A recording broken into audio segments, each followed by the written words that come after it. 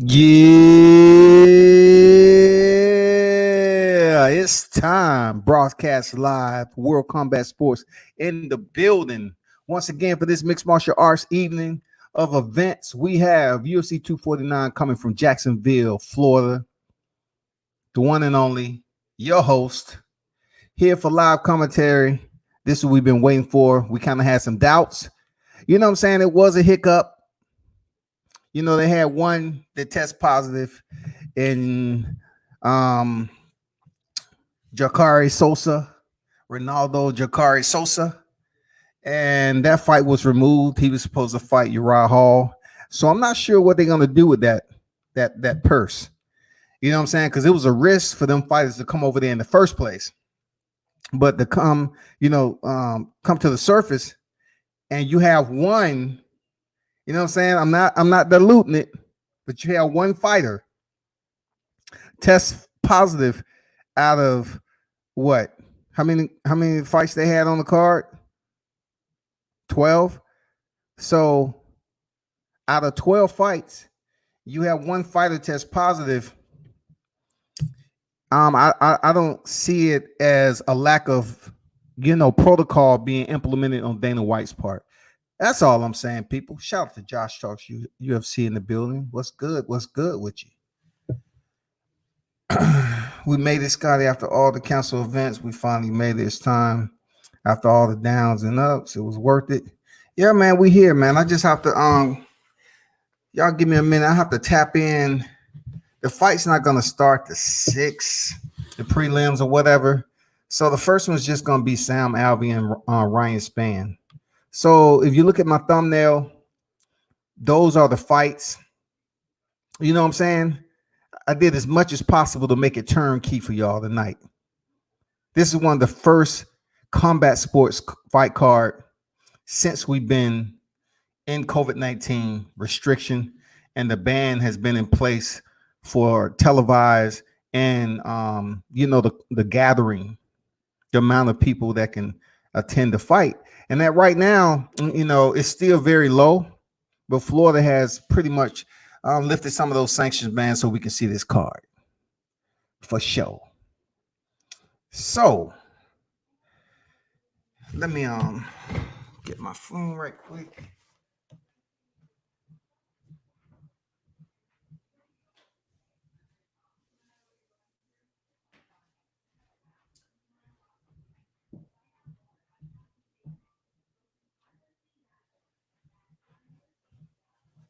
We are here tonight, Saturday, May 9th. Didn't think it was gonna come. I just didn't think it was gonna be on deck. I'm not bullshitting you. I just thought it wasn't gonna make it. I thought it was gonna be running on flats. You know what I'm saying?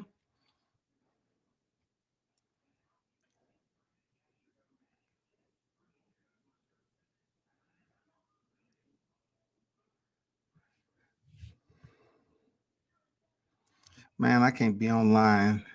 You got people down there protesting Dana White putting on this card. I just think it's pointless in a lot of ways. I just do. I just think it's pointless for them to be down there protesting him putting on the card just because he had one fighter test positive.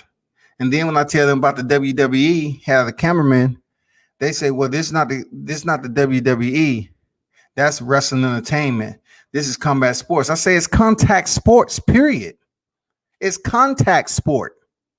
Wrestlers are in contact with one another. They're human beings.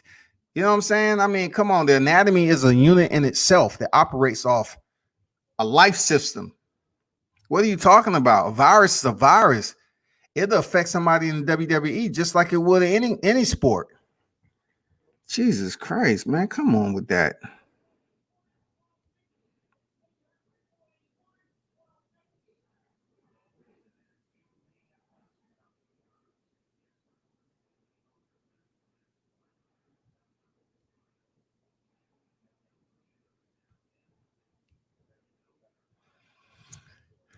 It's still bad. Out of the 24 fighters, one fighter test positive. He didn't get the corona from the event. He got it from a family member. That's true. That's true. My picks for the fight. I already know your picks, man. You done told me all week, dog. The only thing about your picks, man, they have to come to fruition, realization. You know what I'm saying? They have to come to the realization that you was on the money, and I don't know if you got money on them, but hey, I got you, man. I got you. People outside the arena protesting or protesting online, outside the arena. What's the point of the event is happening? People need to deal with it. Come on. Yeah, I've just been playing verbal tennis online with this guy. I just don't understand why they protesting the event. And it's kind of pointless to protest anything at this point when you have the WWE out there that's been deemed essential for business, and you have the governor that's down there that's basically lifted the ban, just like the governor down here, Governor Kemp in Georgia.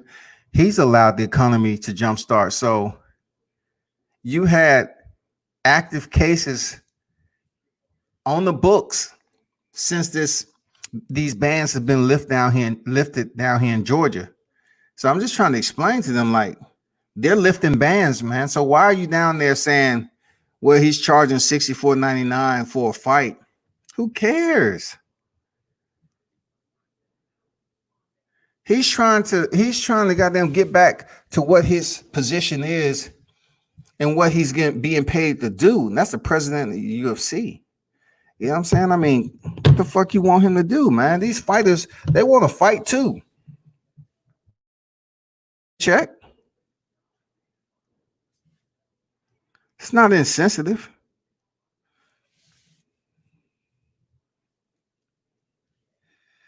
I still think the Calvin Kattar and Jeremy Stevens fight is going to be on point. I think that's going to be super fire, but I don't know what ramifications he faced for coming in overweight. I don't know what that's about. Seriously. I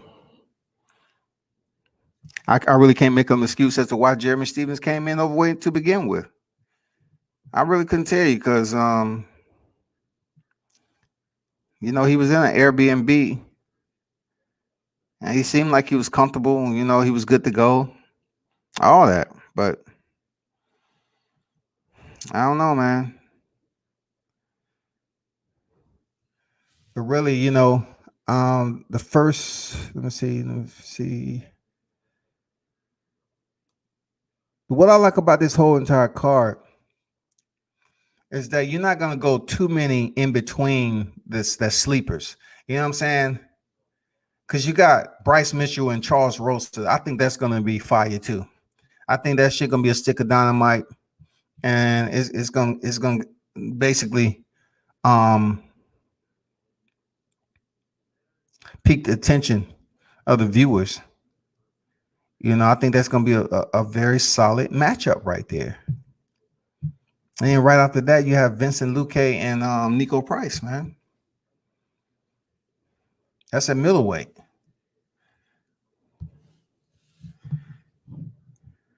And the rest, you know what I'm saying, is pretty damn good. Sparza Waterson, Skip over Verdun, Cowboy Pettis, even though, it's Cowboy Pettis too, we still got to give him some credit. Be like, okay, I know they're going to bring something to the table this time. It's a different type of environment. It's a big time card. This card is going to be looked back upon like, man, you fought on UFC 249, in the middle of a pandemic. So it's definitely going to have some history to it. It's going to be one of those fight cards in the archives, man, in the combat sport annals. People are going to look back on for history. People acting like UFC is forcing people to work and fight. These people need to fight and make money. Absolutely, man. These fighters need to make money and feed their family, man. Not everybody has a gym. You know what I'm saying? Not everybody has a gym. These fighters have to get it in. When Dana was trying to throw a fight card, shit. I mean, it was probably fighters sitting on his to-do list. Like, it was probably fighters that he had a list of, say, hey, I'm good. If you get that fight down in Florida, let me know. I'm in it. No if as a bus about it. We good. I'm on the team. I gotta make this bag. I gotta feed my family. Funds are low. Let's go.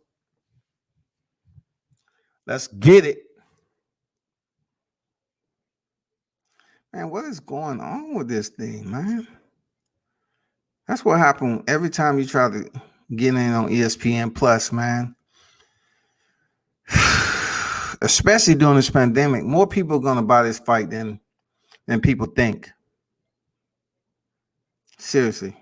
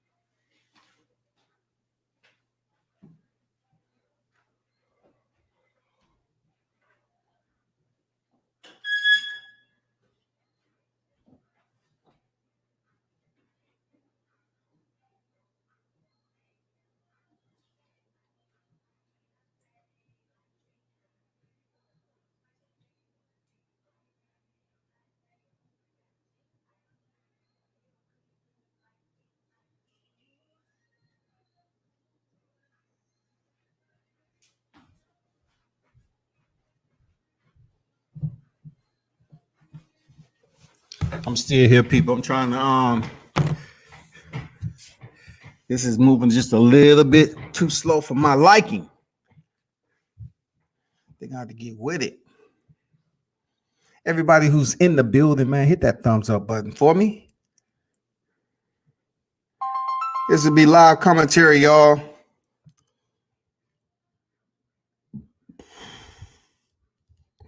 Appreciate everyone that's in the building, supporting World Combat Sports Media. Absolutely. I'm trying to get into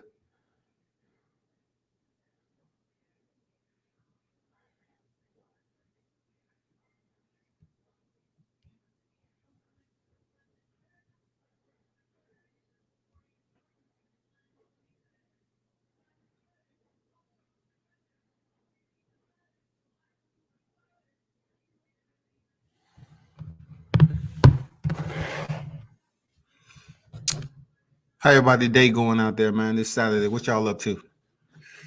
Drop your comments in the live chat. If you want to donate, just hit the $ below.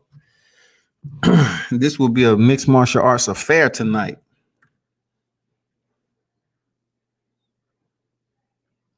Every part of the body will be used besides the freaking head.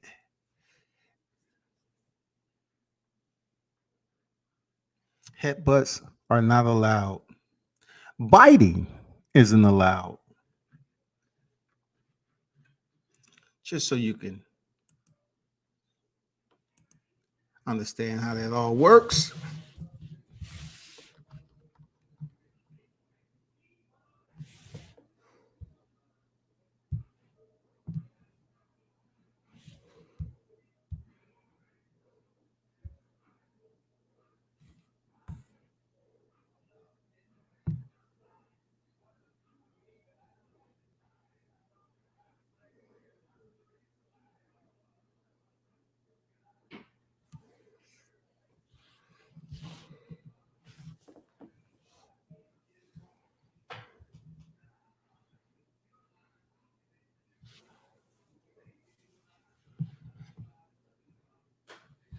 Well, the UFC haven't been on in a minute, man. So hopefully there's no aftermath to this card, bro. Like Jacare was, just one of them. So hopefully, the numbers doesn't fluctuate up and give him something else to talk about.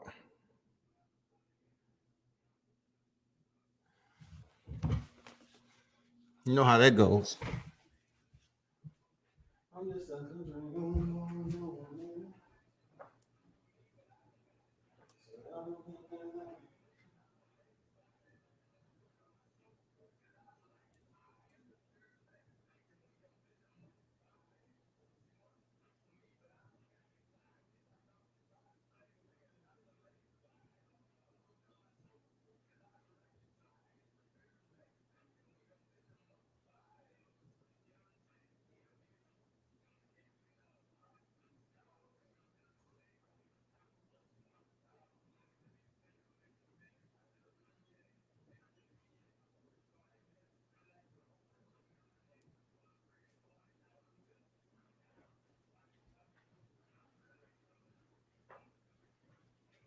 Yeah.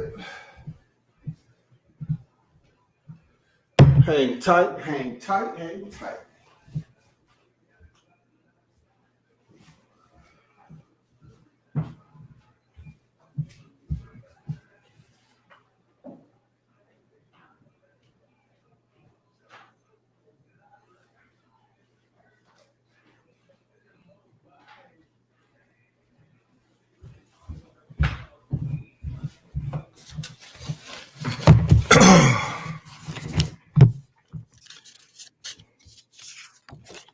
So I'm bringing this up.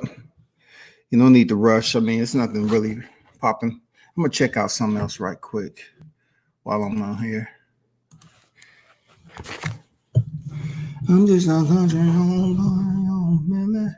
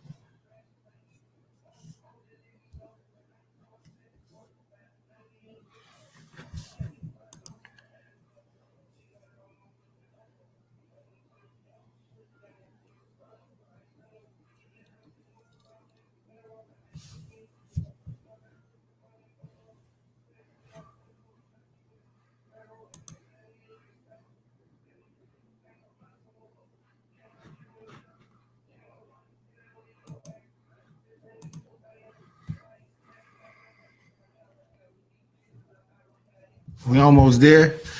Hang tight.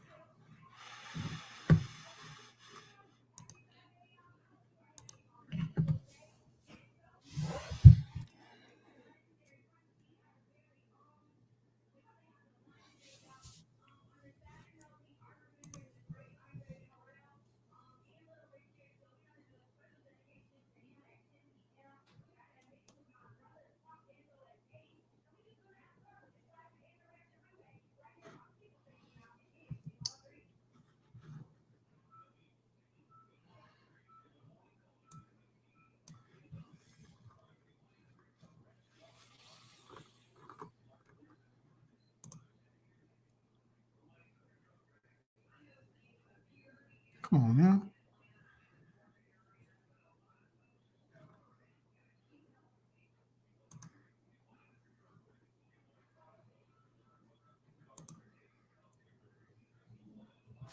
Man, they really tripping.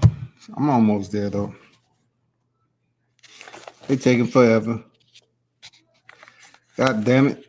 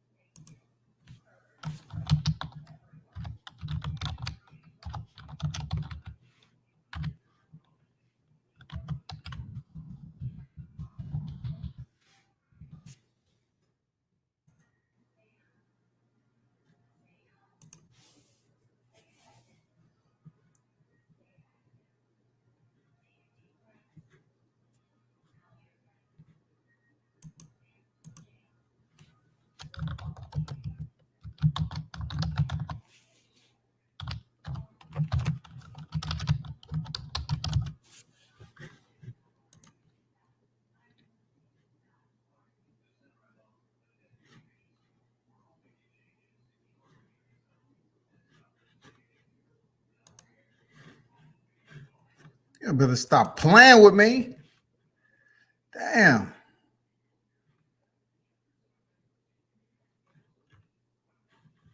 Stop playing, yo.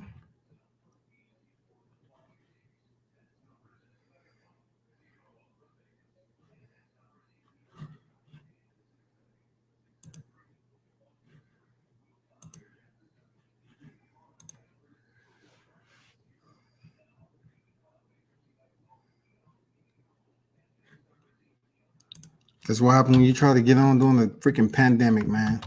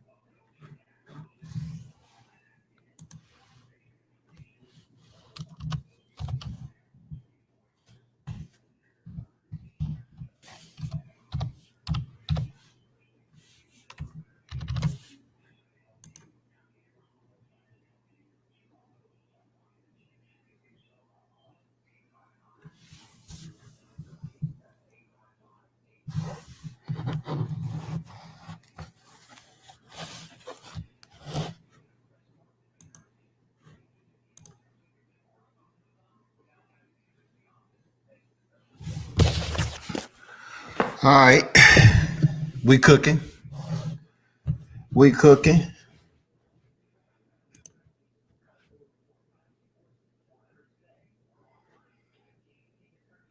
Let's go.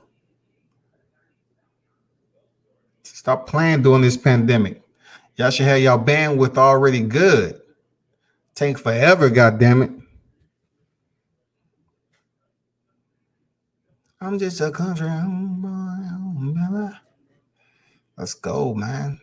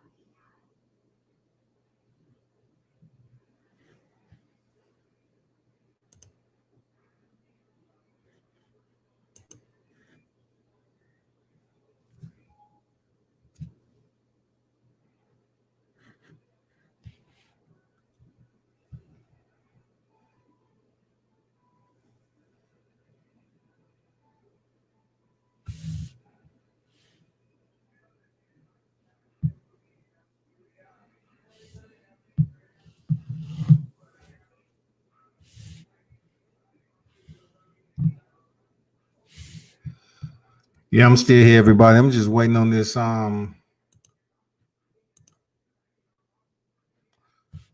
Let me see.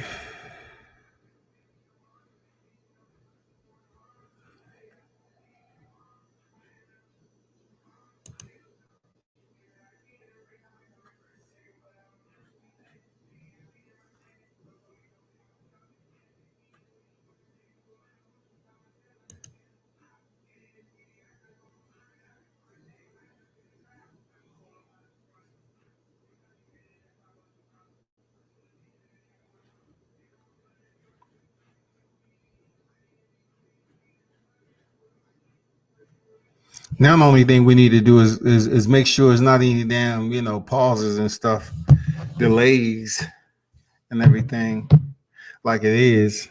Just because this is one of the only combat sports PPV going today, let's just see how consistent it can be without any lag. You know what I'm saying? We need for this to be consistent.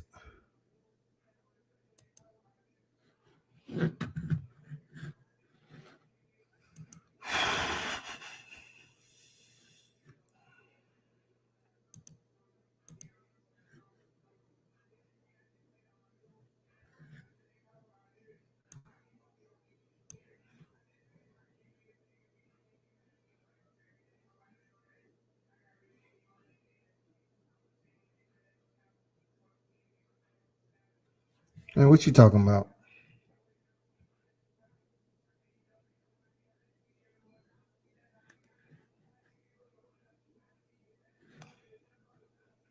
It's on right now. I'm just the lag is just senseless. Let me see.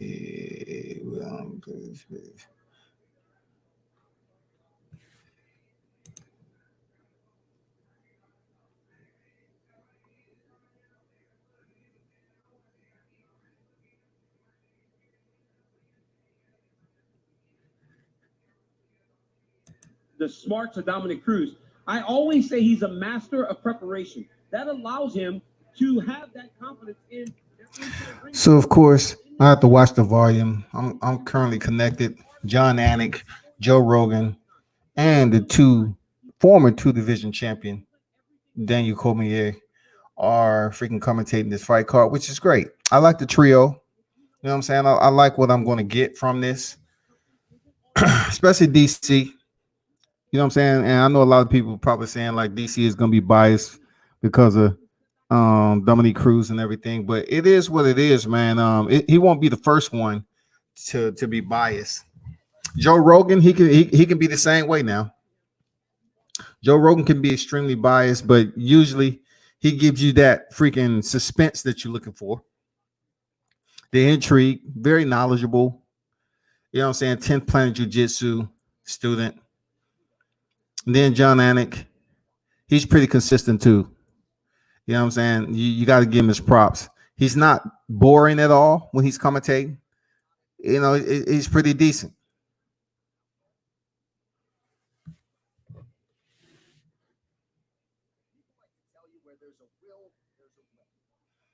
They're just giving a preview of him and Cejudo rise. But people don't understand him and Cejudo, man. At one point in time, he was missing weight. It was unprofessional as shit. Like they were trying to say, like, man, what's going on with you, man? Are you gonna make weight or not? You know what I'm saying? I mean, what's going on? You taking this shit serious or not?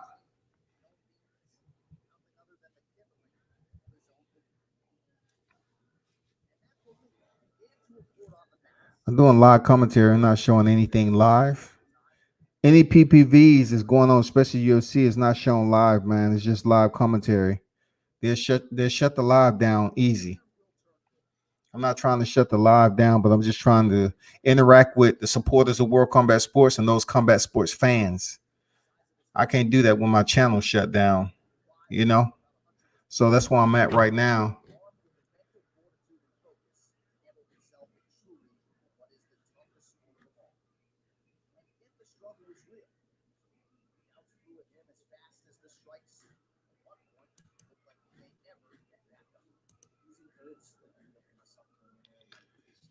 Miami, what's good, man? I'm not sure what start fainting. He's talking about fainting inside the cage. Am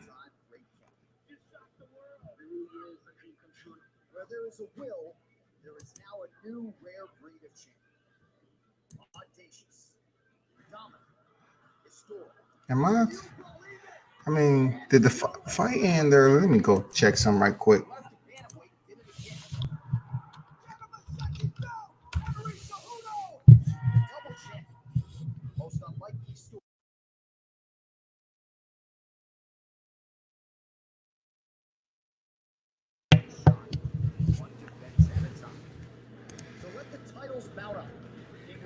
Let the titles.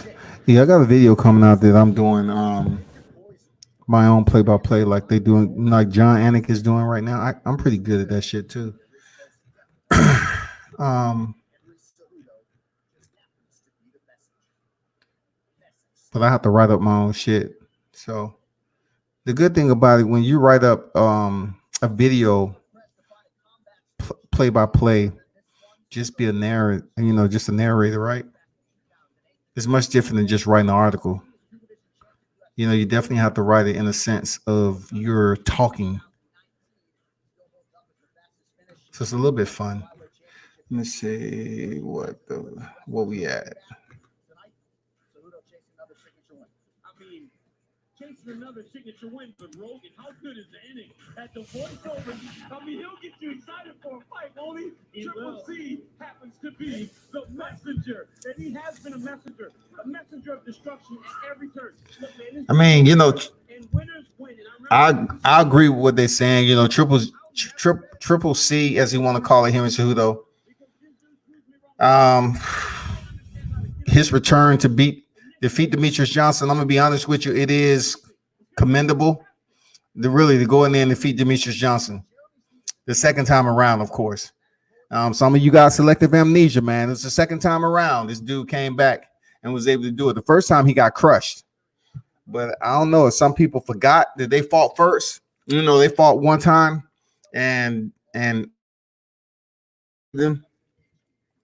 So him coming back with much better hands, much better game plan and strategy to implement against DJ, he did it. The shit worked. And then, once again, like I said on the other live, for TJ Dillashaw to drop down to flyweight outside of a division that he's ever competed in and get knocked out, I'm saying to myself, like, that's not easy to do. Like, it would have been a different story, I believe, if TJ would have fought at 135. But Henry Cejudo talked himself out of that goddamn fight. You know what I'm saying? They was trying to get Henry Cejudo to move up to 135 to face TJ Dillashaw for the bantamweight title, and he was asking too much money. So, Dana aborted the mission and turned around, put all the shine on TJ and say, hey, you drop down the flyweight, man, we'll give you this. So he made some pretty good money from it. But in the process, he got slept. And he tested positive with a 2-year suspension, I believe. So that's where we at right now, man. Henry Cejudo isn't great yet. It's no way. He defended his title once, and that was against TJ Dillashaw. And then he stepped up and won the vacant bantamweight title. He didn't fight. You know what I'm saying? He didn't go out there and challenge for the vacant bantamweight title. You know what I'm saying? He didn't fight TJ. TJ was stripped. And him and Marlon Moraes stepped in there with a very entertaining fight. He ended up stopping him. That's just about the way it went down, people. So right now, combining his Olympic status to his professional combat sports status, that you can't do that because we don't do that with boxers. Like boxers, there's plenty gold medalists, there's plenty silver medalists, bronze medalists in the sport.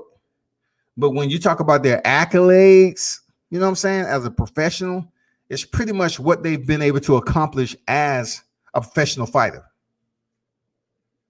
You know what I'm saying? To addition, their breastplate, they throw in their amateur career, how many fights, what they was able to accomplish if they attended the Olympics and all that. But rarely you don't hear about it unless it's certain fighters.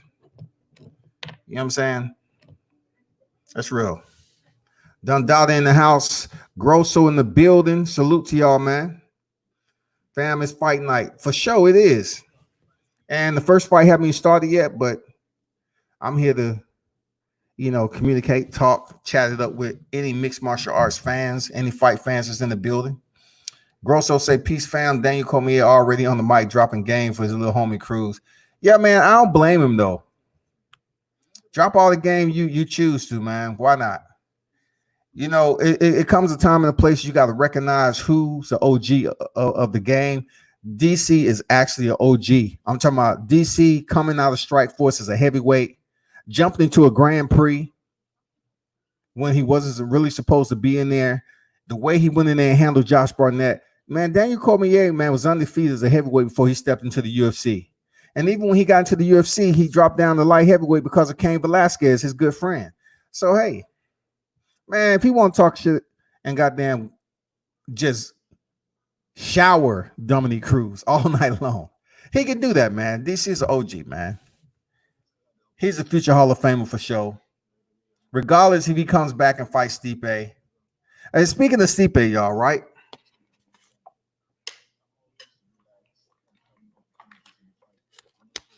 Speaking of Stipe, as you all know, that him and Dana White haven't had the best of communication. Lion Killer in the building.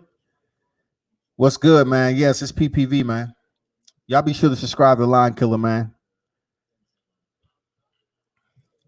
Stipe Miocic, he's a public servant, right? You know what I'm saying? He's a fireman, respectable. And also him and Dana White have had somewhat of a fragmented relationship, working relationship in the UFC. So this is the issue that I'm talking about. So Stipe was trying to say he's not going to fight until the pandemic pretty much provides some type of consistent relief across the board. Like the numbers start to level down and it seems like it's some sort of control on this COVID-19, right? Then Dana comes out potentially placing an ultimatum on Stipe Miocic on stripping him of the title. This man's a two-time heavyweight champion. The first time he defended his title 3 times, I believe. I mean, come on, man. Why would you strip Stipe Miocic of the heavyweight title? When we have a trilogy out there, you know what I'm saying? We have a solid trilogy out here in mixed martial arts. That trilogy is indeed 2 unique fights between 2 elite strikers in the sport of mixed martial arts. No doubt about it. You know what it is, man. Stipe Miocic, even though he's not the best hype man and ticket seller, and he's not much of a branding type of individual, he's still a motherfucking future Hall of Famer.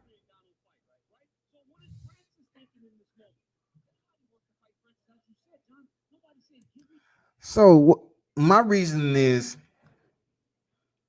if Stipe Miocic was knocked out by DC in the first round and Stipe came back and stopped DC in the 4th round, man, come on, bro. Like he's outside of John Jones, he's the only man to defeat DC. He's the only man to do it. So you got to come back. You have to weigh on the side of better judgment and say, you know what, we need to get this trilogy without stripping Stipe Miocic of the belt, because the man earned this shit. He didn't even take a fight in between after he was knocked out by a right hook in the first fight. He held out, came back, I'm talking about he was eating it. DC was feeding him goddamn gloves off the buffet line, force feeding his ass, and goddamn Stipe took that shit. Changed up the game plan, started going to the body, knocking all that Popeye's chicken, fries, coleslaw, red beans and rice. You know what I'm saying? Buttermilk biscuits. Stipe started goddamn putting in takeouts. He said, you want to goddamn play around on TV with Popeye's chicken? I'm about to put your ass in the goddamn oil. I'm about to cook. And he did, man. He put him in the goddamn he put him on the stove, y'all. he started cooking to the bread basket, digging, and he was able to stop DC. So Dana should pretty much reconsider giving Stipe Miocic an ultimatum, man. He don't deserve that shit. We, the fight fans, deserve to see Miocic, Cormier 3. Yes. If Cormier don't want to fight John Jones again, don't strip Stipe of the title just so DC can step back in there. And if DC does step back in there for a vacant heavyweight title, it better not be against Francis Ngannou. It better not be against Rosenstruck. It's only one person I want to see go against DC heavyweight, and that's John Bones Jones. Period. That's all I want to see. Let's see what they're talking about. What they're talking about the big guys right now. Mainly bring the belt back to be for me first, the redemption for myself. It's gonna be for me something like earning my freedom. You also good to bring it back to show. Francis Ngannou has a lot of muscle mass, seriously. But respect to him, he always going home, man, spending time with his people. That's one thing about Black Americans, man. We don't have a culture like that. You know what I'm saying? We don't have a culture like that. I can't say we don't come from the gutter and the mud and everything over here in the U.S. But you know, sitting out there in the mud huts, eating on a mud floor. I mean, that's. I'm not saying I haven't been there on deployment, but I'm just saying that's tough. So Junior Dos Santos, he finished in round 1, finished Cain Velasquez in round 1, and Curtis Blades in round 1. When he's on, he's the most terrifying guy in the division, man. Just look at his physique. He's a physical freak. And DC brought up the Derek Lewis fight. I think the Derek Lewis fight was in response to the Stipe fight. I think the Stipe fight really shook him. You know, the fact that he thought he was going to knock Stipe out the first round, and Stipe showed what a real champion is, made it a full 5 rounds, beat him by decision, and I think he had Francis rattled. But coming back from that... And that uppercut, Alistair Overeem, he's been knocked out so much, but yet they recycle him right back into the lineup, y'all.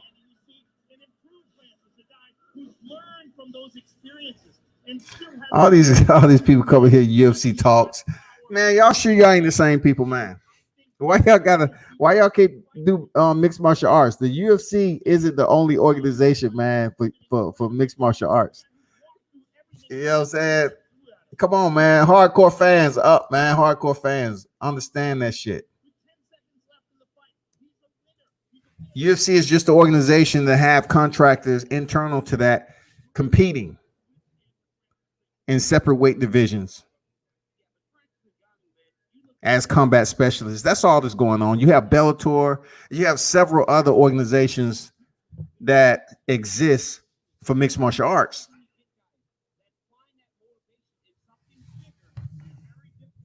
Y'all know what it is.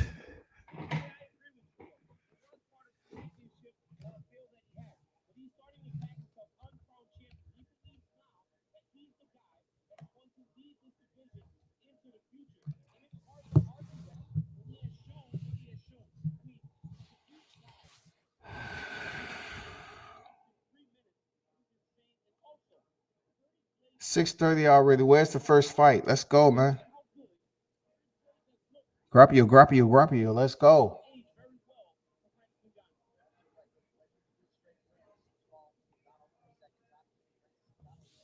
So for those of you that's tuned in, Francis Ngannou, Yordenis Rosenstruck.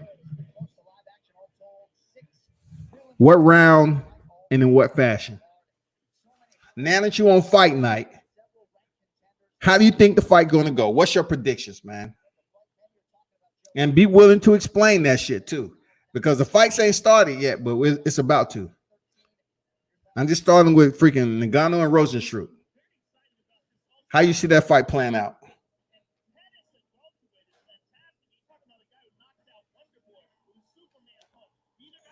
They talking about Cowboy Cerrone, Anthony Pettis.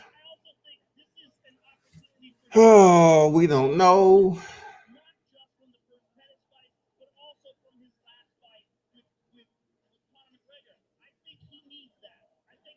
It'd be good if Cowboy Cerrone and Anthony Pettis worked a lot off, the ground. They only have 3 rounds to get it done. So I don't foresee these guys just taking their sweet ass time to get down to it. I see them getting into it down, to hype up the staff that's in there and the empty seats. I see them up here trying to goddamn prove a case to keep, to stay on the roster, man, because they've been having their ebbs and flows in their career. So we really need them to shine tonight. What y'all think about Ngannou, man, and Rosenstruck, man? How that fight is going to end? What's your prediction on that fight?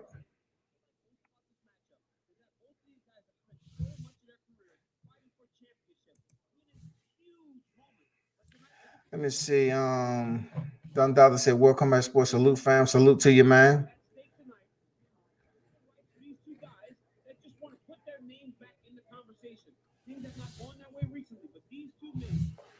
Yeah.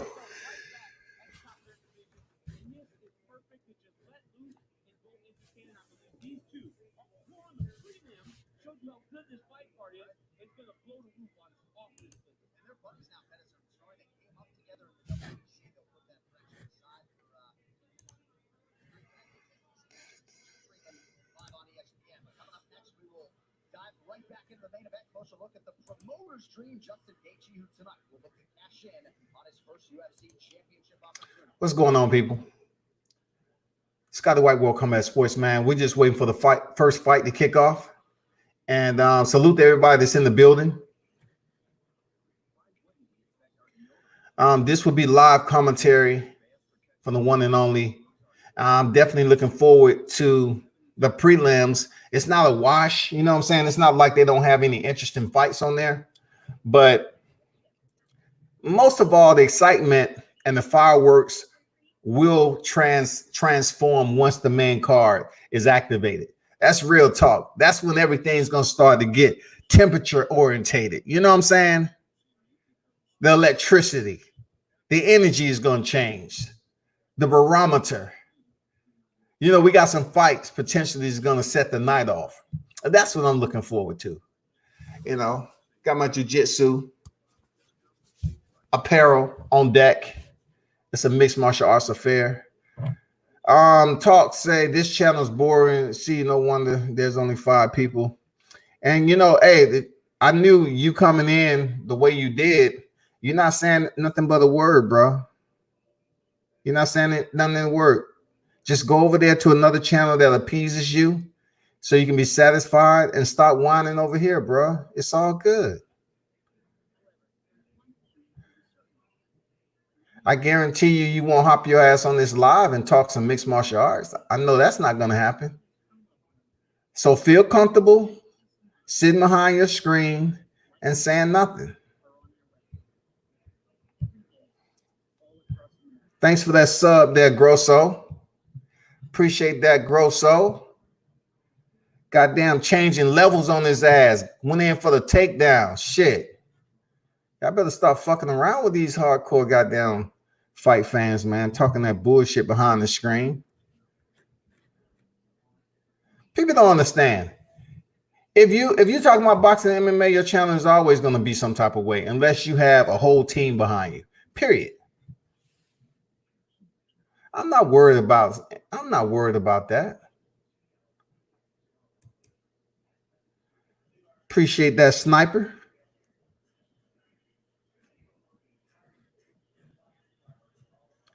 Y'all saw that, man. Appreciate that. Salute to you, man. Thanks.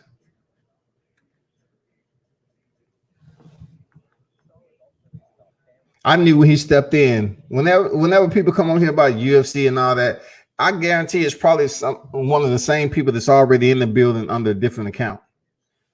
You get used to seeing people's mannerisms when they got down labeled their fake ass channels.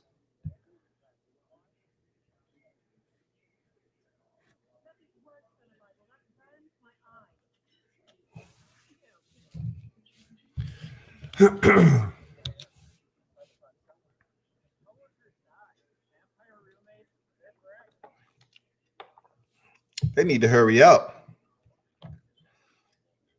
They start the commentary at 6 o'clock and don't start the first fight till quarter till 7, 6:45, whatever.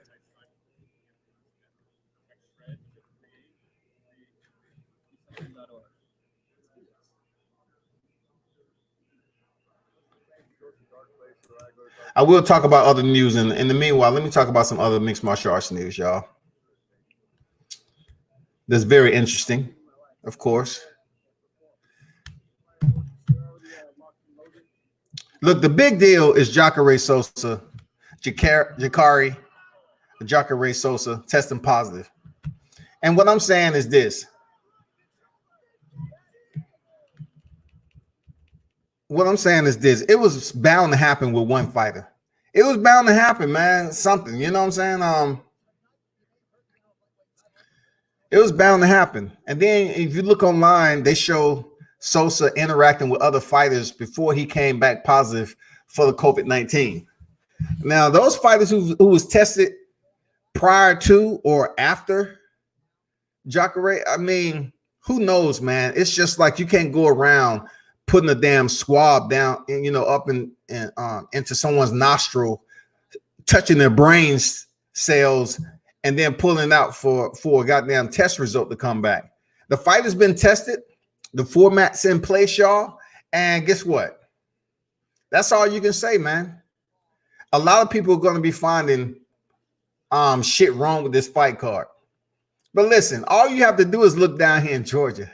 You got to look down in Florida and all the other regional states that's opened the gates during this pandemic. So don't blame Dana White for something he was doing previously to the bans being lifted. Talk about what he's doing now. He's been granted permission from the governor in Florida to put on a fight. And that shit is going down as we speak tonight. So, you know, I'm really not sure what people are trying to get at. Talking about he's selfish, he's greedy, and all this other shit. Man, entertainment is entertainment. We want to see a fight card. It's not much on TV. You know what I'm saying? I'm pretty sure everybody's damn Netflix and themselves into a coma. They up here reenacting motherfucking movie scenes on TikTok. They don't have shit else to do. You know what I'm saying? I was doing film study on Rosenstruck. Dude is athletic as hell for a big man. All right. Jacare and two of his coaches tested positive, answering how the repercussions will play out.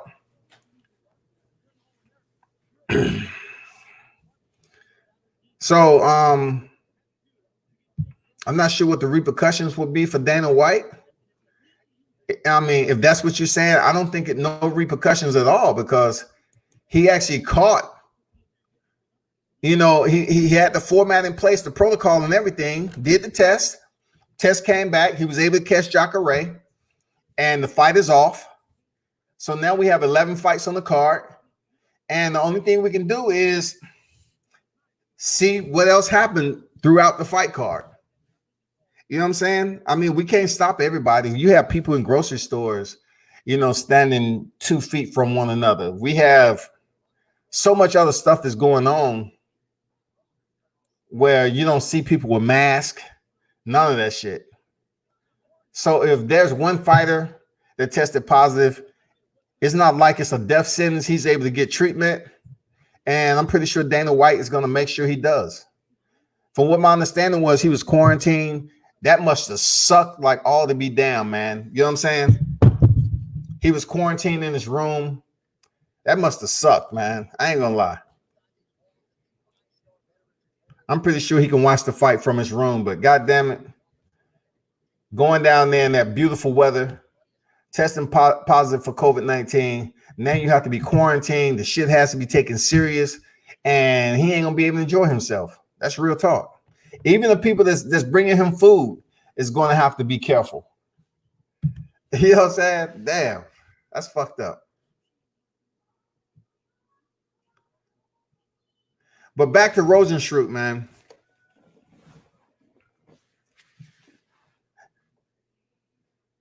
His athleticism, I would say, you know, it kind of equals up really nice to Francis Ngannou, man. Both of those guys are pretty athletic. And they've actually been around each other back in the day. We're gonna have to see if Rosenstruck can handle Ngannou's power and vice versa. These are two big, heavy-handed individuals, man. I get a size advantage to freaking Ngannou, but I'm telling you, I'm curious to see whose chin is gonna hold up if they do throw punches with them 4-ounce gloves, man. I'm curious to see if it's gonna even be that type of fight. It might start off like Yoel Romero and goddamn Adesanya, man. You know what I'm saying? They may be up there just posing in high guard. No activity for the first part of the 5 minutes in the first frame. You know what I'm saying? It might be a test of patience. But I'm ready to get down to it. Smiling Sam Alvey and Ryan Spann. Let's get it. Let's get it. Let's go.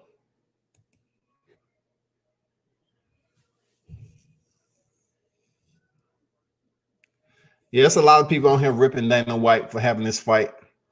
But, you know, they need to rip the politicians for opening up the regional footprints and allowing people to go back to work to jumpstart this economy, too. You just can't sit up here and target Dana White like he gives a fuck. Dana White don't give a shit about what people think. You're talking about he didn't punish Conor McGregor for what he did. He's not going to punish John Jones for getting his second, you know, real, I'm talking about criminal offense. He's already been punished. Dana White's mentality is it's not going to be double jeopardy. He's been punished in the courts, which was quick, straight to the point. He really got off lucky, you know, light. And now he's back in the UFC. No repercussions, no purse. They're not taking money from the man purse, man. They letting him live. They letting that dude live, man. People need to stop whining about that shit, bro.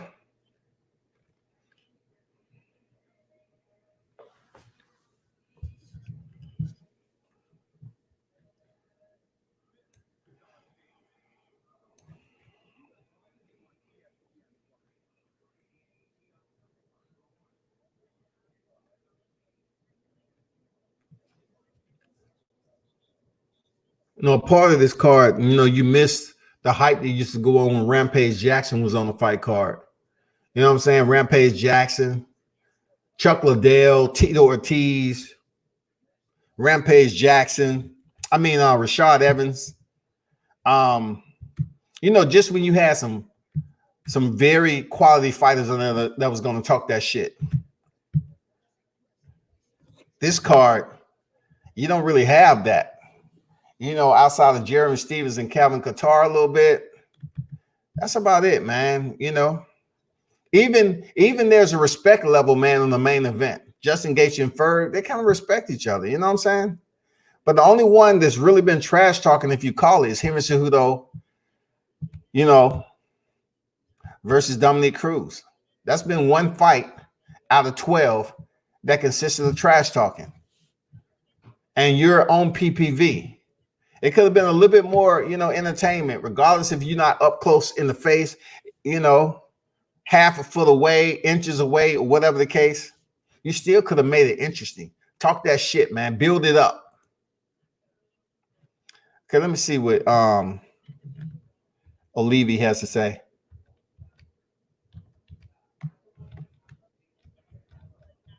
Megan Olivi. That's Joseph Benavidez's wife, I believe.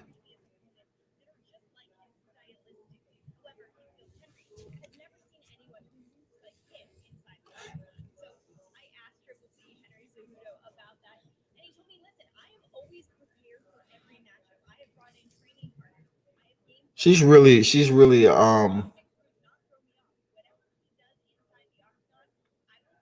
improved her skills, man, as far as a reporter, you know, for the UFC and mixed martial arts. Much respect, man.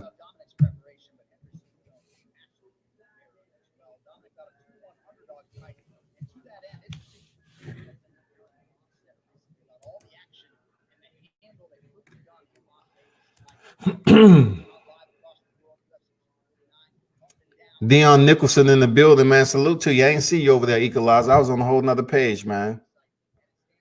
Look forward to seeing you get back in the square, big dog. Salute to Dion Nicholson out of Alabama in the building, man. People are starving for something, some action, some fun, and what a card this is. You're gonna gamble. There's so many who knows fights on this card. There's so much going on, top to bottom, from the main event to the co-main event to every fight on the card. There's not one fight where it stands out. This guy's definitely. So, Grosso, what else did you find out? What do you think is going to be some pluses and minuses? Rosenstruck stepping in there with Francis Ngannou. Since you say you did film study, you know what's some of the pluses and minuses, man, that's going to work for him stepping in there with Ngannou.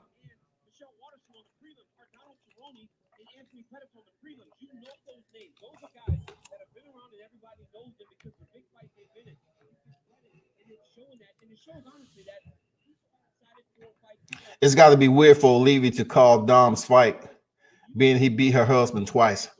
Yeah. You know what I'm saying? But hey, you know, Demetrius Johnson did the same thing. You know, she had to come around and do that.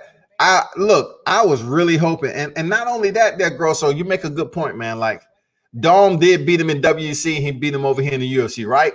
So if you look at Demetrius Johnson doing the same thing, which was shocking to me when he got knocked out the second time in the rematch, right? But check this out. The last fight, though, do you know how frustrating it was to be married or what have you to a UFC fighter that he is the second best in flyweight? People consider him the number one best ranked or the second best until he got stopped, man. He got stopped fighting for that. I mean, come on, man. You know, he was fighting for the vacant flyweight title. And then his opponent, Figueiredo, he came in overweight. I'm like, the man came in overweight. Jesus Christ, man. So no one gets the title. Look, Benavidez don't get rewarded for a loss just because Figueiredo came in and balanced the scales too heavy. So no one get the title. And in the process, Benavidez gets stopped. Man, that must be a tough position for his wife, Olivia, to be in. You know what I'm saying? It's extremely tough for her. That's serious. For her to be involved with a fighter that's had multiple opportunities to pick up the gold and just haven't been able to do it. And Benavidez is a good fighter, seriously. When him and Demetrius Johnson had their, you know, little miniature ride, I was like, damn, Benavidez is going to give him a good run. You know, this is going to be nice. Demetrius Johnson shut that shit down. He's like, man, there's levels to this shit. That's what I'm trying to tell you. There's levels to this. And then when he got the chance to fight for the vacant flyweight title, I'm like saying to myself, all right, cool. This has been Benavidez's chance to become UFC champion. And he gets lit up. Damn. Grosso said Rosenstruck has jumping knees, Superman punches, lateral movement. There's videotape of him doing a teep kick to the gut and a jab at the same time. Dude has very good balance. Awesome input, man. That's what I'm talking about. Awesome input, bro. So I'm thinking about the teep kick.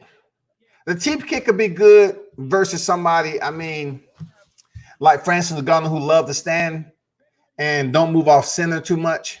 He may have worked on that because Francis Ngannou need to learn how to move off center and be more unpredictable or, you know, set up different angles when he's on the move instead of trying to buckle down early rounds and just land bombs. He need to get out that habit. Else he's never going to win if Stipe stays in the game. If Rosenstruck is able to use his damn footwork, man, and cage generalship, we might see some, you know, some shit play out that we didn't expect. The first fight is almost on deck, y'all. It's almost on deck. As far as Superman punches, though, Grosso, do you think it's quality of Superman punches? You know, I only seen so many people. I know George St. Pierre, you know, he used to make it the Superman punch seem like that shit was really with an S on his chest, you know? I was like, God damn, George, GSP, that he really throws that Superman punch out of nowhere. And that's just effective. And then we seen out of, come on, man. We seen Anthony Pettis knock out Stephen Wonderboy Thompson off the cage. I'm saying to myself, what? Tyron Woodley couldn't even stop Stephen Wonderboy. I'm still, look, it's I don't usually get puzzled by certain finishes that I see, but that finish to me was with Wonderboy against Pettis. I still don't understand how him coming off the cage and catching him with a right hand. And Wonderboy has been so tough. Like when he was in there with Tyron Woodley, man, he was deep in the guillotine. He didn't get subbed out. But he go in there against Anthony Pettis and get dropped. Knocked out for the first time in his career. That shit's crazy, man.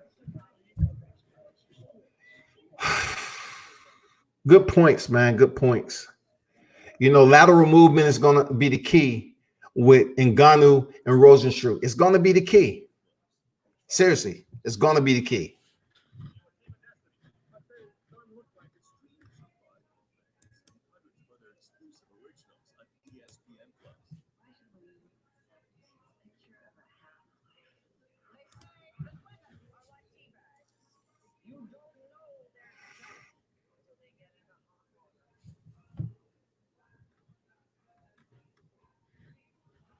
Welcome back to Jacksonville, the VyStar Veterans Memorial Arena site of the Dang, Grosso calling that a fluke.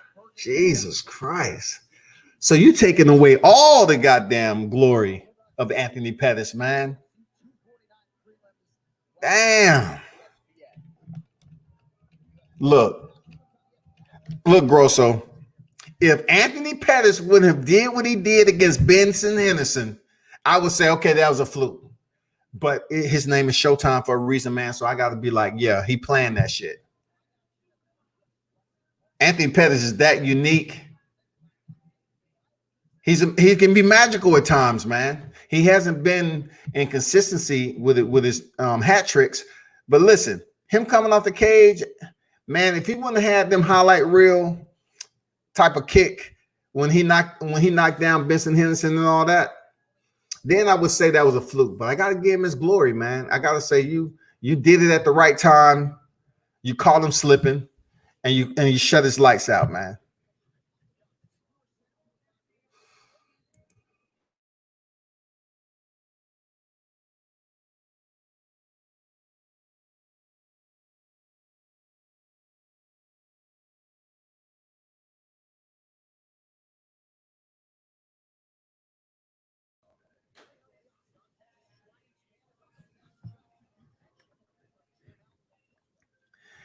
Thompson was whooping him before that KO.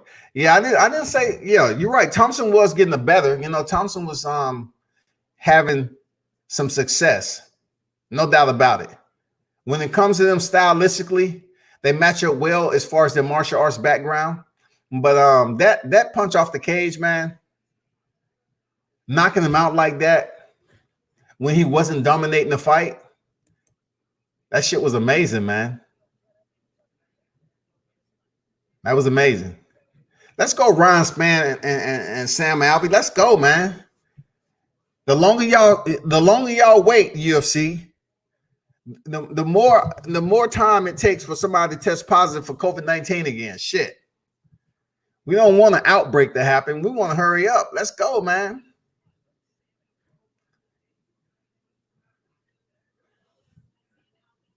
Sam Alvey, man, you know, he might be smiling, look all goofy, but dude is tough. Ryan Spann is known to have some boring fights, you know, that you was talking about, Grosso. I give Pettis his props. One thing about him, he don't duck smoke. He fights everyone. You have to give him respect for that. Yeah, for sure, man. I give Anthony, you know, his respect, and also Sergio Pettis, absolutely. So now Sam Alvey is on his way to the ring walk, no mask on. He's putting his hand up like the crowd is actually in the building. So what I guess he's looking for the seats to respond. Sam Alvey is pointing over there like the crowd is actually in the building. Shit, them motherfuckers, them seats empty than a mug. Goddamn. That shit dark as hell up in there. Look, I agree with you on that, Grosso. You know, I definitely give him his props. He steps up to the plate. He's been champion. You know what I'm saying? So it's all about if he's able to stay in the sport long enough to return to that championship pedestal.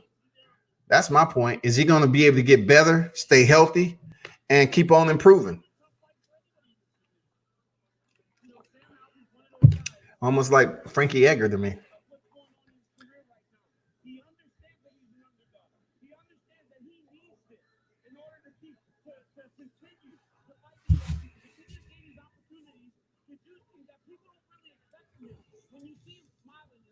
So his team has to have mask on, but Alvey doesn't need a mask on.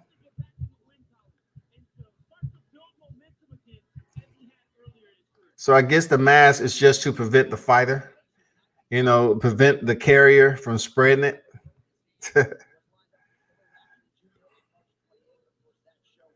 Sam Alvey is trying his best, y'all, to act like the crowd is in the building. He keeps pointing up the empty seats. I don't know if he understands this, but you're not going to get a ping response.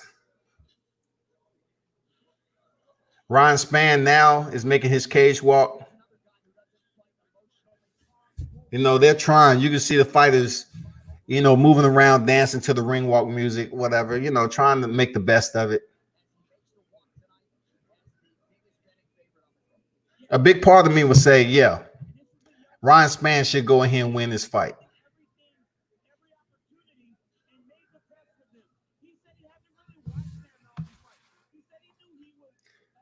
Ryan Spann said he haven't really watched Sam Alvey fight. Fighters always say that. I haven't even watched my opponents fight. I believe some of them, but not most of them. You know what I'm saying? So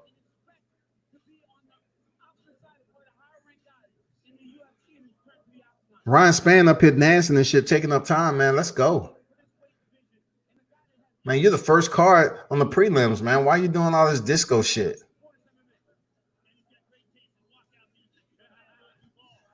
They trying to hype themselves up because there's no crowd in that motherfucker, man. That looks like Dan Hindu. Yeah, that was Hindu there, Grosso. That was Hindu. H-bomb himself. Absolutely. Man, goddamn, Dan Henderson still knock out a bull. Believe that.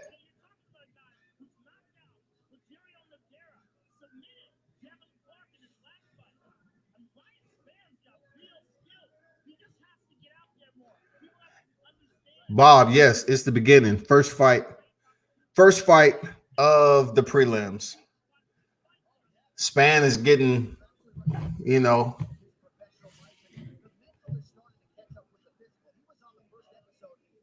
getting the Vaseline put on his face, directed to the cage. Now he want to crawl into the cage and do everything and all things through the glory of whoever.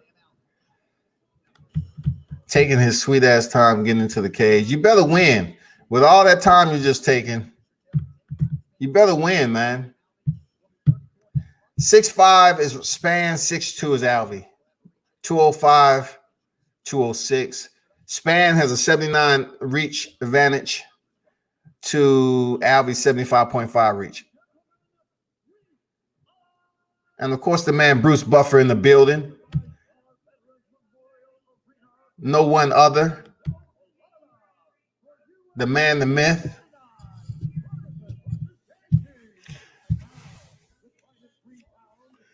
So Sam Alvey's wife is usually in the corner with him, but she's not, of course, this time because I guess family couldn't come. You know what I'm saying? So his team is in his corner this time. Sam Alvey is 33-13, you all, in Temecula, California. And that makes all the sense in the world. Temecula, California is where Team Quest is at. I actually visit there a couple of times. I used to have resident in Temecula, right, walking distance from the casino. So yeah, that's Hindu. Ryan Spann's record is 17-5. Beaumont, Texas.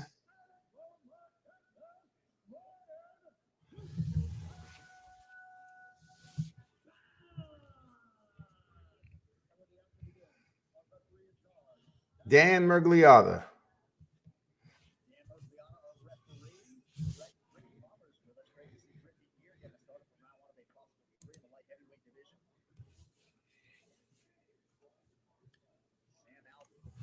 So I'm gonna drop off the blackout right quick.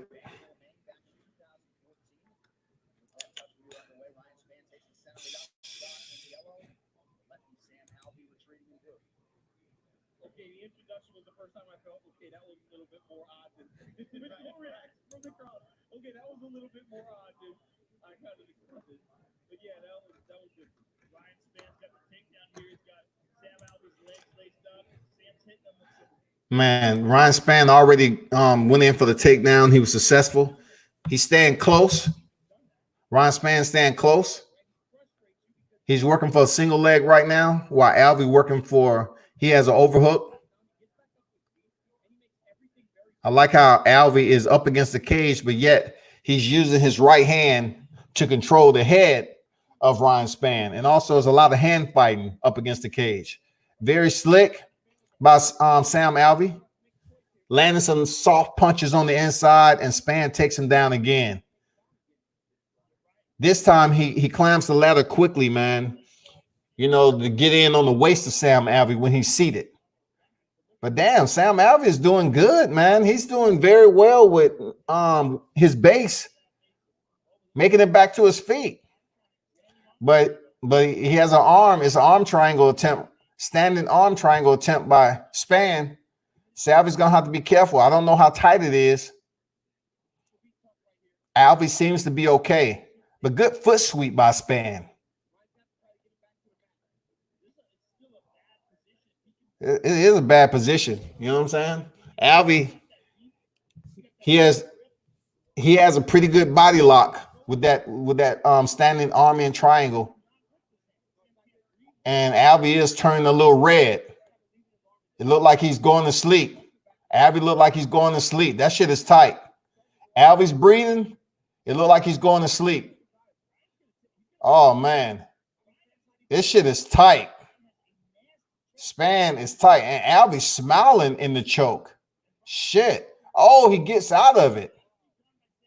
Damn, tough. Sam Alvey. Now he creates space. Good job. He gets on the bicycle to kind of get that blood flow back. Damn. He should attack Spann right now. Gassing out his arms like that in a standing choke. Let me see how much Spann has gassed his arms out trying to get that choke. That's some confidence, man. That's some confidence for Alvey to get out that choke, man. Because he was all sorts of red, pink, fuchsia pink. It looked like he was going out for a second. Both fighters keeping distance. Straight right hand missed by Spann. Pretty much a typical Ryan Spann and Sam Alvey fight. You know, space in between the fighters. Low right kick by Alvey. A lot of feigning.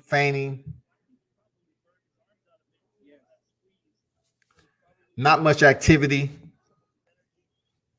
You know what I'm saying? Sam Alvey, it looked like he already been in a 10-mile marathon or, 15-mile point already. Nice, right uppercut by Span, connected on Alvey. He took it well, though. Another right low kick by Alvey. You just can't throw one of them, though. You just can't just throw one, Alvey. You have to, double up on that with a punch or something. Another low calf kick by Alvey. He walks away. Like, that's not going to do anything with the legs of Ryan Spann. Ryan Spann has some huge legs. I like that check, that right hook out the exit by Alvey. He goes right back in position. Oh, he's timing Spann pretty good right now. I like how he's using that right hook to get out, to exit. I like that. That's boxing right there. He's been working on this boxing. Oh, solid combination by Spann on Alvey. He took it well. God damn, Alvey has a pretty good chin for that.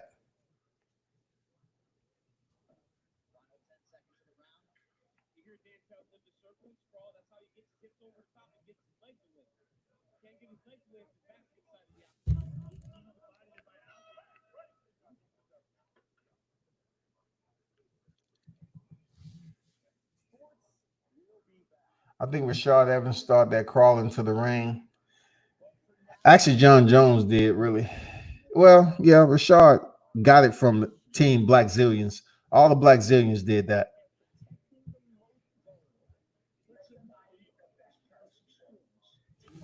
They have a camera, millions watching.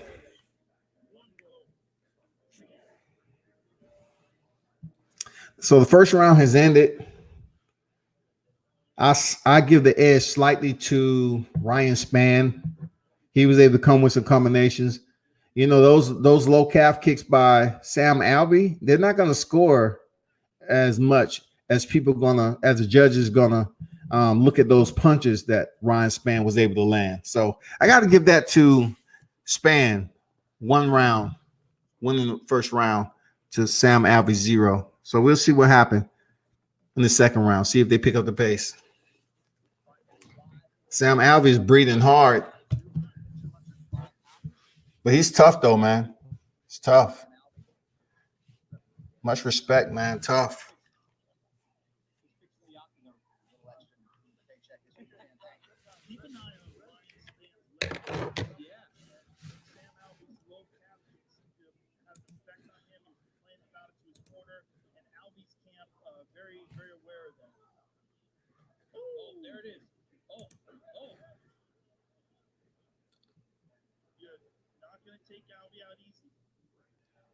Posturing from both. Alvey is still working on one really solid punch. Oh, he's getting lit up on the inside by Spann. Overhooks by Alvey. Spann on the hips once again. Low on the hips, level change. Soft punches, left hand punches, from Alvey. Spann still working for a crotch lift or single leg takedown. He let it go. Now he works for a second underhook. The fighters separate. Okay fight so far. You know what I'm saying? It's not extremely boring, but educational a little bit. You know what I'm saying? Straight right by Alvey, stays in there too long. Arm punches. Ryan Spann, to me, has the better boxing. Another low calf kick, just a single calf kick by Alvey. He needs more. He needs to follow that up with a straight right after he lands that calf kick. Alvey is just throwing the right hand out there, knowing he's out of distance. So now he throws another calf kick, and Spann rushes in for another single, but lets it go. Teep up the middle by Spann. Nothing special. Double jab by Spann. Touch jab. That's it. Low calf kick by Alvey, which really doesn't have any heat on it. Spann comes in, lands a straight hard punch.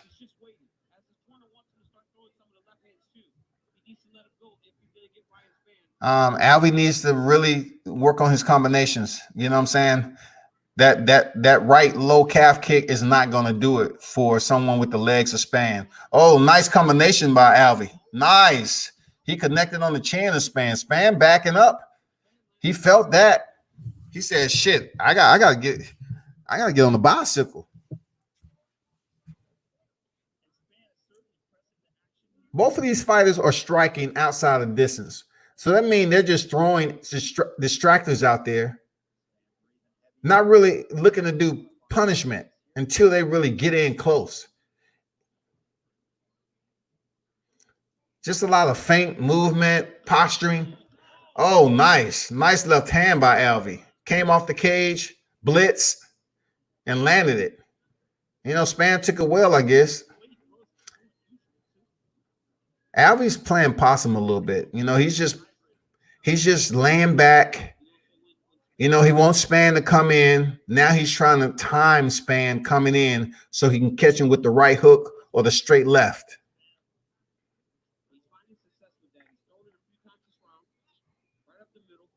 Let's go. Let's go, fellas. Let's go.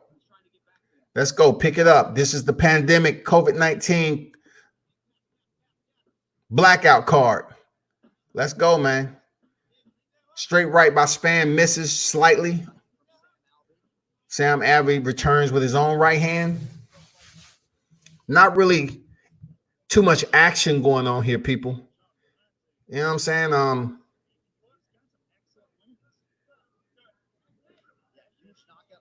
Another low calf kick by Alvey. Straight right hand lands on the left ear of Span. You know, pretty good.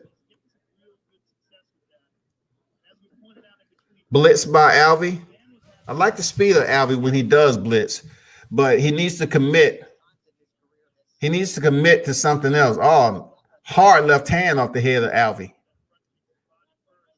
Either both of these fighters don't have too much power, or they got very good chins. Because they take some pretty decent punishment. Nice 1-2 combination by Span. Oh, he connects on Alvey. Alvey had to feel those. He took it though. Oh, Alvey is just going in reckless now, closing distance.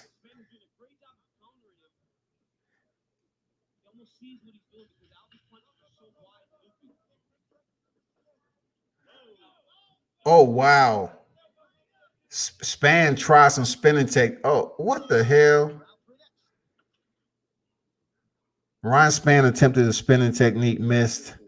And then, of course, Sam Alvey wanted to return the favor. And it looked like it was in freaking slow motion. He should just stick to what he knows. I mean, come on. Dana White probably in the darkness shaking his head like, God damn it, guys. What the fuck are you doing? I'm about to damn keep both of y'all checks. Look, they gonna leave the cage and go look for their purse today. It's like, man, I ain't paying y'all shit for that performance. Or better yet, Dana might say, you know what I initially agreed to, it's gonna be 70% of that is deducted. Because y'all just came in here to get a goddamn check. I wasn't gonna charge y'all for the COVID-19 test. Now I'm gonna charge you double. You're playing with me. They're in the third round, man. In the third round. Third and final round on deck. Well, in Temecula right now, man, the houses, Grosso, are very expensive. Very expensive in Temecula. Temecula is the nesting bed where everybody wants to be because the casino is there and it's in the middle. It's in the middle. You know, you can just dip out on the 15, go down the Oceanside and everything like that. I can tell you how bad it is, how crazy the housing prices is. My housing price when I sold it, from the time I bought it, within what, like a 4-year time frame, the equity went up over 100,000. Temecula, man, is a place to be. Now fighters are in the clinch. Oh man, Span comes over with a nice solid right hook over the top. Nice. Alvey took it well. Teep straight up the middle to the breadbasket of Alvey. Alvey lingering back, stand close to the cage, really no action, just trying to wait the time. Ryan Spann coming in. Both fighters, to be honest, both fighters are fairly predictable. You know what I'm saying? They really are predictable. Ryan Spann trying to rotate the hips as if he's going to throw a low kick to try to set up something, you know, try to distract or get some data back from Alvey.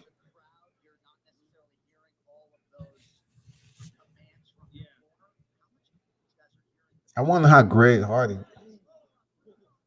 They're in different weight classes though, but shit. Alvey with a 1-2 combination. At least he's throwing, but they're being blocked pretty consistently by Spann.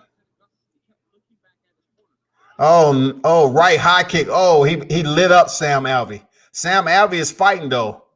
I give him that. He was lit up.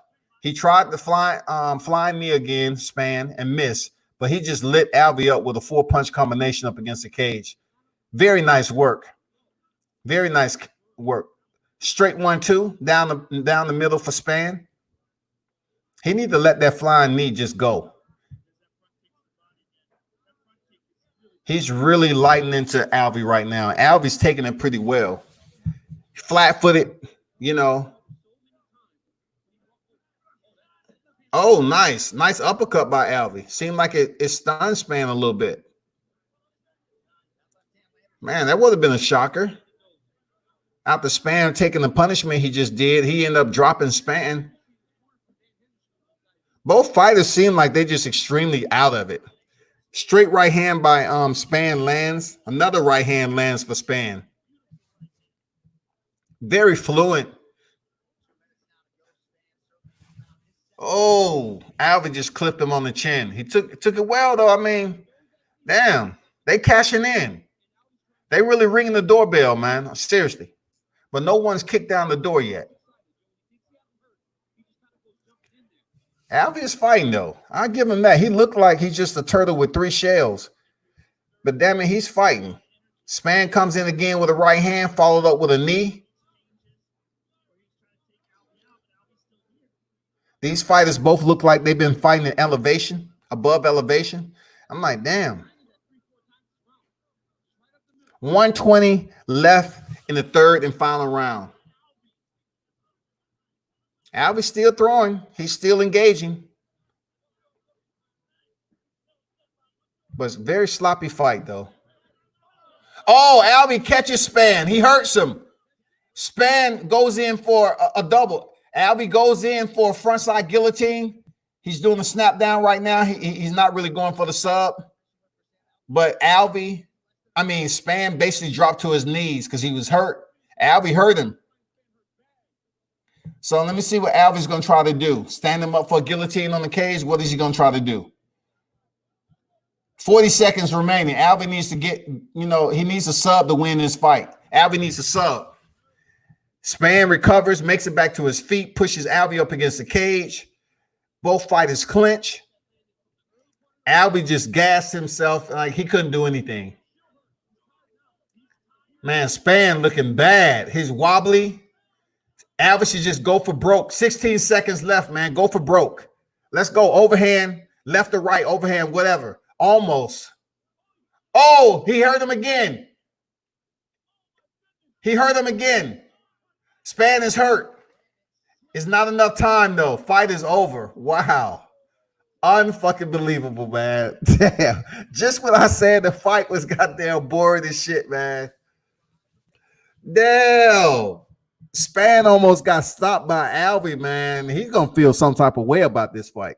I got a 2-1 Spann. I have a 2-1, but you never know what the judges are looking at. They might end up giving it to Sam Alvey. I don't know, but I got a 2-1, bro. I have a 2-1. Turned out to be a headbanger. All right. That's what's up. That's what's up, man. All right. I mean, it took a while to get cooking. It took a while.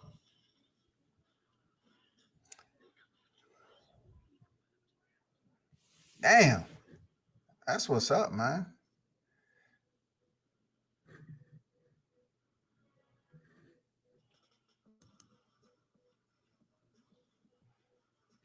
Let me see what they come up with, though.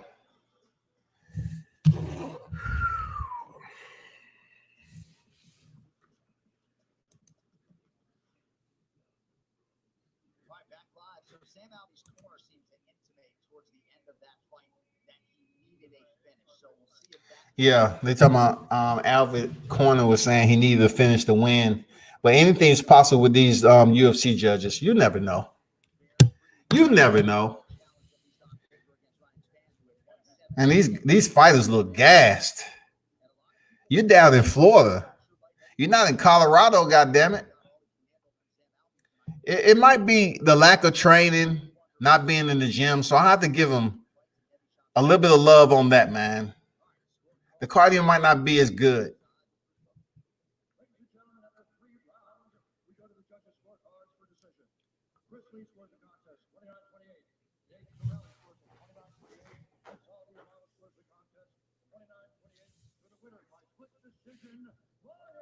Ryan Spann won, as he should. 2-1. Good. I mean, good fight in the end.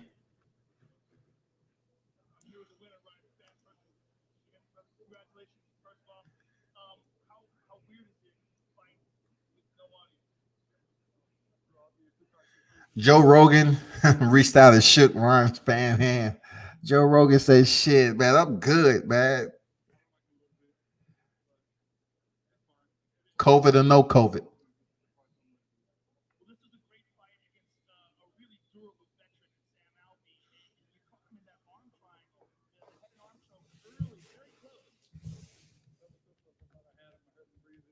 Wheezing, barely breathing, but I was a little bit worried that I might have burned on one time. But this man right here, Mike Cases, it makes you all get tired. So like, Man, you were tired though, homie. he's a veteran. He's been around for a long time, so he got out of it. Well, this is a type of fight that a guy like you who's rising through the ranks really needs against a. Yeah, he need to understand how much he need to go back to the gym and make that happen. You know what I'm saying? I mean, I'm trying to stay pretty, bro. You look real good. Thank you. talking about you trying to stay pretty, man. Get out of here with that. Against a real tough, durable guy. Are you happy with your performance? Anybody who put a Superman on their chest, man, they need to go in there and fly. We need to see some old vintage Christopher Reeves. Let's get it. And I'm not gonna say COVID gonna slow us down, but it's not. You know, that was on me. I started out a little slow, a little lackadaisical, a little lethargical. So it was just, I don't know. I'm not happy with it. I'll give myself what good stuff. But I won. So always room for improvement. Listen, sir, congratulations. Look forward to seeing you again. Ryan Spann, to no one in the audience. Of course, Joe. Of course, Joe. I mean, Ryan Spann got the victory. But again, this shows him there are things to work on, right? As he heads into the elite of the The next fight is going to perk up a little bit. It's going to perk the fans up a little bit. We got Bryce Mitchell, Charles Rosa in the building. It's going to perk up the goddamn fight fans who's actually tuning in.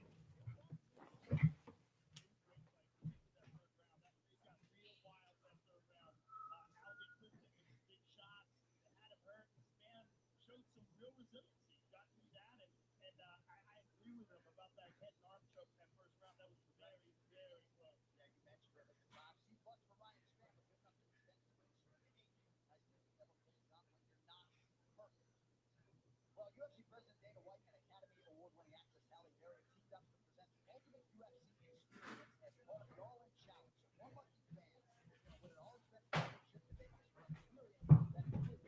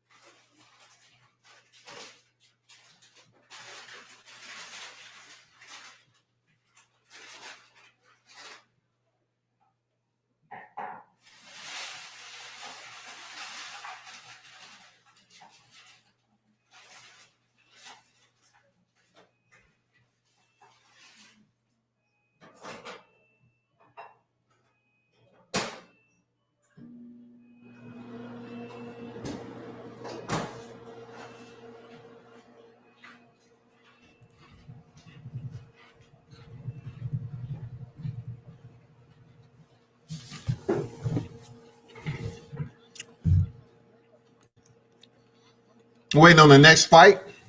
Bryce Mitchell and Charles Rosa. Appreciate everybody who's stopping through.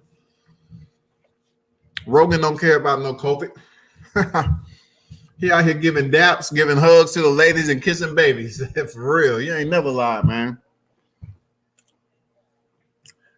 Rogan said, I don't believe in all that. I believe in conspiracy theories and all that other stuff we talk about on the Joe Rogan Experience.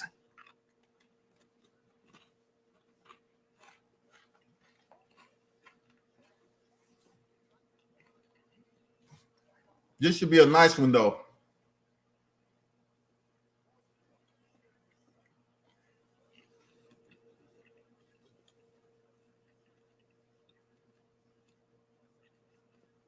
They just showed Bryce Mitchell pulling off the twister.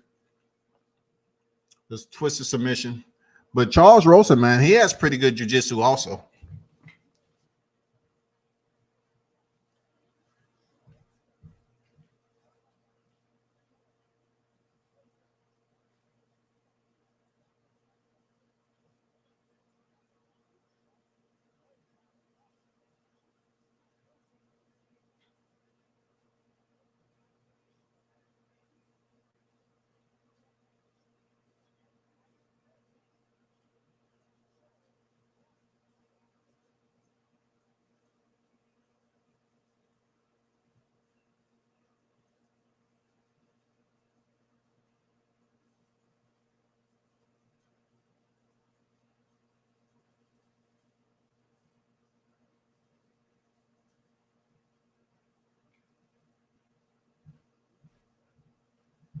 We need somebody to turn up and pump some energy and some electricity into these prelims, man.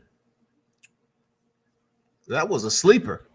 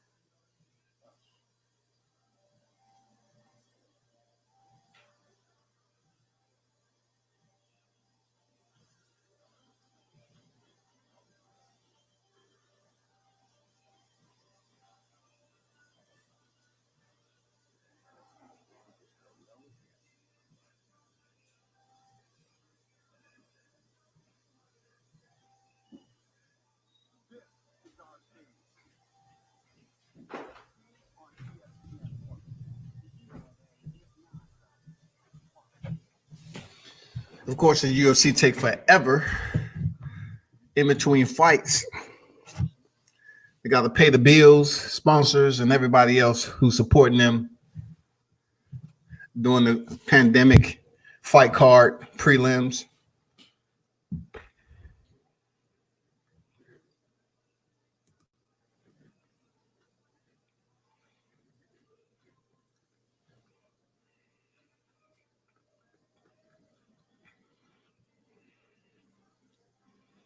Hey, Grosso, what you think about what they said about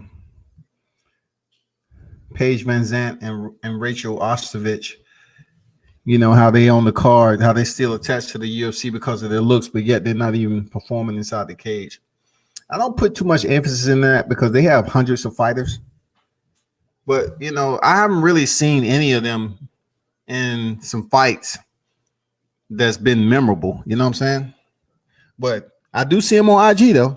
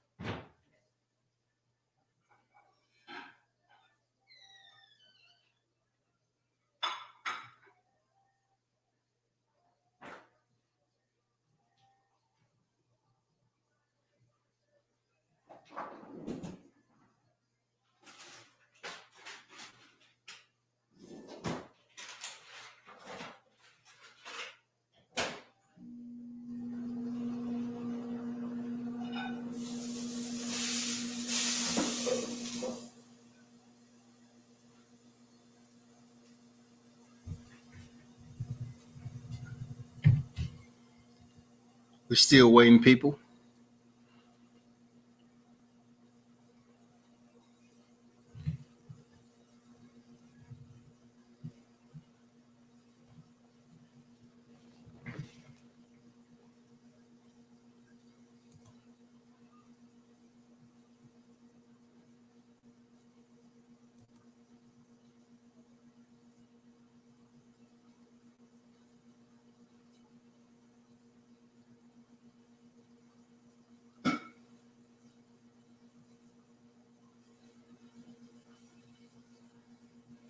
First round just started. Bryce Mitchell in for the takedown, easy on the hips. Nice takedown by Bryce Mitchell up against the cage. Very nice retention of the legs, man. He scooped them up, did a semi-triangle on the legs, tied them up real nice, climbed up to the hips real quick. Now he has back control. He doesn't have dominant back control because Rosa is moving. He's trying to go for an arm triangle, and it looks tight, but he's up against the cage. He would rather want to be out, have a little bit of space if he turns. He's trying.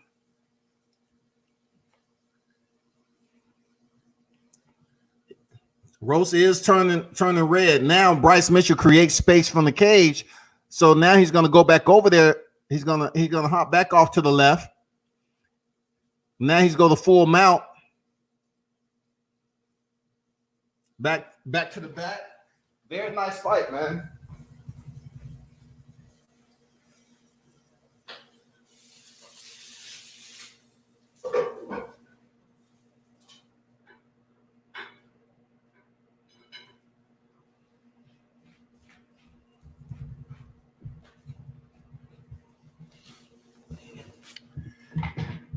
Very good jiu-jitsu game, man. Beautiful technique being displayed here between both fighters.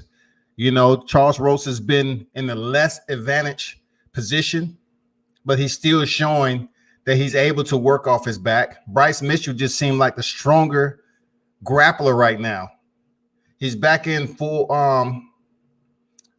almost full mount.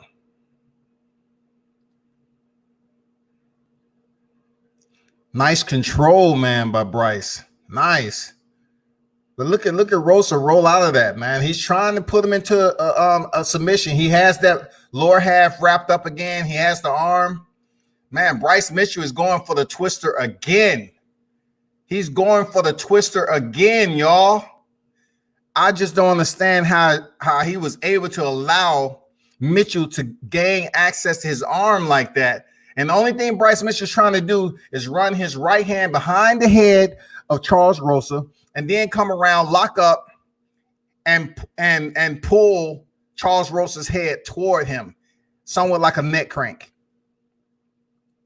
Rosa is fighting it off, 150 remaining. Nice hand fighting. Both fighters are taking a breath right now, but Mitchell is still going. He has the lower halves locked up, man. This is a bad place. Rosa reverse it. Not yet, though, but he's working on it. Oh, Mitchell is just strong. Bryce is strong. This dude is strong. If he don't burn out his arms, man, he is fucking strong. Full mount. He let it go instead of burning out his arms. Now he's in full mount, landing some body shots. Give it up for Charles Rosa working off his back, man. Staying out of the subs. Surviving, so to speak. A minute left in the first frame. Punches by Bryce from the top position. Charles Rosa attempted to buck and try to get inside the guard. He goes back for an arm in triangle. Now it's a bad place for Rosa. He has much room. Bryce has plenty of room where he's at. Look at Rosa try to work for a different position. Outstanding. He gets out of it for now. Single side butterfly guard. Nice jiu-jitsu and grappling displayed by both of these guys, really. Now it seems like Rosa has an underhook. He's just trying to control or do a shoulder crank on Bryce Mitchell. Lets it go. After all that work, Bryce Mitchell comes in. Up kick. The round ends. Good round, man. This is what I'm talking about. Good round. That shit was good. That's what I'm talking about. That was a nice one. That shit was nice.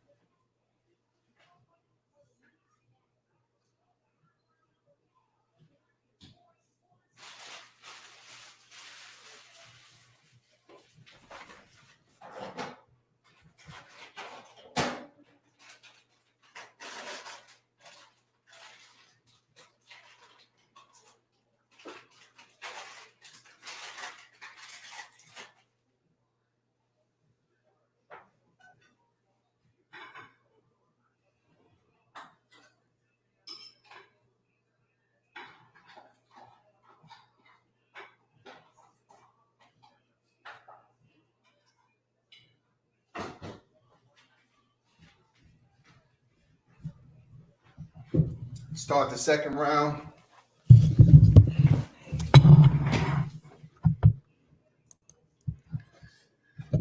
Bryce Mitchell goes right back in for the hips. Successful takedown. We're in the second frame, people. Bryce Mitchell is basically showing he's a stronger fighter. Both of these guys have very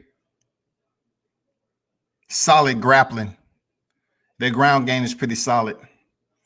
You know, even though Charles Rosa has been working not to be submitted, it still shows that, you know, he does have a high level jiu-jitsu game.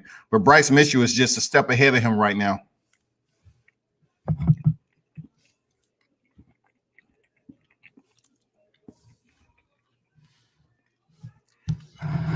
He's just mauling this dude. Mauling him.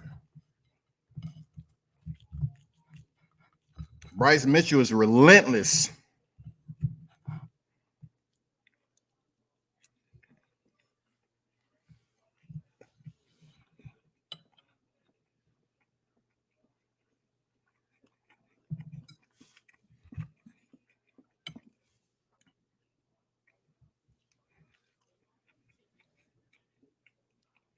Bryce on top position. They're just working. Charles Rosa defense off his back is very solid.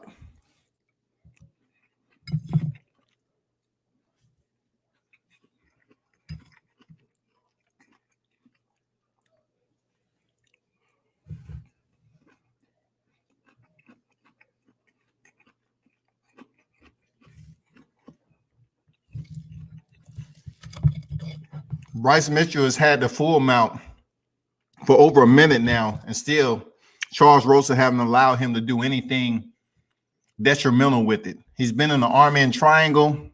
Man, he's had him damn near close to pulling off another twister. He's been in full mount, and really Charles Rosa is showing resilience right now. He's really showing his grappling is on point too, even in the bottom position.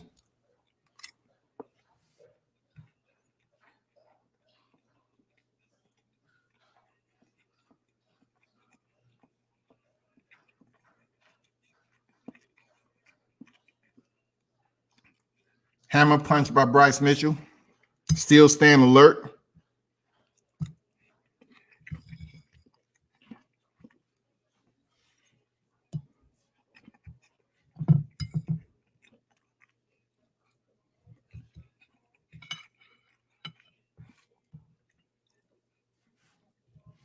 Charles Rosa is basically just trying to stabilize Bryce Mitchell while he's on top. You know, Bryce Mitchell does have a body lock from the top position, but also on the bottom, Charles Rosa is working.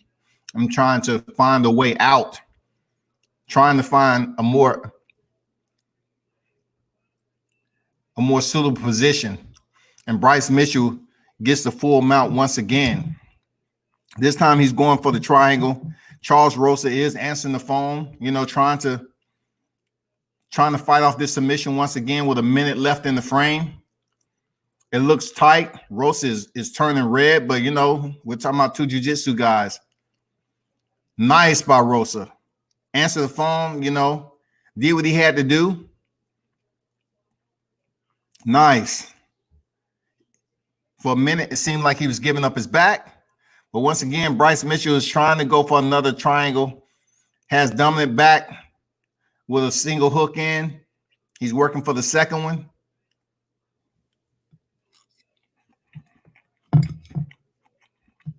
Very solid fight, man. Very educational fight. Damn, he's going for the twister again, man. This is freaking amazing, the way he gets his opponents in that. Charles Rosa is defending. He's throwing elbows. Bryce Mitchell's throwing elbows straight to the rib cage. That's going to break him down a little bit. Oh, he got it. He has him in a twister. Unfucking believable. Unbelievable. The time runs out. This man was about to get his second straight submission via twister, man. It's unfucking believable.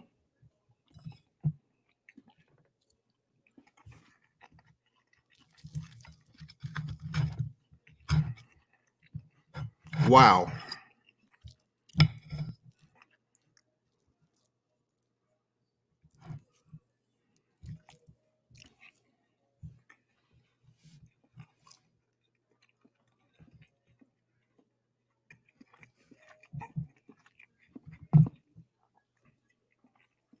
We're waiting on the third round, third and final round, featherweight division.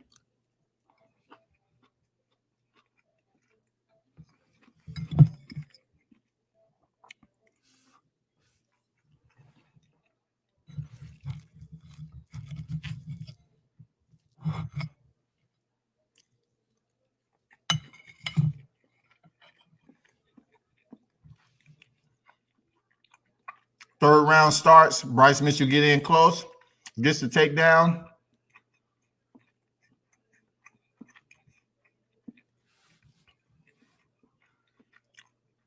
Land some light punches from the back.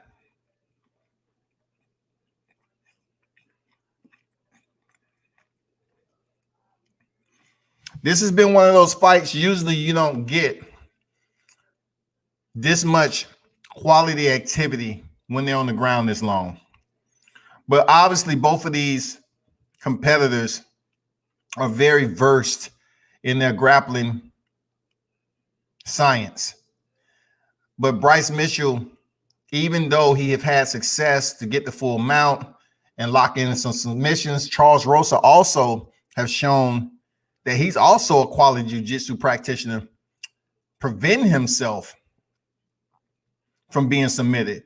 Now, Bryce Mitchell is working the twister from the opposite side again with 3 minutes and 40 seconds. If he's able to land those elbows, which he would. Oh, now Charles Rosa attempted to reverse it this time.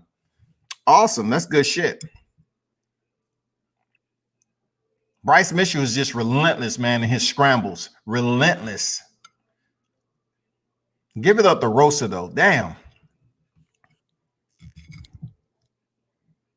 He was able to reverse what could have been a submission attempt.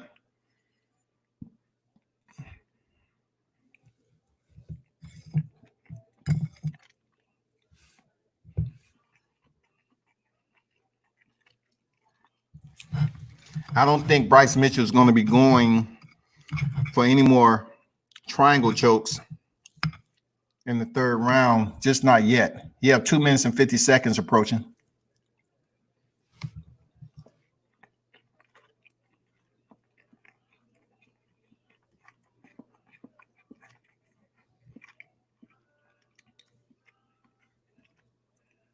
Bryce Mitchell have both hooks in, back to full mount. Rose is flat on his back right now, trying to find a way. He doesn't have much time left. He needs a submission. He needs a knockout.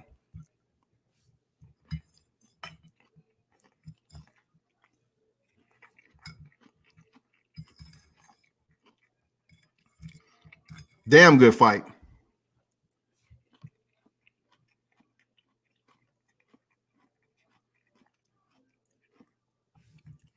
Bryce Mitchell in top position, trying to go for an arm in triangle again. This time he's being a little bit more patient.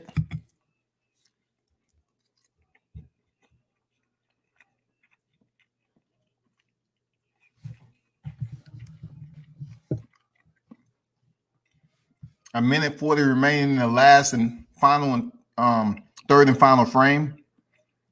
The jiu-jitsu delegation by Bryce Mitchell is just superb. Not only his strength, but his damn technique, his fluidity, his transitions, scrambles. Very solid. You rarely find a match like this in this day and age in mixed martial arts, like on this level. You just don't see a very entertaining ground match like this. Like this has been majority on the canvas. And like I said, Charles Rosa may be in a less dominant position, but he's shown that his skill off his back, his defense is pretty damn elite. Wow. Bryce walked up out of it, turned around, and went back in, no problems. Right back in the half guard of Charles Rosa, man. Showing no fear at all. He says, shit, I'm going to come through the door even if you don't want it. He traps the arm now of Charles Rosa. And luckily for Rosa, he's up against the cage. He's walking the cage.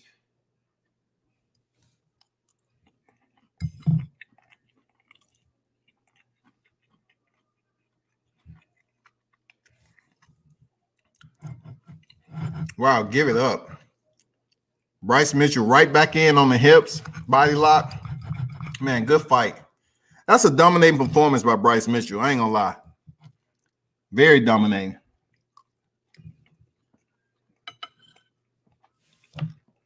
Charles Rosa got dominated.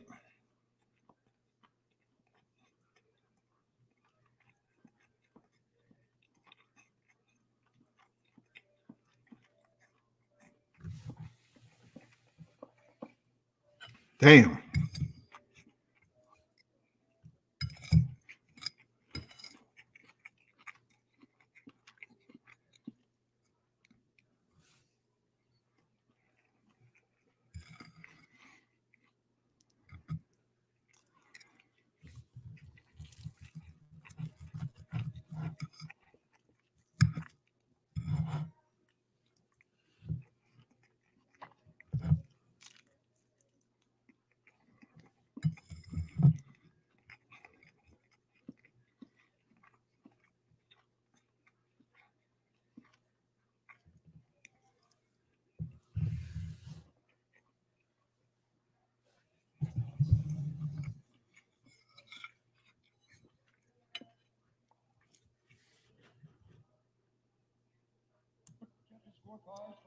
Back to the scorecards. 30-25, 30-25, and 30-24 for the winner. Damn, straight domination. Bryce Mitchell, man, put the damn shit on notice. Dude, grappling is amazing. Jeez. That was a fucking clinic. Man, Bryce Mitchell's a beast on the ground. You know how good Charles Wilson is on the ground. It makes your performance tonight stand out even more. Damn, that was nobody in the arena. Shit.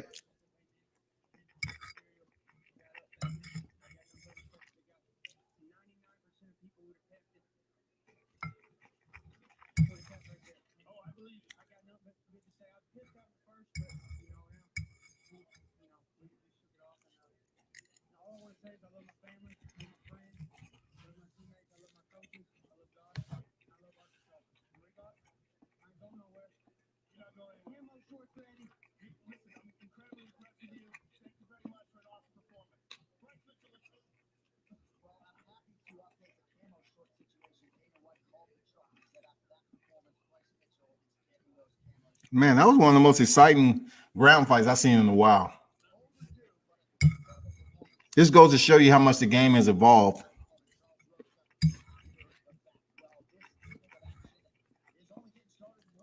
Damn.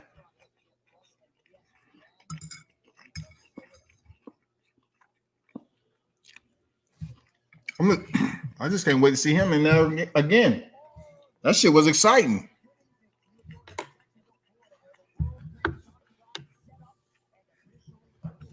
If that fight is any indication on what we're going to see in the main and the co-main, man, I'm all for it.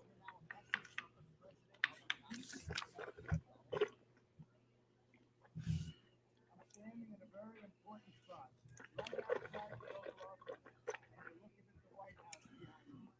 It's an honor to be here. It's an honor to meet you. I want to congratulate Dana White and the UFC. We got president speaking on the UFC. Huh? What? Get the sports leagues back. Let's play. Get the sports leagues back. Okay. We need sports. We want our sports back. And congratulations to Dana White, UFC. Damn. Dana White got the president giving him a shout out. Okay. All right. I hear you.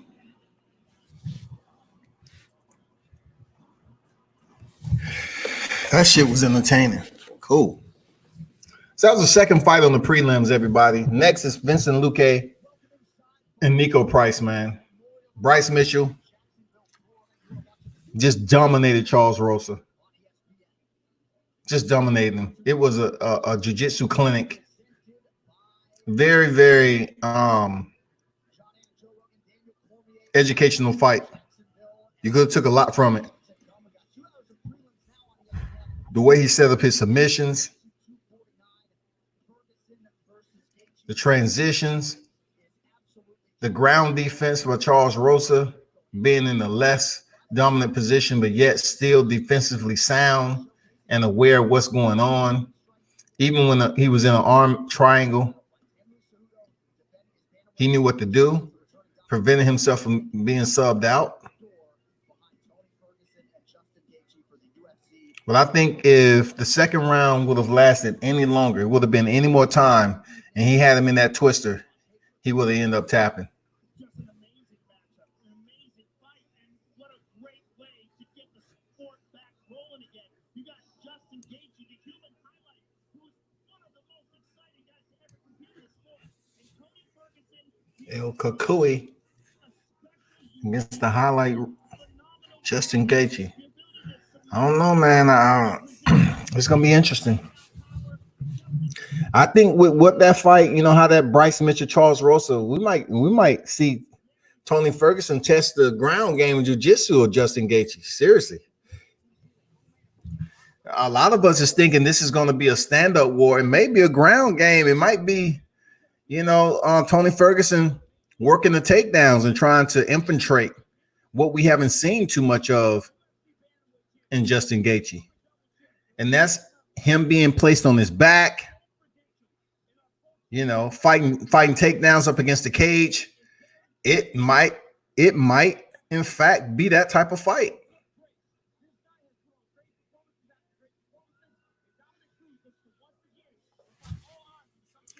I'm going for Dominique Cruz in the main. In the co-main.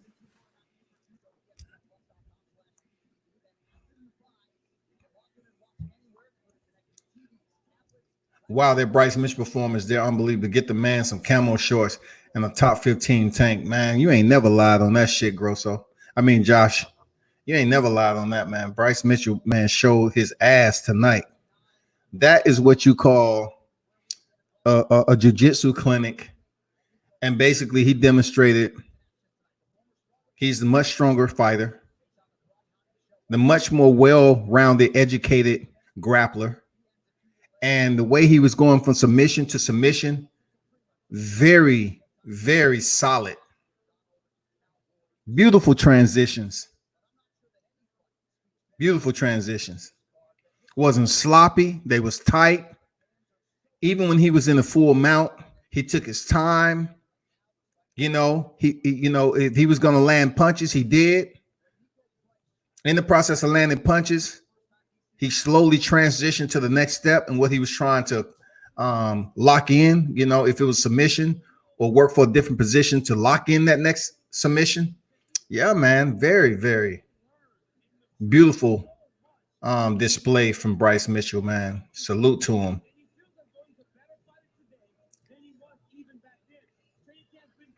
Nico Price, man, I'm looking forward. He's a high energy dude. I'm looking forward to see if he can, you know, get it done against Vincent Luque, who's also equally a solid fighter. Josh said that was an unbelievable ground game performance for Bryce Mitchell, man. Superb. Michael, what's good? Say what's up with it? Salute to you, man. What's good? Yeah, he did everything and anything he wanted against Rosa. Pretty much, man. Pretty much. Whenever he wanted to get full mount, whenever he closed distance, locked up, easy on the hips. No resistance on the hips. He just walked in, kicked down the door. The door wasn't even there. Bryce Mitchell just went in there, armed robbery. You know what I'm saying? Closed distance, locked in, body locks easily. Took him down, scooped the legs, and started working his magic.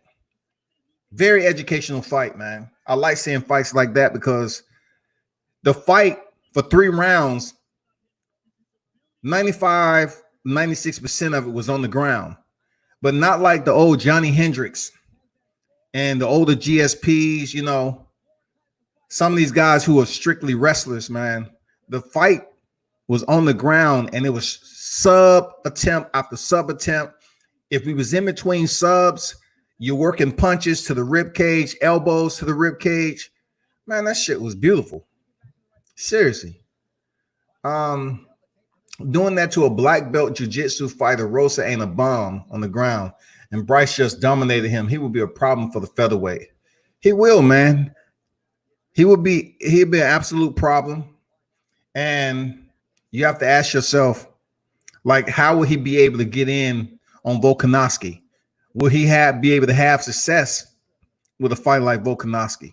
And I know he's a little bit further down the ladder to that point, but yeah, man. He was going in there against another jiu-jitsu practitioner, and it was a fucking clinic. They're announcing Nico Price. Man, no lie, his hip game was flawless. Absolutely. Man, the way he was in half, he transitioned to half. You know, if he was up against the cage when he was trying to lock in that arm in triangle, he was patient, created distance. He was in damn near the center of the cage and tried to go in for it again for that arm in triangle. But guess what? Rosa answered the phone, prevented himself from being subbed out. He was in deep with a twister in the second round. Time ran out. You got to give it up for both fighters, man. But Bryce Mitchell, he put on the motherfucking clinic, man. Vincent Luque and Nico Price, man. This look like it's going to be dandy. Fighters touch glove. Y stands from both. They engage. Nice straight teep up the middle for Nico Price, man. Easy. I mean, I'm talking about easy elevation change like that. From the ground to the head with ease. His kicks are just fluent right now. Oh, he goes in for that straight right and misses. Nice composure by Luque. I like his composure so far.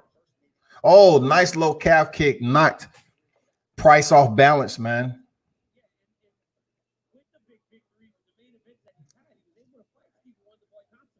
These low kicks are going to be the hallmark of Luke, it seems. He's stamping them quick.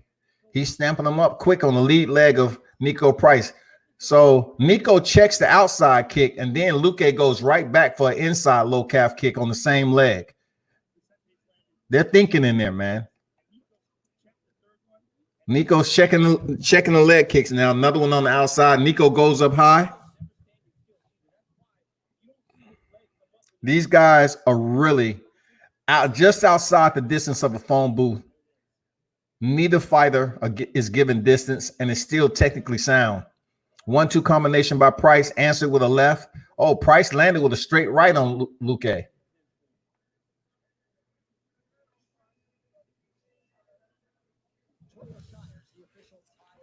Inside kick by Luque. Nico trying to throw those inside elbows. Oh, nice solid left hand by Luque. Rock Nico. Man, Nico is game. Nice straight left landed by Nico. This is only the first round with 3 minutes left. Straight right. Return with his own straight right in Nico. Those leg kicks are paying dividends right now. He's cashing out. Luque is cashing out on the lead leg of Nico, slowing him down.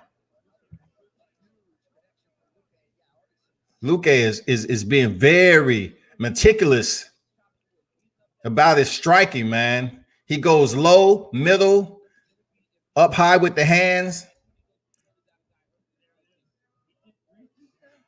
Nico himself has very fluent kicks.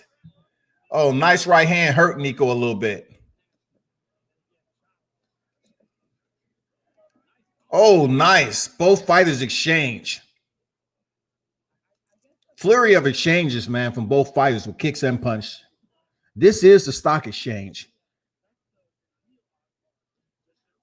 Nice high kick by Nico. Luque is going to have to really pay attention. Man, straight body shot by Nico. These fighters are really giving it with no audience. I'm liking this shit right here. Up top by both combinations by both fighters. Really, the defense is minimal defense right now. It's just all about who has the correct distance, who has the right timing.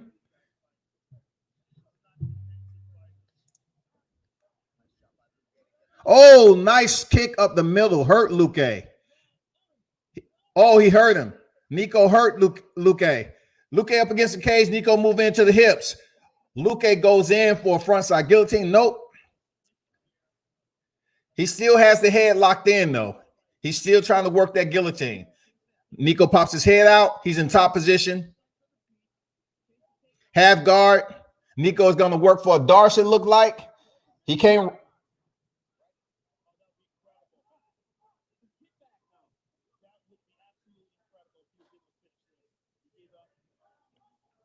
Give it up for Luque, man.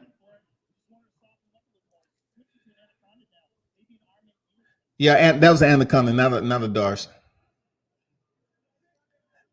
Knees to the body for Nico.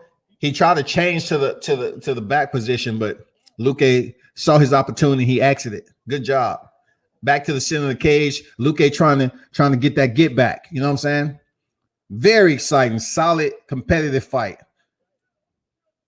Left hand by Luque. Return with his own left hand. Nico goes back to that front kick, which he's having success getting up the middle, man. He tries it again. 1-2 combination. Whoa, right hand landed by Luque. First round ends, man. God damn, this blackout card. I'm telling you, outside of Ryan Spann and Sam Alvey, come on, give it up for Bryce Mitchell and Charles Rosa. Now the first round over. Man, Nico Price and Vincent Luque, man, they're doing the same thing, man, keeping the fire lit. Damn good card. Damn good fight, man. Way better than Israel Adesanya and goddamn Yoel Romero. Shit. Let me get to the comments. Remind me of seeing a street dude fighting that wrestler in high school. On the ground, it's just bad news.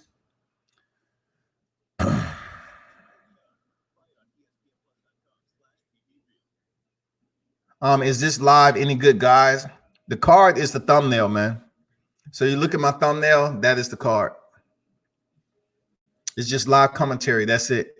The prelims is actually on ESPN right now, but that's going to go away, of course, when at the end of Cowboy Cerrone and Anthony Pettis. No shame on Rosa at all. It sure was a dominating performance from Bryce.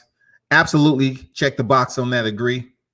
Charles Rosa got dominated, but in a fight like that, he's going to feel some type of way because the level of jiu-jitsu artist and grappler he is.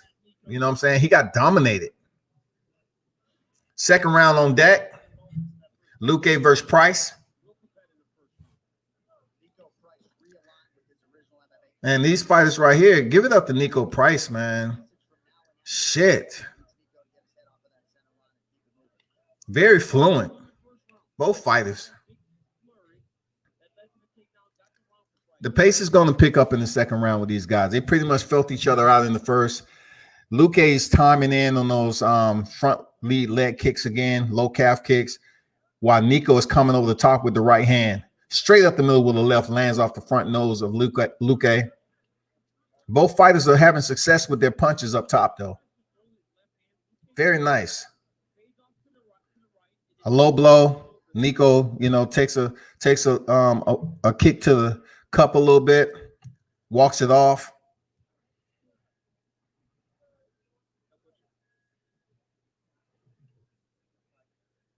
God damn. I mean, I ain't gonna lie, shit. The main card haven't even started yet. These cats are fighting in an arena with no people at this pace. They're fighting in an arena with no fans at this pace. Oh, 1-2 combination connected hard off Price. Woke him up. I'm surprised he didn't go down. That was hard. Solid. Luque staying very consistent with the lead leg kicks, low calf kicks, man. He's chopping away at that lead left leg of Price. Price goes up the middle with his front kick.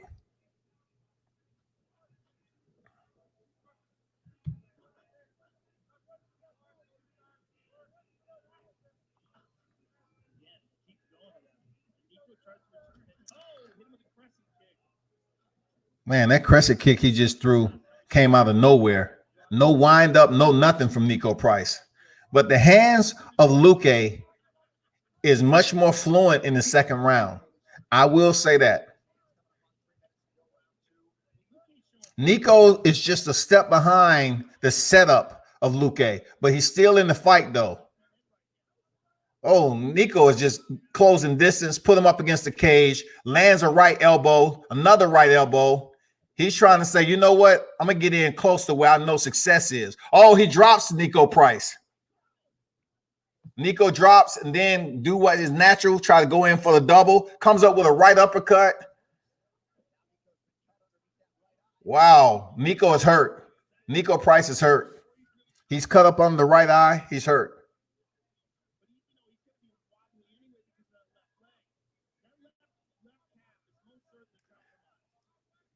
Man, 225 left in the second round. This is a very intense fight between two equally matched martial artists, man. And Luque is having success with his punches up top now.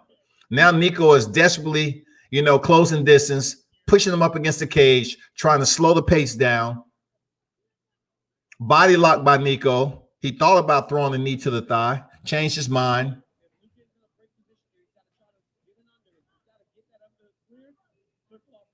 Nico Price has a single underhook on Luque's left side. Luque is just defending right now.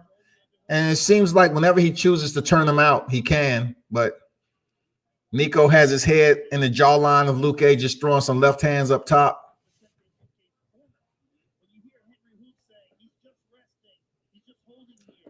Oh, Nico tried to reverse and take him down, but it didn't work. He's losing the stand-up game right now, Nico. He's getting touched up pretty well right now. Luque is in his rhythm. He's working his combinations real smooth. It may be a cardio thing. I'm not sure.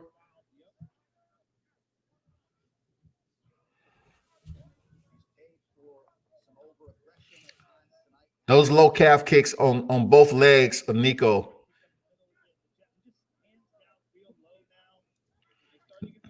Nico is in close, man.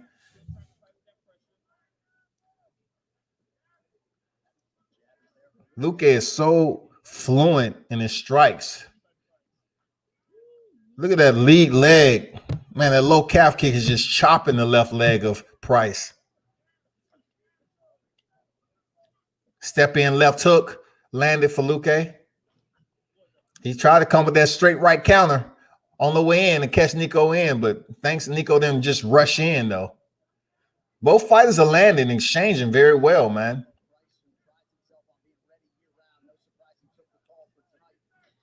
But the checks are being cashed by Luque when it comes to the hands. His John Hancock is all over the face of Nico Price. Guarantee it. Into the second round. Good fight. Good fight. Good fight, man. No shame on Rosa. I don't know why, but I like Luque in this one. Yeah, it looks like Luque is coming on, man.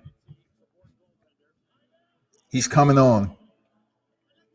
Seems like he has the better cardio. Nico had a very solid first round, but the second round, man, Luque kind of turned up another gear. And he wasn't reckless when he did it either. They're definitely fighting. I kind of like the whole no crowd thing. Maybe I just miss sports. If you're paying attention to the fight, to be honest, you kind of you still hear the corners, talking. So it kind of give you minimal crowd reaction. You know what I'm saying? It gives you a little bit, but not like the ultimate when you got a packed house. And then they pan in the area and showing you some of the fighters that's in there and some of the celebs. Third round, Nico, dancing, trying to get his headspace back together. Luque pops a left off the forehead of Price. Price comes out active to begin the third frame. But Luque stands solid, man, holding his ground. Landing some solid counters. Both fighters going for those low calf kicks. Oh, nice solid left hand by Luque. Land off the... These fighters are throwing down inside. They're level changing with their kicks and strikes.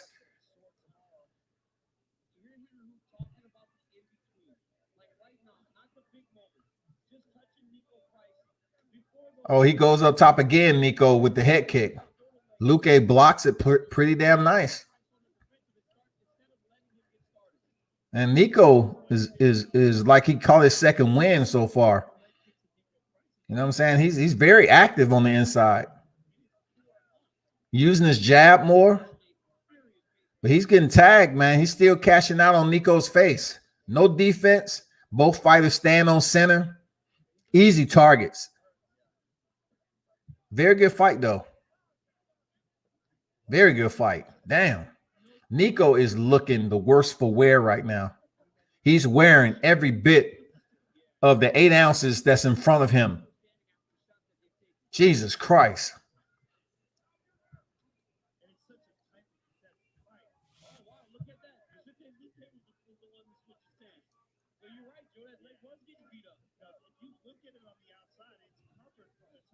Oh, Nico's coming on. Nice. He sees some breakdown. He tried to go in for the takedown. He had to he gauged it correctly, but he tripped.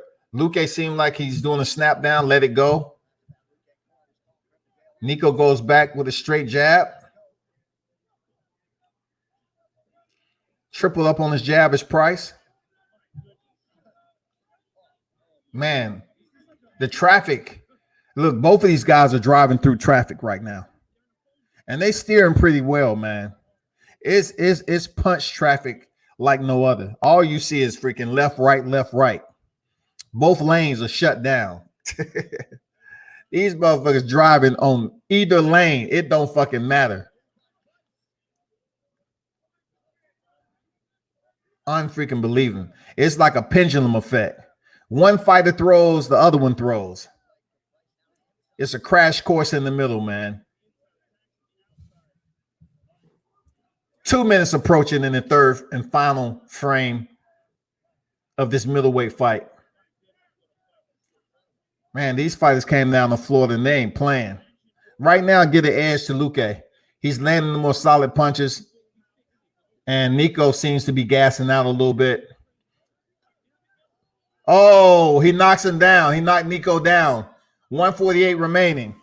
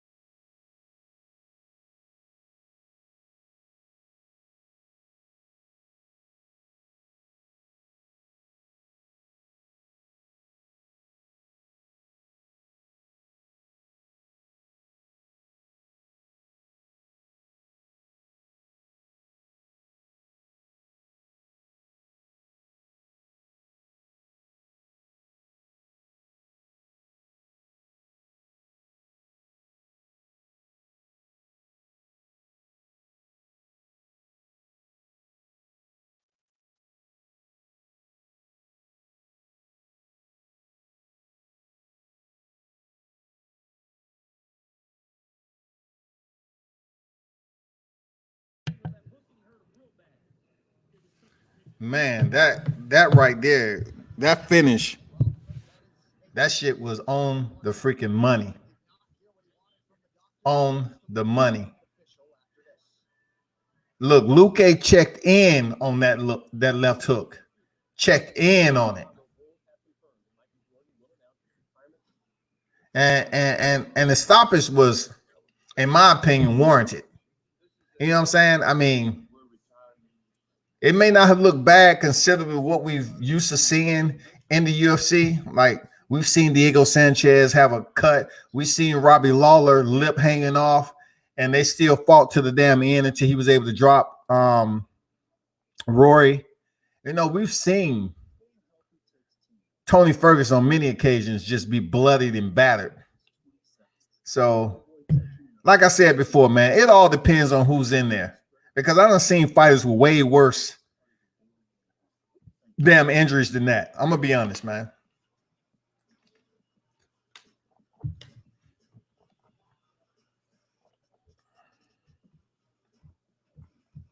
Nico's eye, oh my God, looks like it's about to fall off. Will a fight? Luque looked great.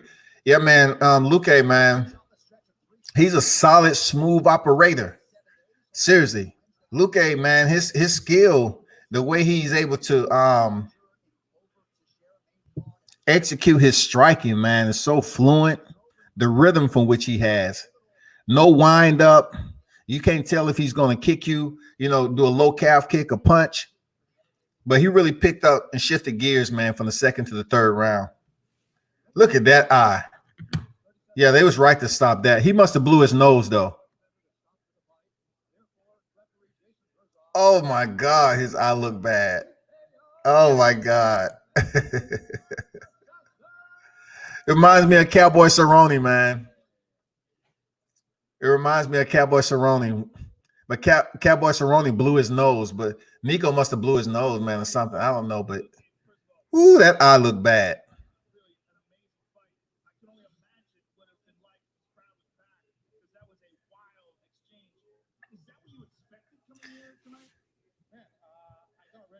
Shit, Luke don't even look like he was in a fight. Like, I mean, he don't seem gassed. He seemed like his gas, his cardio is good. Lungs are nice.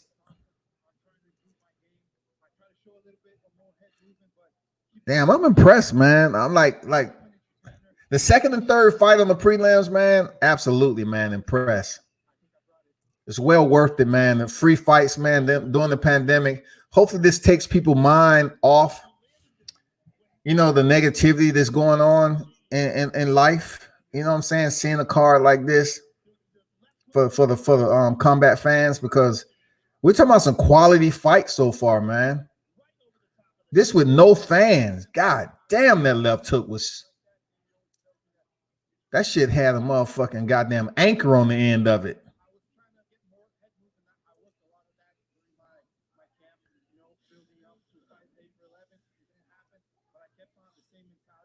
Luke had a carjack in that goddamn left hook when he threw it.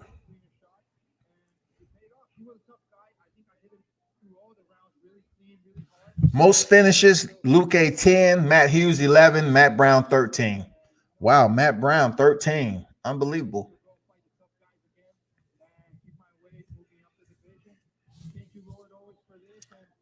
Yeah, his eye was fucked up. I didn't take a good look at it last time. I got a phone call.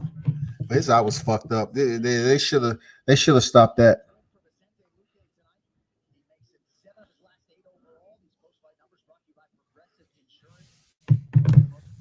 Most knockouts in welterweight history. Matt Brown sits at 11. Wow, how the times has changed. Matt Brown and Thiago Alves. Wow, changing of the guard, man. Damn good fight, man. Next we got the women. The women on deck: Carla Esparza and Michelle Waterson. Karate Hottie. But I gotta go with Carla Esparza on this. Her wrestling and her boxing. I have to go with her. Edging out Michelle Waterson.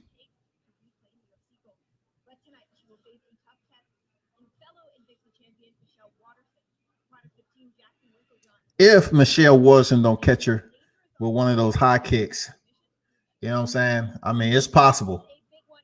It's possible. Waterson ain't no joke, though.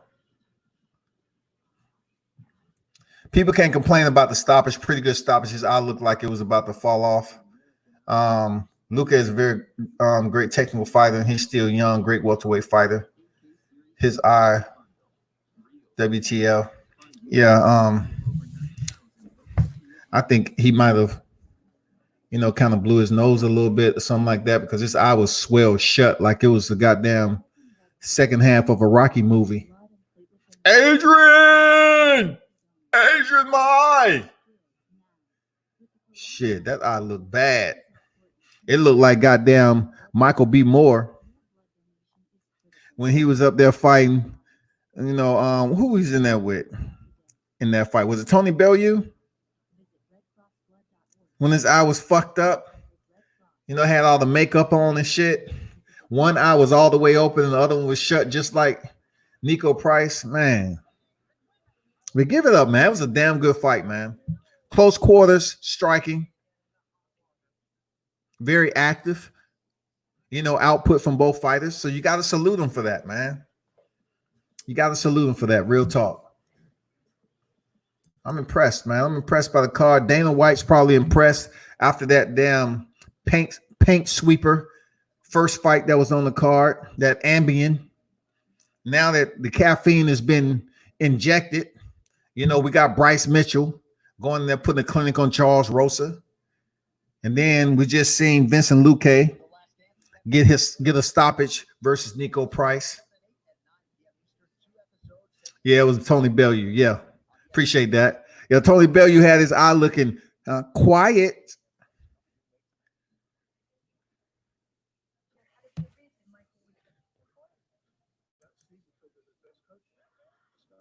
Damn. Yeah, Michael B. Jordan. Michael B. Jordan. Yeah. I stand corrected. Man, I ain't goddamn know that guy was Michael B. Jordan. I just saw him on the goddamn big screen, man. Gets cross-thread names and shit. He's in so many goddamn movies. He's on Black Panther, Rocky. Goddamn, he's the same dude. I mean, all I gotta say is get her done. The makeup was simply amazing. The facts of Bryce Mitchell's scorecard was 30-24 shows how dominant the man is. Get him those camo shorts, man. Man, you have to drop that on Dana White's thread or whatever. Drop him a DM on Twitter or whatever.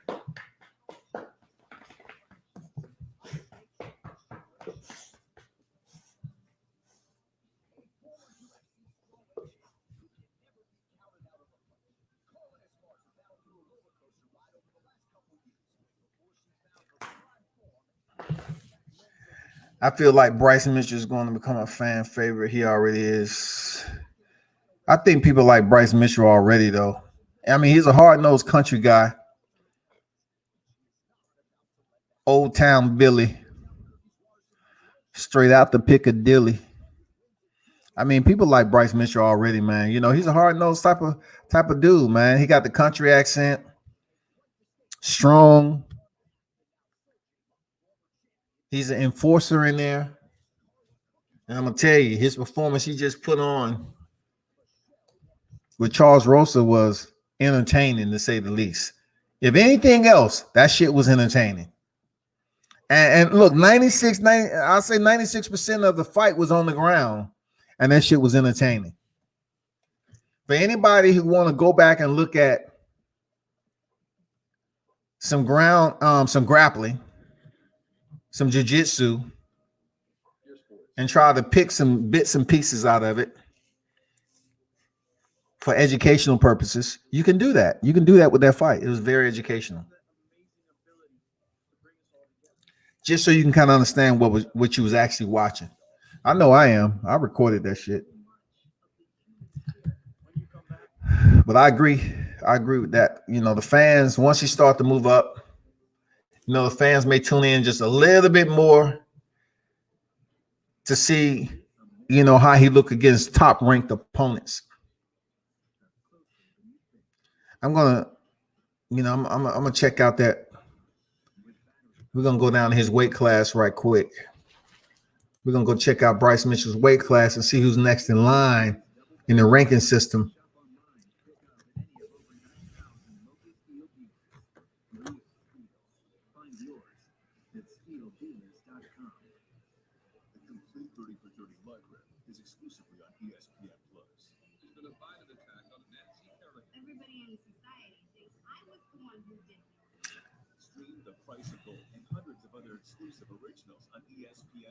He has a ways to go, man. Let me see.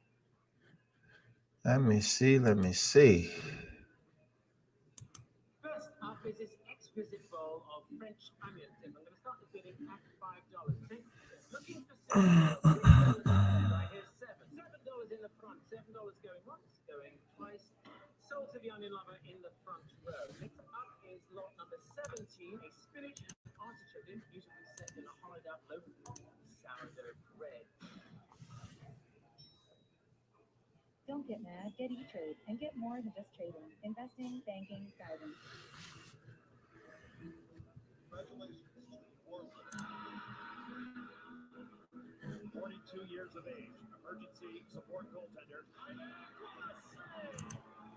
to take this chance to apologize to absolutely nobody.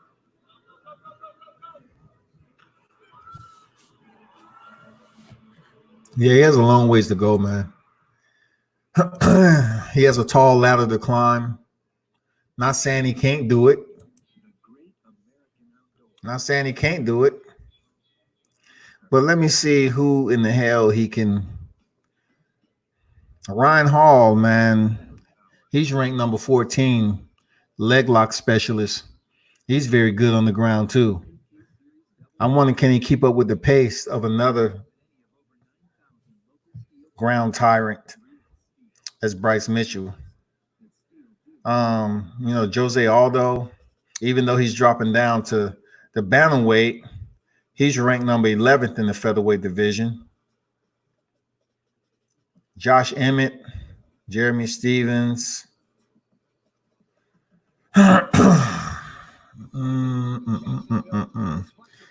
He has a ways to go, man. I wonder how he will fare against Frankie Edgar.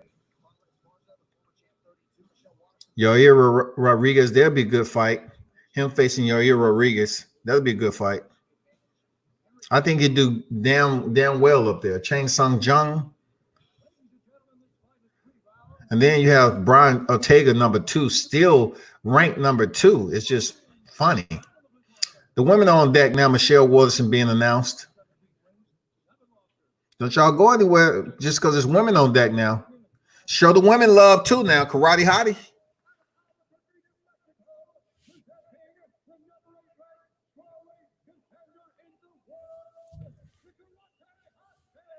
Let me see what she's done worked on. Let's see what the game look like now. She done worked on her. You know, she willing to go in for a takedown on a wrestler like Carla Esparza. Look at this. This is what I like about Carla Esparza. She always sit there like a statue, man. Composed, stoic. Her arms are not moving. You know what I'm saying? She said, let's do it. Say, either way, you're going to get these hands.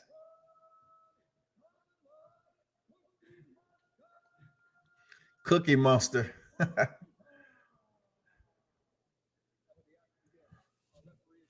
Dan Mergliotta. This is going to be an interesting first round. This is going to determine a lot, for real. Watch what I say. With these women, man, she's super duper hot. Damn. I'm telling you, if anyone gets hurt in this first round, it's going to be from a kick. Look at the legs of Karate Hottie. Joint's thick.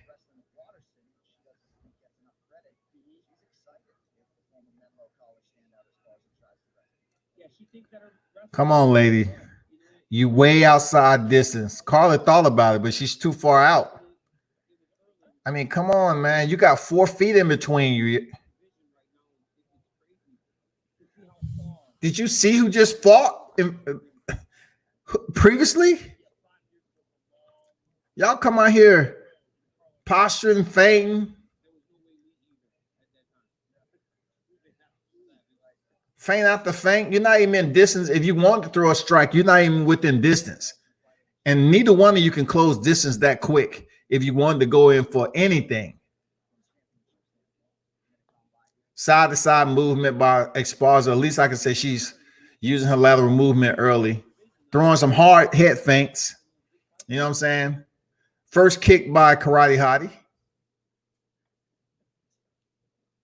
A lot of touch jabs from Michelle Waterson. A little blitz from Esparza, you know, nothing.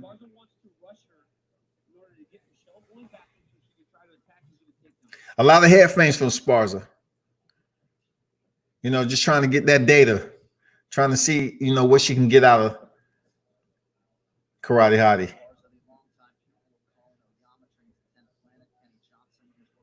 Come on, ladies. This is why I'm trying to pump y'all up before the fight, man. Y'all come out here. Where's Joanna J Chick? Where's she at? God damn it. We need her on the sidelines talking shit. What are you doing? What are they doing? They're not me. They're not me. If it was me, I would be in there. I would have landed 15 to 20 punches already. But they're not me. They're not Joanna. They're not the former champion, the baddest woman in mixed martial arts. Even when I lose.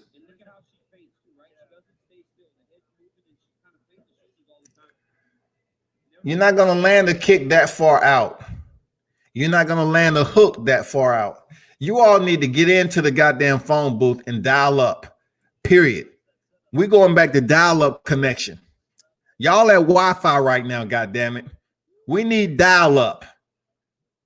We need to dial it back, jump in the phone booth, and go back the way it used to be. Because y'all done took advantage of this Wi-Fi shit.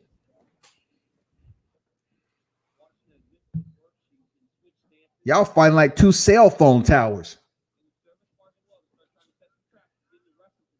Jesus Christ, what was that? I mean, you would have been in closer, that shit probably would have worked. Oh, nice right hand by Carla.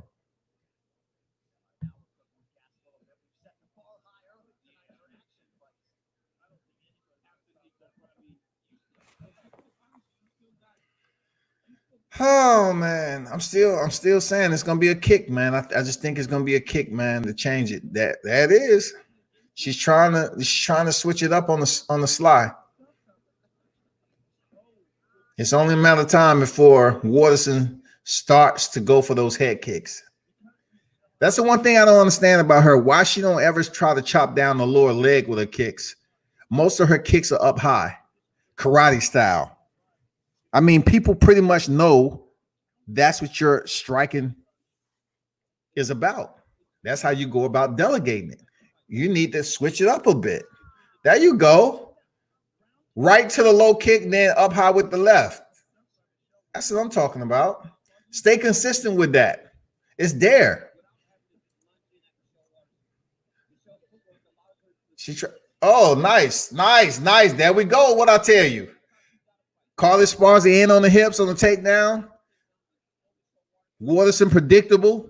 She went in for that low left calf kick and went up high. Just being predictable and in rhythm, and Carla shot in on her. Now Waterson is in a position where she don't have a lot of success, especially against a fighter like Esparza, who does very well when she's in top position. So we'll see. Have Waterson been working on her ground game from the bottom position? Well, Esparza won that round strictly off a takedown and light punishment at the end. That's Carla Esparza round.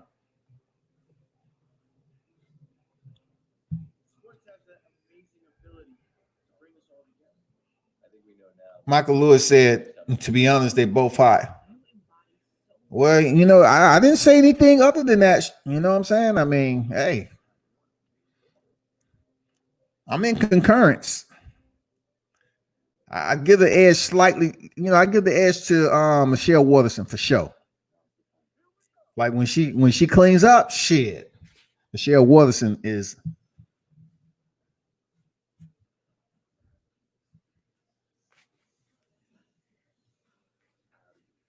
at least I can say, out of the women fighters that's still, the attractive women fighters that's in the sport, mixed martial arts, I will have to say Michelle Waterson is one of the most active ones. I don't even see too much from Rachel Ostrovich, Paige Van Zandt,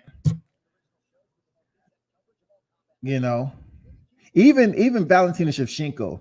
She's sexy in her own way. But I don't know, man. I see her in too much plaid, and that kind of just turns me off a little bit. Like she's the type of woman that tells you to be home at 7:00, and then 6:45, she's on the goddamn porch with a shotgun.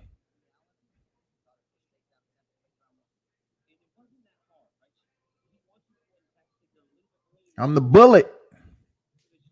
Let's see if anything changes in this second frame. Both women are still distance gauging. You know what I'm saying? Really, the ruler is long with these ladies. Even if they wanted to throw a punch, it's no way unless they sprint and set themselves up to be countered. That's either woman. I like the movement side to side from Esparza. I like the lateral movement, but in order for them to actually strike even with a leg kick, that's the only closest thing for them to get a hold to. The lead leg, that's it. You're not gonna land any punches unless you step forward. That's why they're starting off the striking engagement with the kick. That's not gonna work.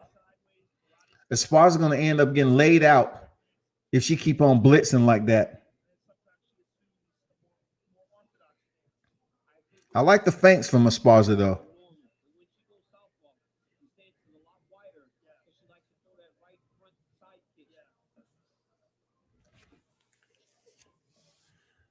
Michelle Watson is just, she can become stagnant too much, like idled.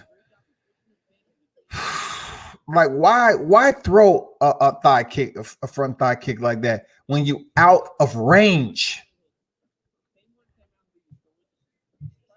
You're not gonna land on a very swift technician like Esparza, who has pretty decent foot movement right now.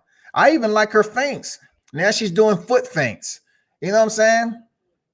She went from head feints in the first, now she's doing foot feints. She's trying to make it seem like she's going to shoot in to get a reaction out of Waterson. Jesus Christ.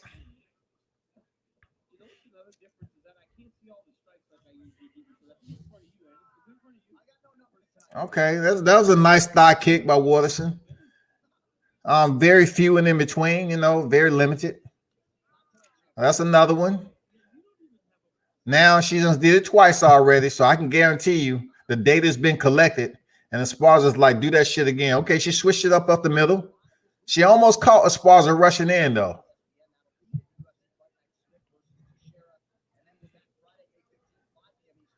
No doubt about it. Waterson has some martial arts skills. She will kick the teeth out your mouth. No doubt about it. Now Esparza goes in for the takedown. She tries the old school headlock, didn't get it. She tried the hip throw, didn't get it. All right. She was able to stuff that takedown. You know why? Because Esparza has to goddamn close so much distance. And by that time, it gives Michelle Waterson time to react. Oh, nice kick to the midsection.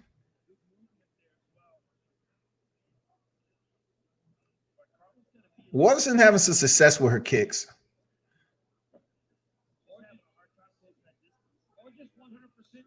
Okay, Esparza, she's firing off now. She's dipping into the arsenal, the repertoire, pulling off some kicks periodically. But the ruler is long with these cats, man. They don't want to get close for nothing. You talking about social distancing? God damn. Did anybody tell them the shit don't matter when they're in the cage? You're allowed to get within range.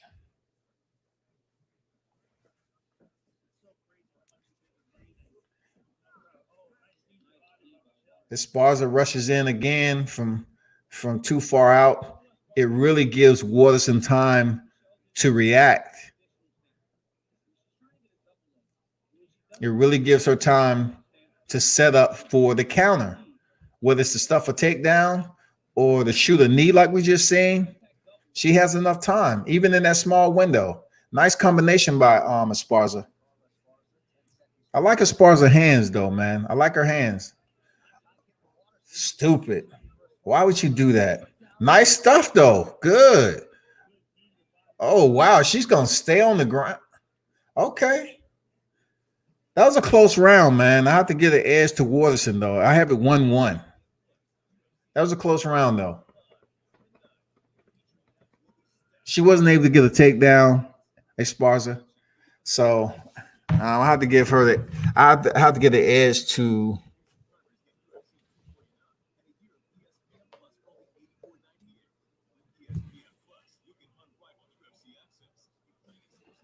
Yeah, I have to get that edge to her. I had no expectations for this fight, so I won't be let down. This was a fight that I wasn't looking forward to. I was just looking forward to see if Waterson had made any changes, because I pretty much, the way I analyze It's just I don't look forward to a fight just to see if it's entertaining. I just want to see, because I'm media, I just want to see, has a specific fighter made any changes, especially if she's been subbed out, you know, has she been working on certain things. And Michelle Waterson, she stuffed 2 takedowns already. So obviously she's been working on a takedown defense. Why double jab that far out though? If you was any closer and you threw that 1-2 and then ended with a left high kick, you might have ended the fight like Ronda Rousey, Holly Holmes. You know what I'm saying? But you too far out.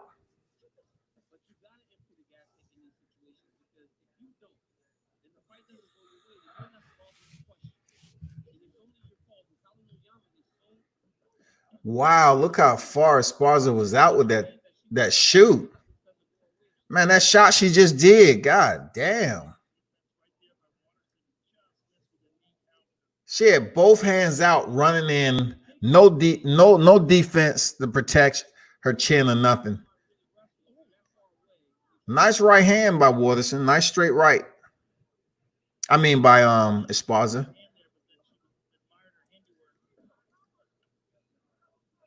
See what just happened. If Esparza shoots in again and Waterson ducks her head, she can just fake like the takedown and then shoot that left high kick, and she might catch her ducking in. But Waterson switches stances though, so you have to pay attention. Waterson does switch stance though. You have to give her that much.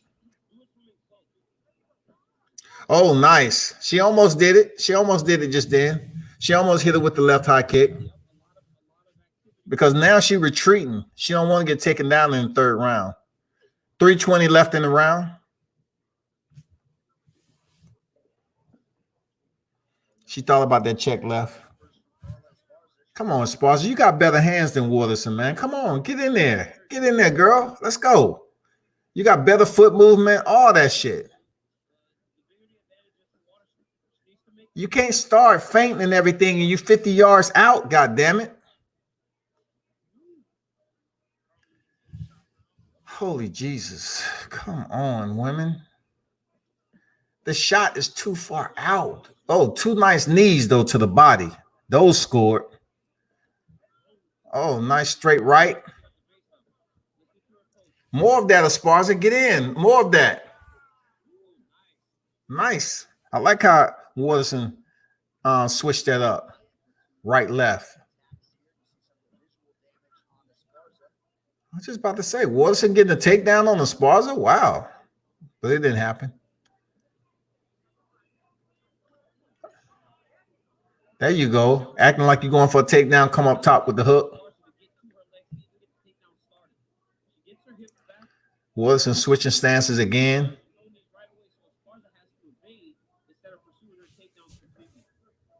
Come on. Let's go. 155 remaining in the 3rd and final round. Oh, she caught her coming in for that takedown. It was always there.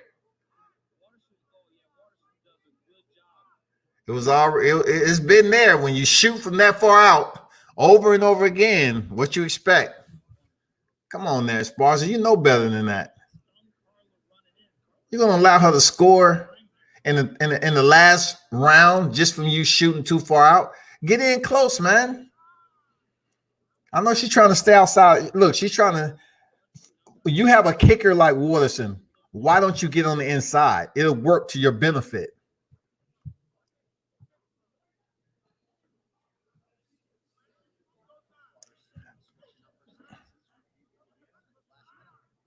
Those kicks to the body by Waterson are stiff.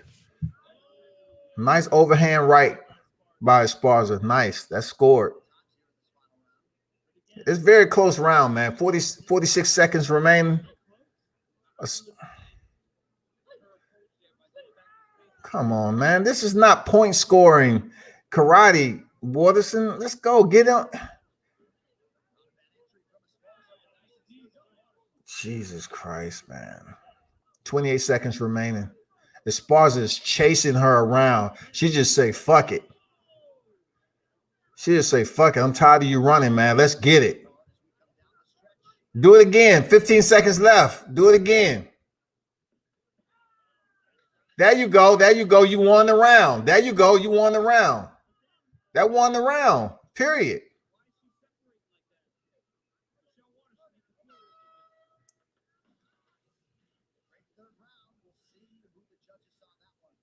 Carlos Esparza won this fight. There's no way Michelle Waterson is winning the fight jogging backwards, looking like Adesanya. She's doing her Adesanya impersonation. I told my stepbrother this would be a snooze fest, and so far it lived up to it. Verdum next. Let's go. Yeah, man. I'm curious to see what Verdum looks like coming off his suspension. Mauricio ain't never been a punk. So, you know, I don't, you know, even though Olenek has all these submissions, right? He's in there with a BJJ black belt. So we'll see what's popping.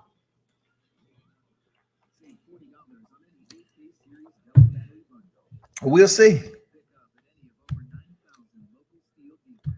She's giving her back way too much.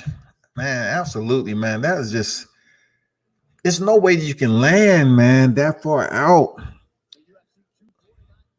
Like you're arm distance and a half out. Even more than that, arm length and 3/4. So how are you going to step in and just land a jab even? Look at the face of these two women. Like it's like they wasn't even in a fight. Like Carla Esparza just looked like if she wanted to go out to the club tonight on Florida, she could. Michelle Waterson, she can go in there, wash up, put on a nice dress, go out to the club. Shit ain't shit. These ladies, they going out to the club. They weren't trying to go up there and look like Nico Price, y'all. I'm just being honest.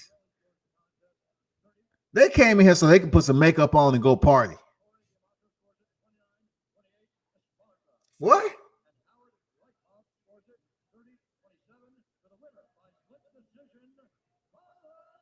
That's what I thought. That's what I thought.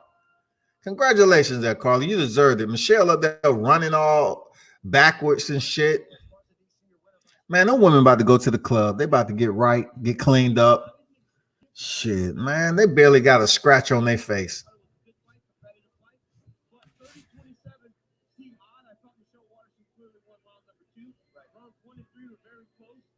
Talk to him, DC. That shit's 30-27.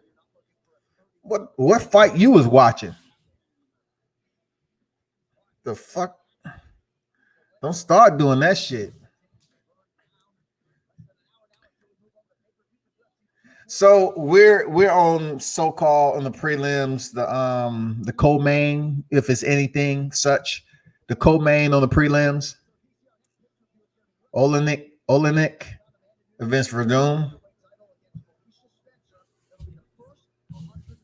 You know what's disappointing about Amanda Nunes turning down that fight with Felicia Spencer is that, you know, she's a much more well-rounded fighter than Felicia Spencer, but she said, I need a full camp for Felicia.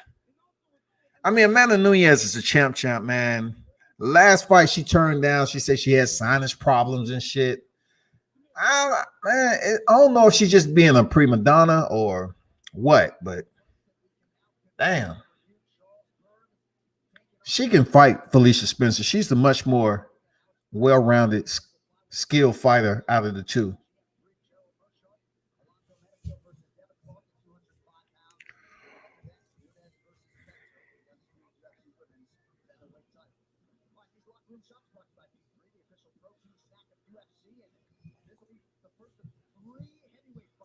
Olenek 58-13-1. That dude's been fighting for a while.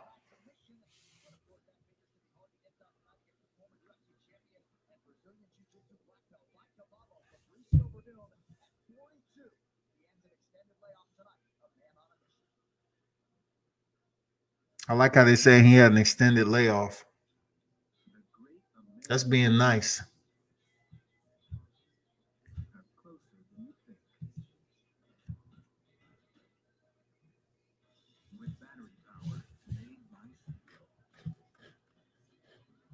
Damn. $40 on any 8K series double battery bundle.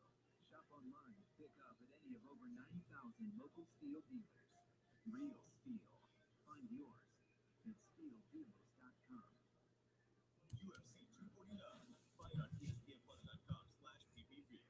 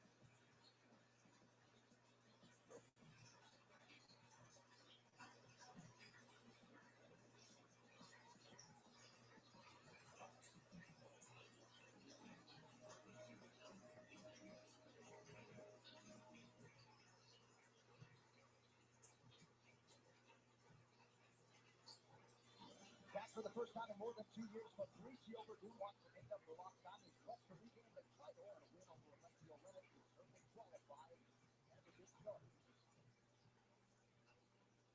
In the history of the heavyweight division, two fighters have been crazy all of these submissions, just like Alessio Riddick and Fabricio Verdun. Round fight back, boxing is now 2 steps to reach the final one. Known as the roller coaster, Riddick has ended 14 in his last 16 inside submissions, most notably dusting Travis Brown and Mark Hunt.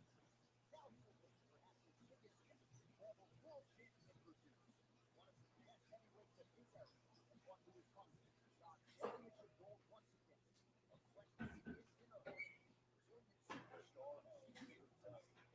Coming up next, Alexis, the full district pro legend, squares off against Fabricio by Caballo Verdun.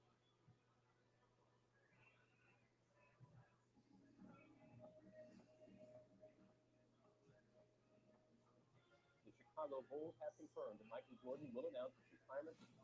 And from Philadelphia, I'm done. I was done. I have no motivation. This is a bittersweet day. The word retire means you can do anything you want. Who's his father's dreams that he be baseball player? Not see to show the best country. This guy really stepped out of the shadow of the great figure. Will the basketball great return to the Bulls?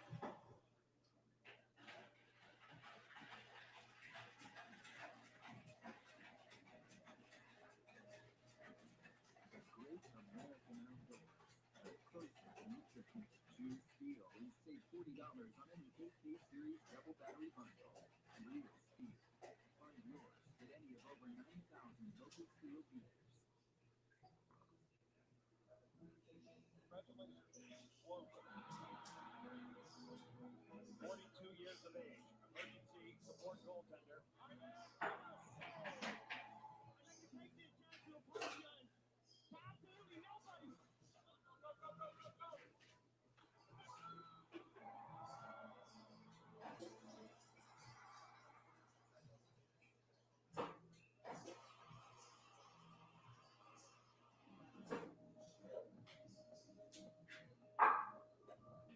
Every time I touched him, I understood that I was. The great American outdoors. Closer than you think. With battery power made by steel. Save $40 on any 8K series double battery bundle. Shop online, pick up at any of over 9,000 local steel dealers. Real steel. Find yours at steeldealers.com.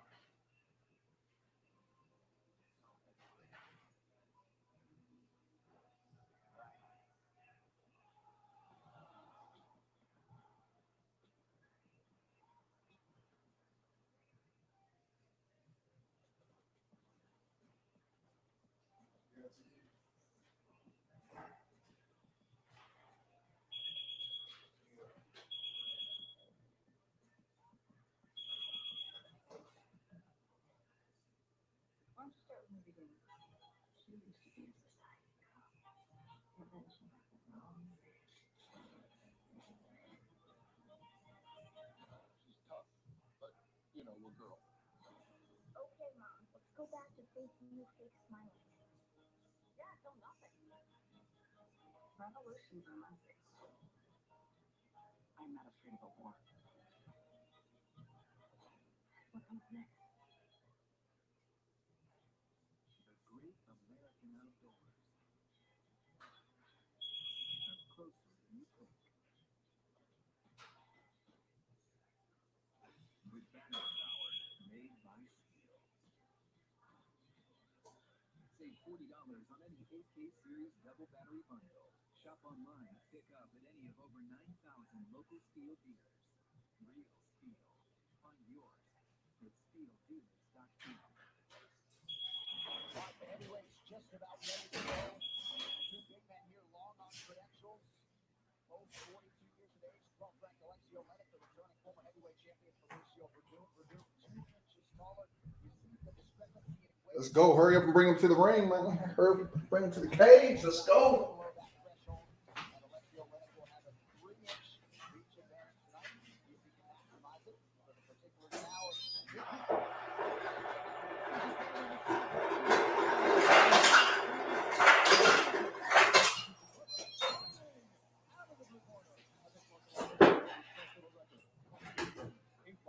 One fall, he's bad.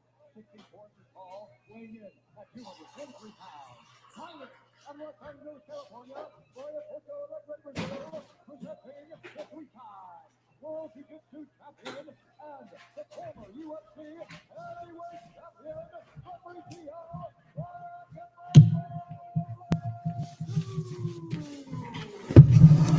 Just a little history lesson on how the mixed martial arts is much different than boxing.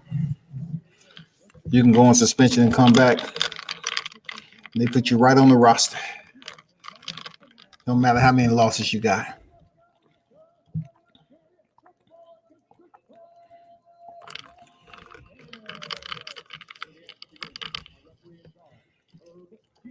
What up, Herb?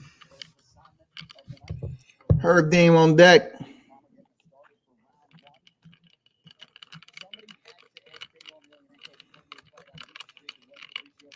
Let me see how he looks since the layoff, though. He might get slapped. I don't know. Start with a front thigh kick. Being aggressive. Olenek, man. Verdun, he tried that uppercut way out of range. Bad idea against a damn striker, a knockout artist like Olenek. Bad idea.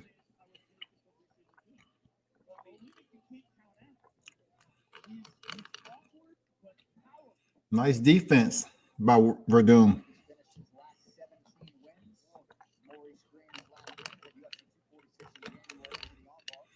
These dudes fighting like what? He changed levels though. Nice step in knee. I like that. Veteran shit right there. Veteran shit. Olenek closes in. I'm not sure how long he want to stay in there with Verdun, but Verdun is handling it pretty well. He's taking some heat. He returns fire. Olenek is trying to get in for that choke. He's trying to get into his comfort zone, man, and what he's used to. Getting in close, trying to apply that choke. His punches are just so wide, they're easy to block. You know what I'm saying? If Verdun can come straight up the middle or land a knee, his punches is so okay. That was a straight up the middle. A nice how he switched it up. Those uppercuts, brutal to the body. Verdun is taking some heat right now. He's trying to damn lock in a front side headlock. No, north south rather. Olenek is just firing away, man.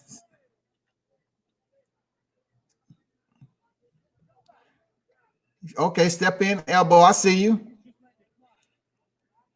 Man, man, he's landing them uppercuts, but Verdum is just standing there taking some punishment. Good Lord. He's getting battered. He want to go for his damn submission game, but you can't do it for somebody who's standing erect like that.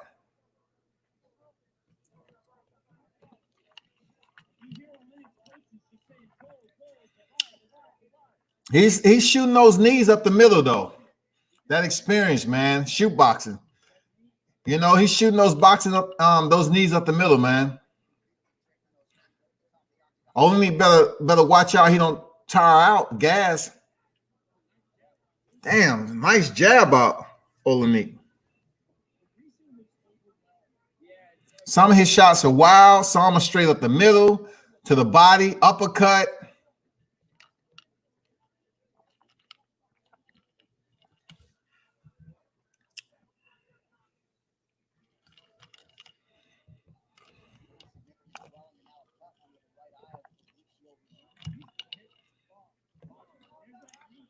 .135 remaining in the first round. Over under by Verdum. He's staying consistent with the knees though. He want to lock in. He want to lock in that submission bad, but it's not going to happen just yet.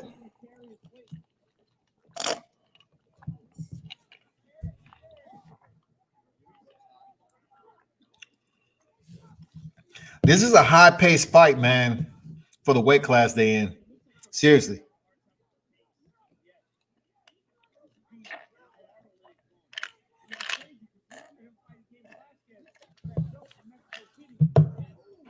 It's not boring.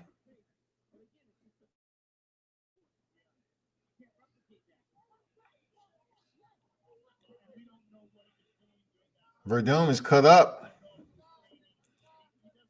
Those uppercuts. He's a machine.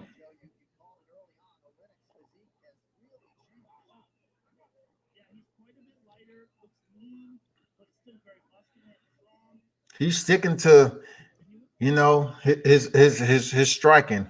Punch for punch, close distance.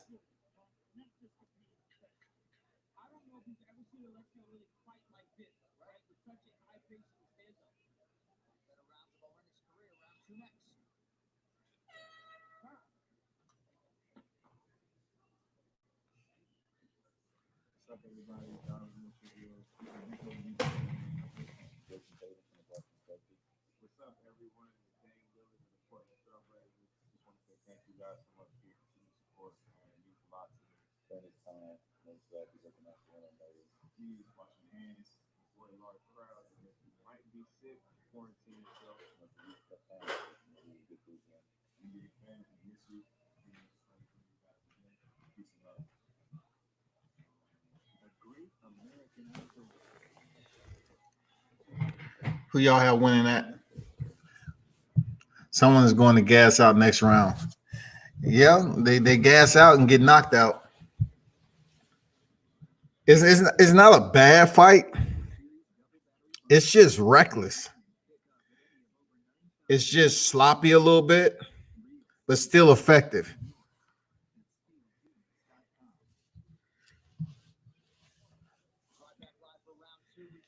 There's nothing that Verdum hasn't been in. He's been in wars like this before. He's been here before, man. He just looks a little slow. I like that spinning technique, spinning back fist, like that from the big guy.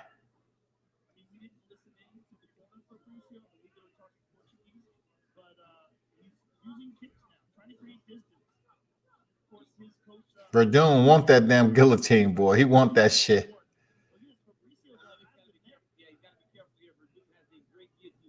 He want that guillotine. That's his go-to. His goddamn.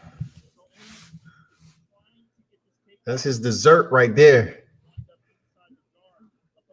He trying to lock that shit in.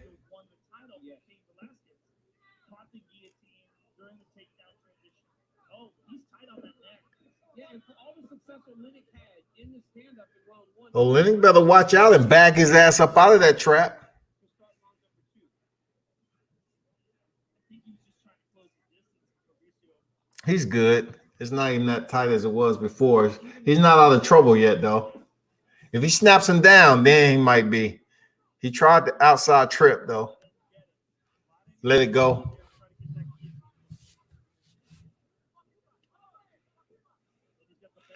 Man, this guy is just walking with a loaded right hand. He almost looking like Dan Henderson. I mean, it doesn't get any more telegraphed than that. Like he's leaning to his right side and walking in, and you know he's going to throw the right hand. Fabricio need to down, feint like he's closing distance and just throw the left high kick.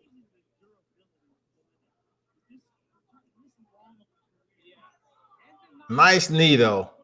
Nice, another one. Those knees are connected. Nice 1-2 combination by Verdun. Outside leg kick. Damn. 240 left in the second frame, man. Olynyk is gassed, like he's breathing deep. This might work in favor of Fabricio.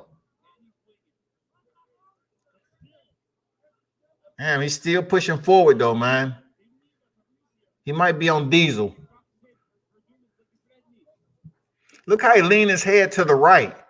This dude cannot be champion. Oh, he's in a bad place right now.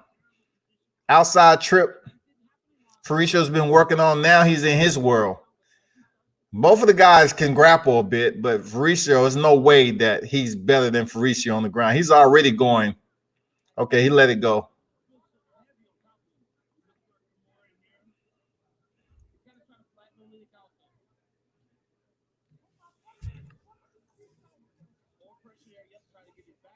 Approaching 140 remaining. A minute 40. You don't want to give up your back to Fabricio now. 2 hooks in, that's a bad. It's minute 30 left. That's bad. We'll see. He's a little high, though. He's a little high, but we talking about Fabricio. Fabricio can still work an armbar out of this if he don't get the RNC. He can still work an armbar. Oh, man, he slid out the front. Well, Olin went out the back. You know what I'm saying? Damn.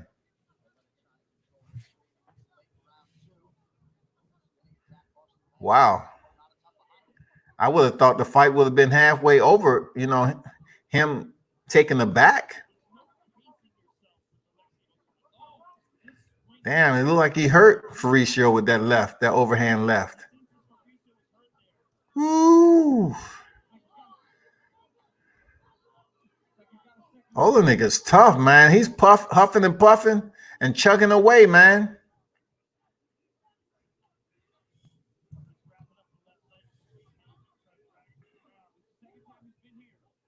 Let me see what he's trying to do. Okay. Fabricio turns into him. Nothing new for Fabricio. Oh, nice straight right. That landed dead on center target. Center mass, goddammit.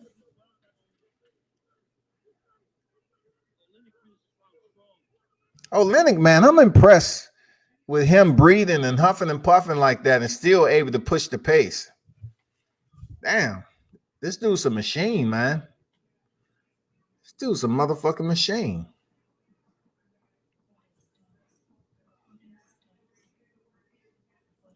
Well, the predictions of someone gassing out the next round, I think both fighters was tapping into their reserve tank, but still the fight was pretty damn entertaining, though, I have to admit. It's a bit sloppy, but these are the big guys, so Olynyk is like a machine, though. I can't see him winning the chip. You know what I'm saying? I just can't see him, man. DC would goddamn run circles around Olynyk. Just run circles around that dude. That's without question. Stipe will too, man.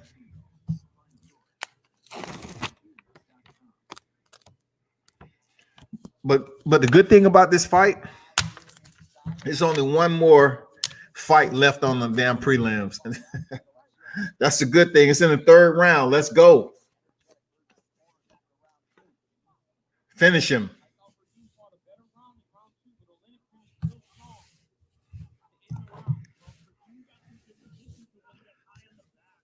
It's just extremely sloppy. I can say they might not have the best cardio. He took him down again.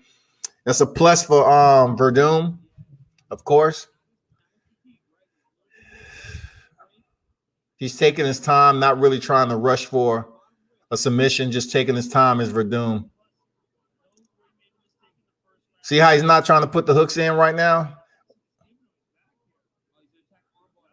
He's going to try to go for an armbar or, yep. He's in a bad position, but we'll see what happens. He might pretend like he's going for an arm. Yeah, he is. He's up high. He's trying to go for an armbar.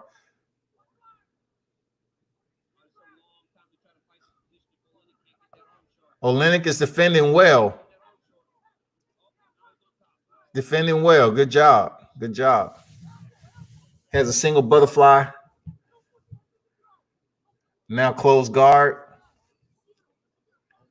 Damn, Olenek, man. Dude look like he's on his last leg sometime. And he's always in the fight. He's just slowed tremendously. 3:30 remaining. I'm surprised he's able to even. There go Verdum.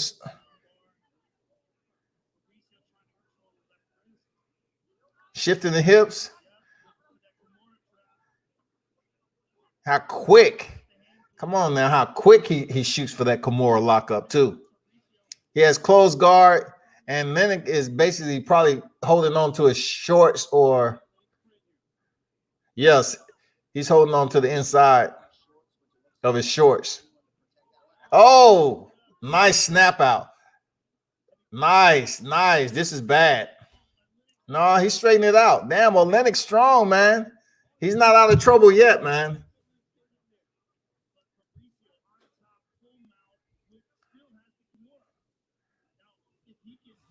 $2:30 remaining, man. This is a bad place. He lets it go. He's in full mount, though. He's trying to switch up again for the arm. Now he tries for the RNC. He's going to switch it out to an arm bar. This is bad. Olenek is going to turn into him. He's going to try to. He's going to try to wait till he actually commits to the arm bar. Fabricio sees it, goes into full mount. High-level jiu-jitsu, of course, from Fabricio. He's working this guy on the ground. Easily this third round is his. Easily. The transitions are on point. What more can you expect from Fabricio?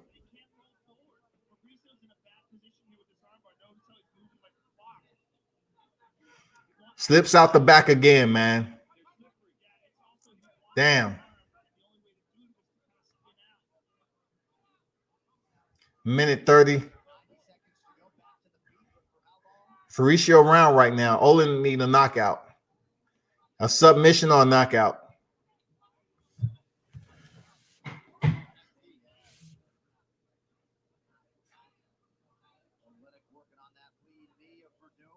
And Fabricio might get a win being off as long as he was. Shit, he might get this W.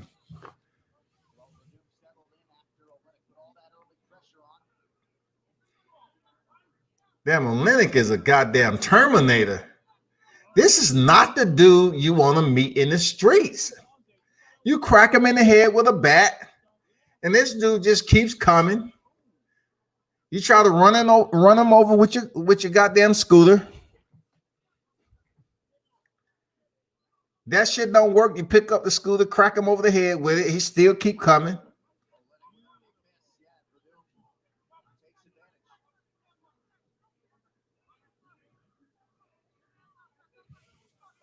Tough dude, man. He about to take this L, though. Olenek is about to take this L though from a guy who's been off for 2 years.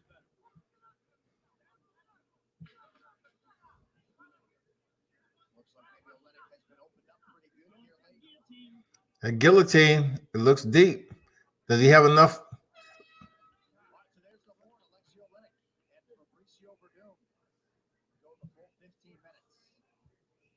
Good sportsmanship. Damn. I don't know if Olenek has any daughters, but fuck that. This dude gonna say, you got to come down in the basement and go at least one round with me on the mat. If they smart, them dudes might want to goddamn about face and keep it marching. This dude is a machine, man. He has cardio for days. He's just a little sloppy, but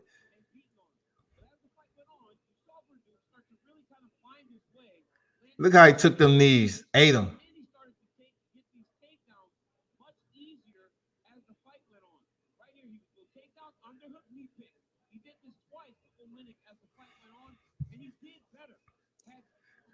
Look how he got out of this. That Kimura was a little deep, but look how strong he was to get to his back and straighten his arm out. Jesus Christ. And that's from a BJJ black belt, man.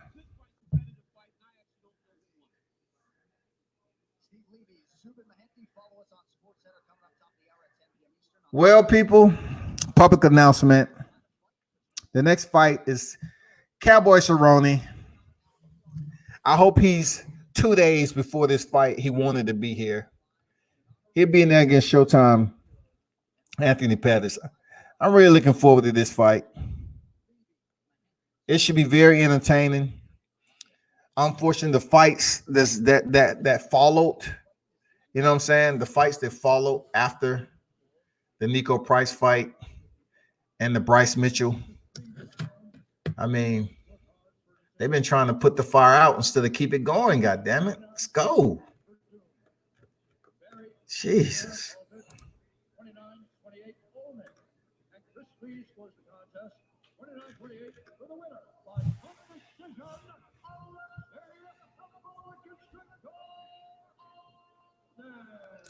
What? Olenek won? Like they must have gave him the first 2 rounds. What the fuck? What? They must just gave Verdun the third round. Damn. Weird.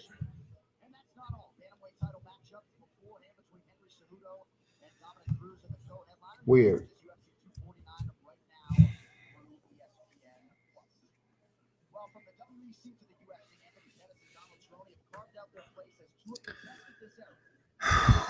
Let's go. It seems like it's only 9:30, but it just seems like this card is moving in slow motion.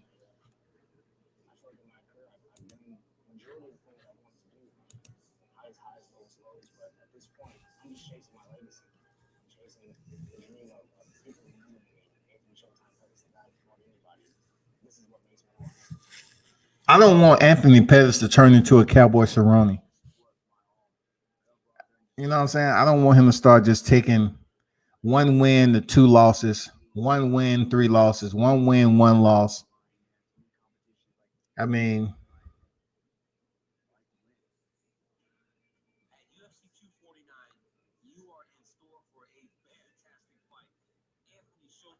they have DC hyping this shit up after seeing Cowboy go in there and get finished by Conor McGregor off some bullshit shoulder strikes with a left high kick that barely landed.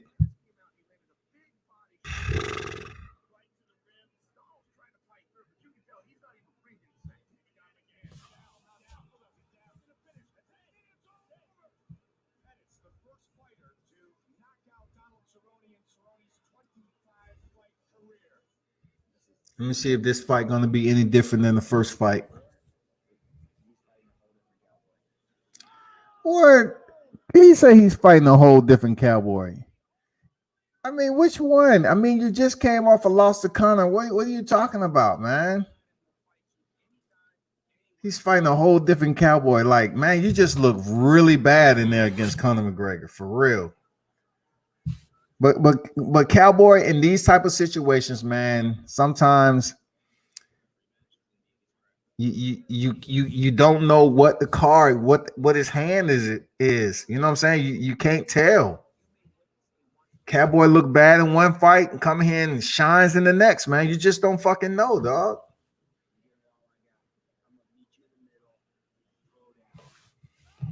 He's gonna meet him in the middle and throw down. Okay. All right.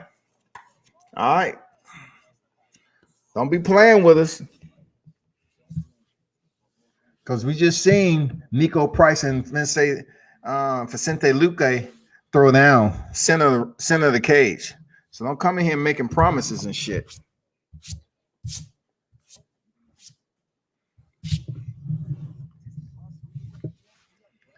If Cowboy Cerrone lose this fight, man, he need to take a considerable amount of time off.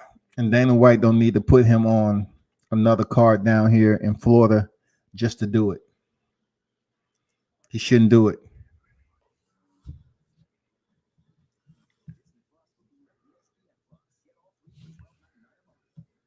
What's going on, Don Dottie? You step back through, man. Main card is almost on deck, man. Verdun went nowhere near the top 15 either. He fight guys who's about to retire. He should just retire. Yeah. I mean, he's still a threat a little bit. I mean, you've seen it, but I'm not sure if he had ample amount of time to train his cardio during the pandemic. You're going to see that with a lot of fighters. It's important if they had the access to train and get that cardio in, man.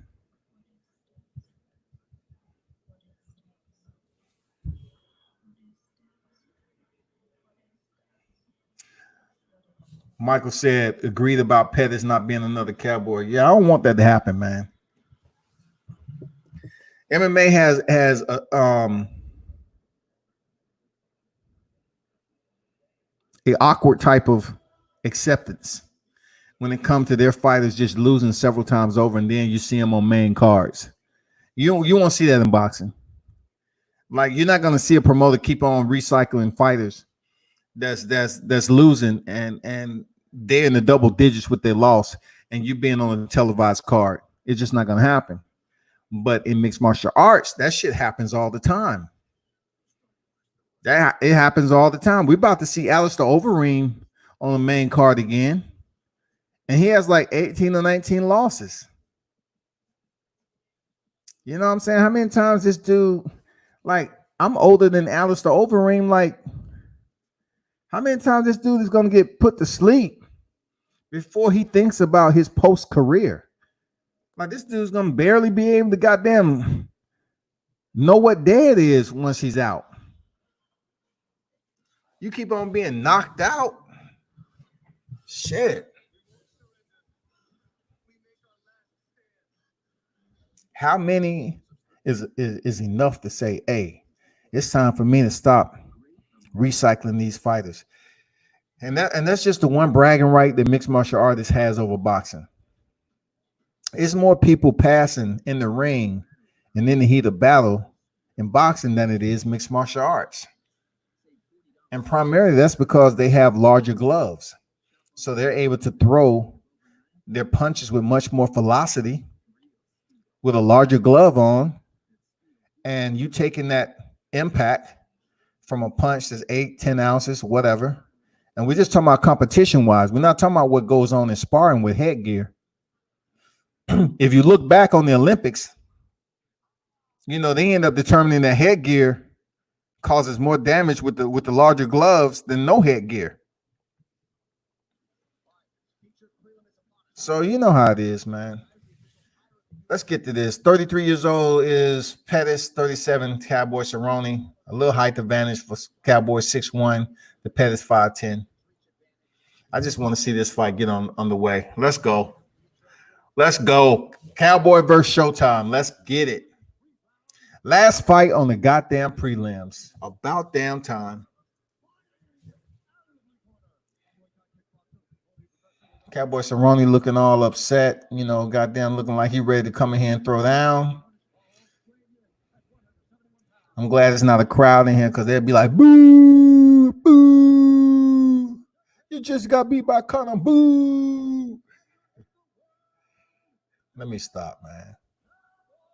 He might go in here and wreck Anthony Pettis. I don't know. Shit. See, with Anthony Pettis, he always looked like he about to do some slick shit off the cage. You know what I'm saying? His swag and everything. He always looked like he about to do some goddamn magical shit. Like Anthony Pettis is the magician in this bitch. To goddamn lead Stephen Wonderboy Thompson to the cage and then use it for momentum to come out with a Superman punch and knock him out. Shit. That's slick. Let's see what he got in store for Donald.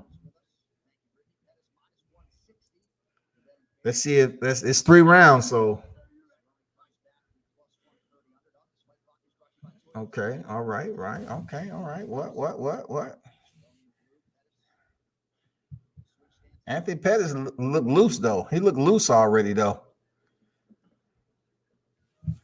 Very loose. And these guys are both super high level strikers. You see a lot of space, a lot of setup. You know, only take what's available to them. They don't really expose themselves to get countered much because they're so high level. They're so good at what they do. Cowboy looks much more focused than he did in the beginning round of Conor McGregor. Real talk. If we would have got this Cowboy in the first round of Conor, it looks like it should have been a different damn fight. But anyway, I like the movement from Anthony Pettis, side to side. You know, being evasive, but still thinking, being, you know, staying within range for whatever he's trying to do.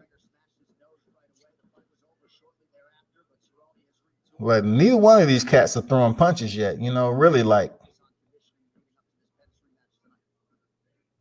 And once again, you got to think about the cardio aspect. Who had access to the gym? A lot of feints. Cowboy shoots in for a single, lets it go. Cowboy looks focused, though. Right hand from Pettis. That's a lot of movement from Pettis. I hope he just has the gas tank to stay fueled up in the second and third round if it goes that far. He's doing a lot of moving for no reason. I know he's setting up some shit, some funky shit.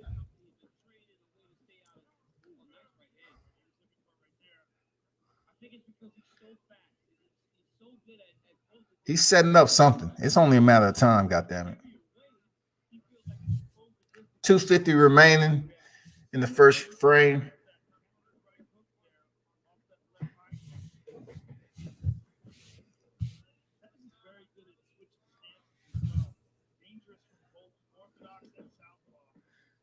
Cowboy looking solid, though. Pettis looking solid. All right, he has the back. Cowboy has the back. Break the body lock is Pettis easily. Very nice by Pettis, man. Has a single underhook. Works back out to the center. Breaks it. Reset. Nice. Nice. Cowboy looks focused. He didn't have that look when he fought McGregor, though.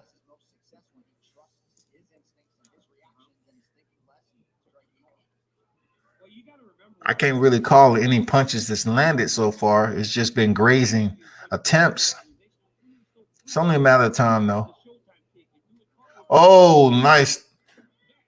Oh, Cowboy Cerrone has him on his back. Let's see how this works out. Cowboy Cerrone went in for the takedown off the counter, which is great. So he's applying heavy top pressure right now, chest to chest. Pettis turns into him. You know, switch out the hips, trying to work that underhook to make it back to his feet.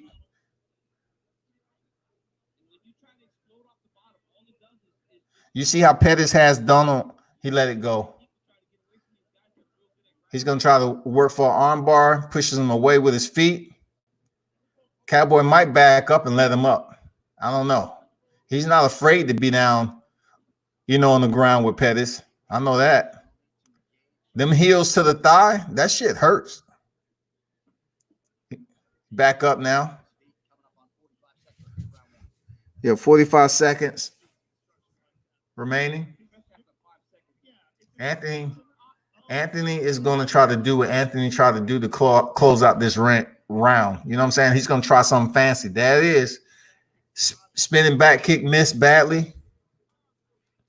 He goes to the inside lock thigh kick. He tries a Superman punch. Cowboy slips it pretty good. Cowboy looks focused, man. He's seeing a lot of what Anthony is throwing. Oh, he hurt Cowboy. Pettis hurt Cowboy with a straight right on the counter. After Cowboy just landed a 1-2 combination. He buckled Cowboy. Cowboy is going to be another guy on post-fight, post-retirement. Shit.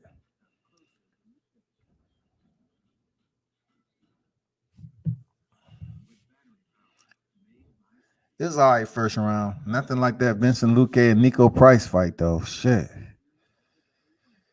If you in the building, man, hit that thumbs up button. Six watching. We're on the brink of the main card of UFC 249 down here in Jacksonville, Florida, at the VyStar Veterans Memorial. If you're in the building, hit that thumbs up button for me. I appreciate it. I appreciate that. Salute to everyone in the building. Salute to the wrenches. The main card is going to be much more exciting than the prelims, of course. Kicking off the main card is going to be Greg Hardy, the former NFL football player, against Yorgan De Castro.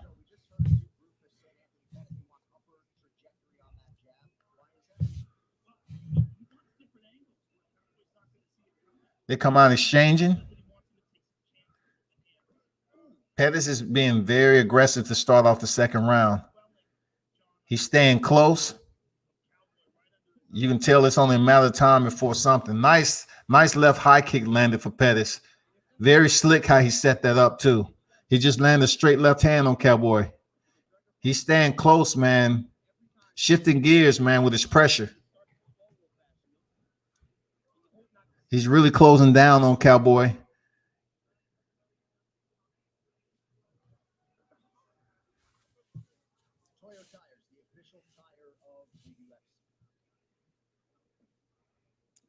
It's a pretty decent fight so far.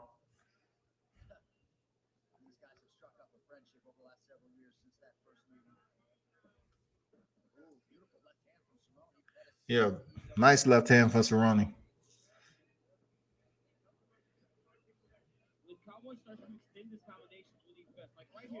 Oh, nice left hand by Anthony. Landed. Cowboy took it fairly well, so it was definitely a different Cowboy than the one that stepped in there with Conor McGregor. As much as I don't like to keep on pinning that to the narrative, I'm just saying, like he looks more focused. But it just seems like the way Pettis is moving, it's only he tried that spinning back fist. Cowboy Cerrone kicked him in the process, man. Smart. He slowed down his movement while he was in the process of his spinning technique. Front kick to the thigh with Anthony Pettis. Approaching 2 minutes and 50 seconds remaining. Flying knee attempt by Anthony Pettis missed. Cowboys, he has pretty good defensive movement also.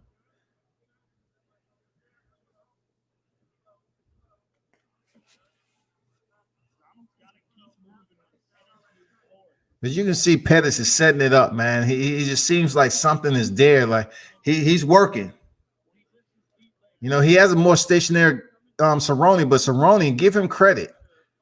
He's still being evasive, though, you know. Switch kick by Pettis. Oh, nice counter left by Pettis.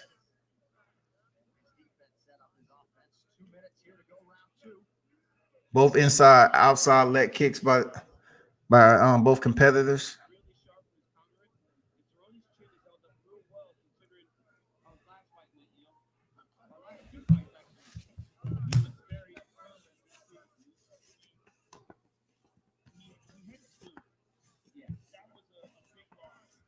Man, solid right kick by Cerrone straight to the midsection of Pettis. Right after tonight's main event, don't miss a recap of all the action on the UFC 249 post-show on ESPN Plus. Daniel Megan and I break it all down. Left kick to the body by Pettis. Another one. Cowboy shoots in for the takedown, gets it. Big takedown to close out. You know, heading to a minute 10 left in the second frame. Big takedown by Cerrone. Big. So Pettis is probably gonna do what Pettis does, work off the cage, working his base, trying to stand up. Cowboy cuts him off this time. You know, he stacks him high. He's trying to pull those hips out against the cage, flatten him out a little bit. He tried to set him up for that knee, but Pettis saw it coming, was able to stand up and avoid it. Good shit. Oh, nice high kick by Cerrone on the exit. Pettis better wake up. Cowboys, he's taking his second round. Cowboys, see, he about to get a win after doing patented Cowboy. Come off a loss and get a win.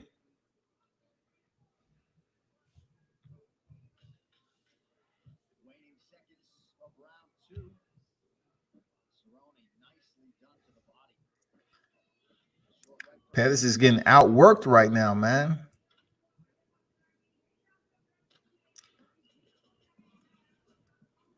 So the two, you know, second round, they gave each other a hug. I'm like, the fight ain't over, bro. I know y'all friends and everything, but damn, we really trying to get to the main card. I know y'all boys, but at least try to win. Damn.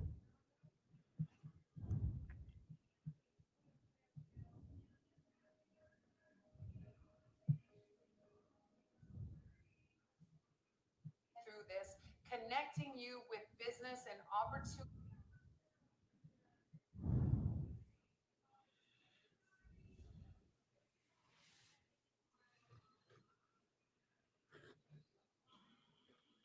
Appreciate everybody that's in the building. Presented by Modelo.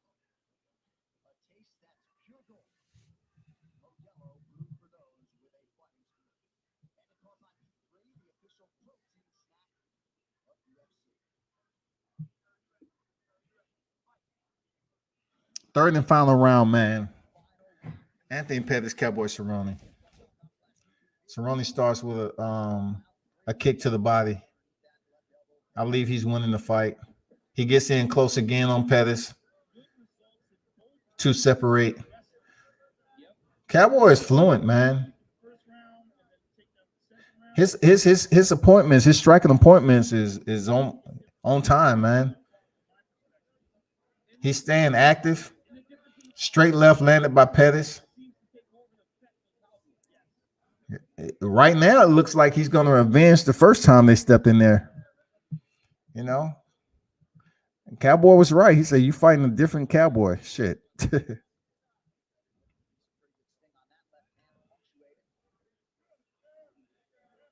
two exchanging. That's what's up.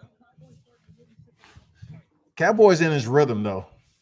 This Cowboy right here, man, looks much better than the one before.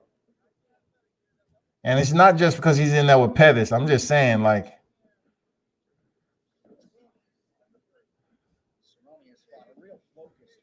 his whole rhythm is different.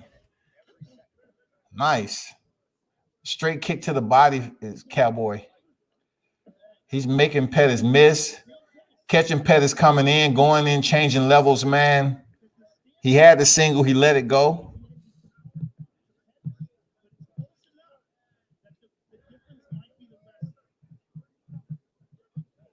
Anthony Pettis, 3 minutes and 20 seconds remain in the last round. This is not a boring fight, but it's not overly exciting because most of the punishment or the punches landed is just like you get no real reaction from either fighter. And I'm not sure if it's because they're friends, they're not just trying to destroy one another, but I know Pettis about to take this L if he don't watch out. He's outworking Pettis right now, man.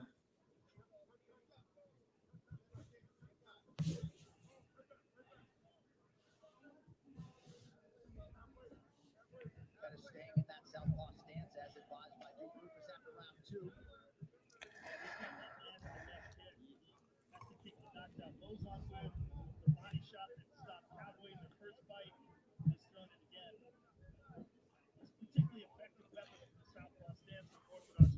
This is becoming very easy work for Cowboy Cerrone.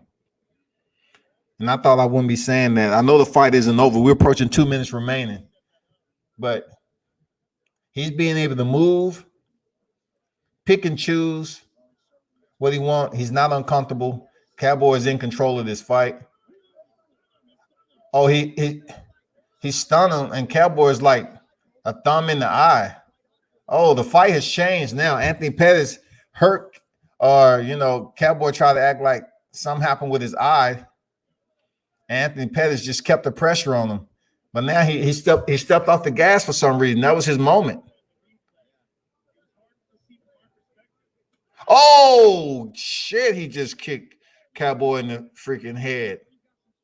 Or he caught him with the top of his foot, though. Damn.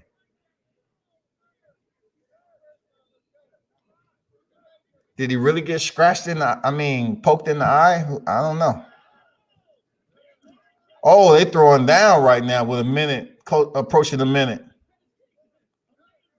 Damn. Nice.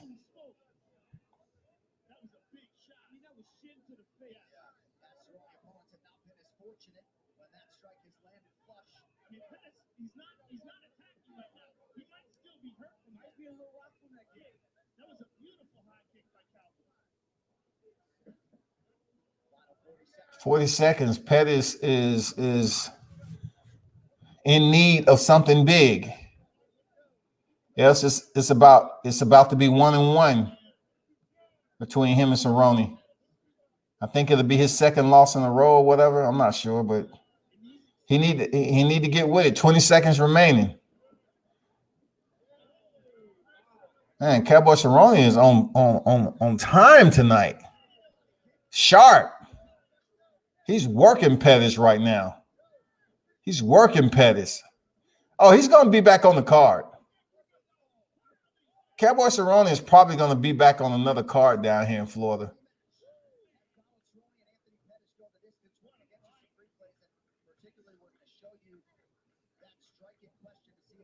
Damn. Cowboy's going to be back on the card. As much as I was taking that shit as a joke coming off that fight with Conor, I think he's going to, like he said, stay down. Hell damn, stay down in my RV. If he needs me on another card in Florida, I'm up for it. He didn't take too much punishment this fight.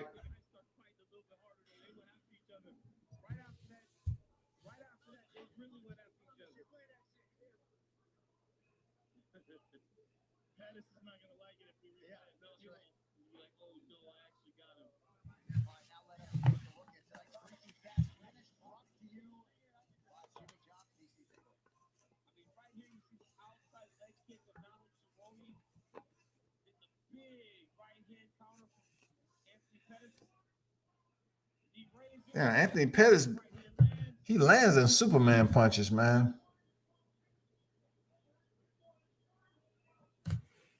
Cowboy lands, Pettis lands. Big head kick lands from Cowboy coming up. I hope they put that in the replay package.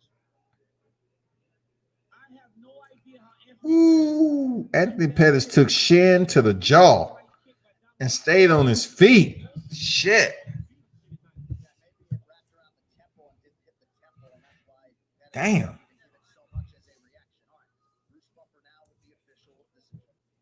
He's 1-1 right now. 3 rounds. We go to the judges' scorecards for decision. All 3 judges score this contest 29-28 for the winner by unanimous decision. Cowboy. What? What? Oh my goodness. They gave that to Pettis. Oh my gosh. WTF. Over. This is Sierra Whiskey. WTF over. WTF over. Do you read? Do you copy? Over. Do you copy?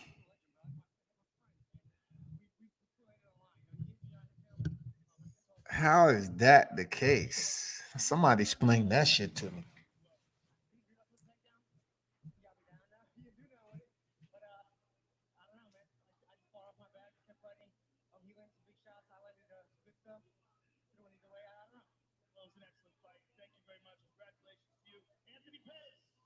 All right, so Anthony Pettis gets his 10th UFC win, and he makes it 2-0 in the series with Donald Cowboy Cerrone. All right, with that, thank you all for watching the UFC 249 prelims. For Joe Rogan, Daniel Cormier, and Megan O'Leary, I'm John Anik. Next year on ESPN is Sports Center with Steve Levy and Zubin Mehenti. And of course, we hope to see many of you for UFC 249, which starts right now, live on pay-per-view.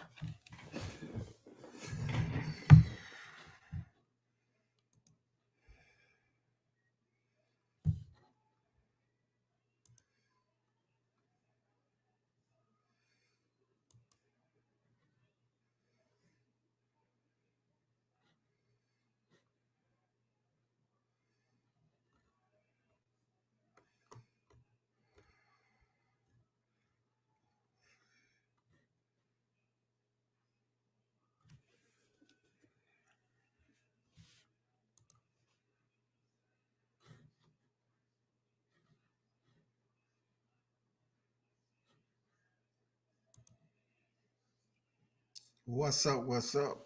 What y'all think about the prelims, man? Real talk. I mean, the second and third fight performed the way we thought it would be. It would have been good to see Sosa and Uriah Hall kind of add a little bit more flavor to it, but I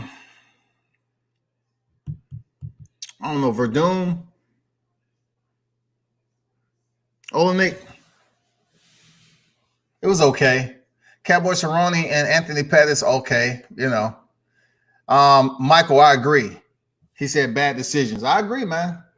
That last one was a bad decision. How in the hell Anthony Pettis won that fight? Man, that shit right there, I don't know what the fuck that's about. Seriously, I don't know. Like, Cowboy Cerrone had every reason to be like, that decision was bad. Every reason. Jesus, thank God Pettis won me. My stepbrother had him on our bets. Hey, that's good. That's good.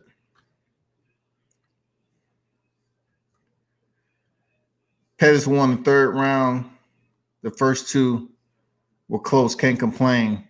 Well, I thought Cowboy Cerrone won 2 rounds easily.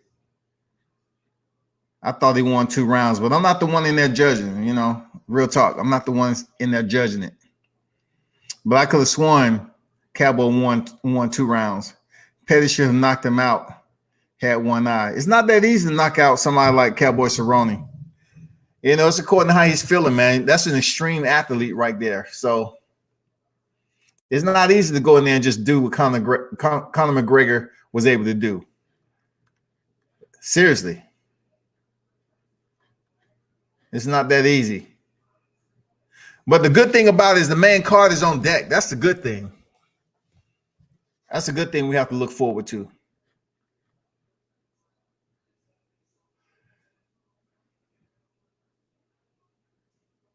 So let me get up out of here and go to the nope.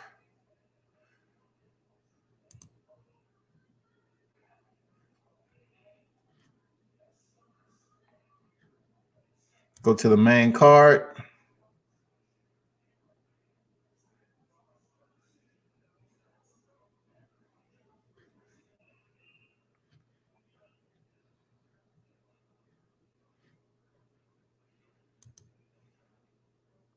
And we keep forgetting a little bit. There's no crowd in there too. So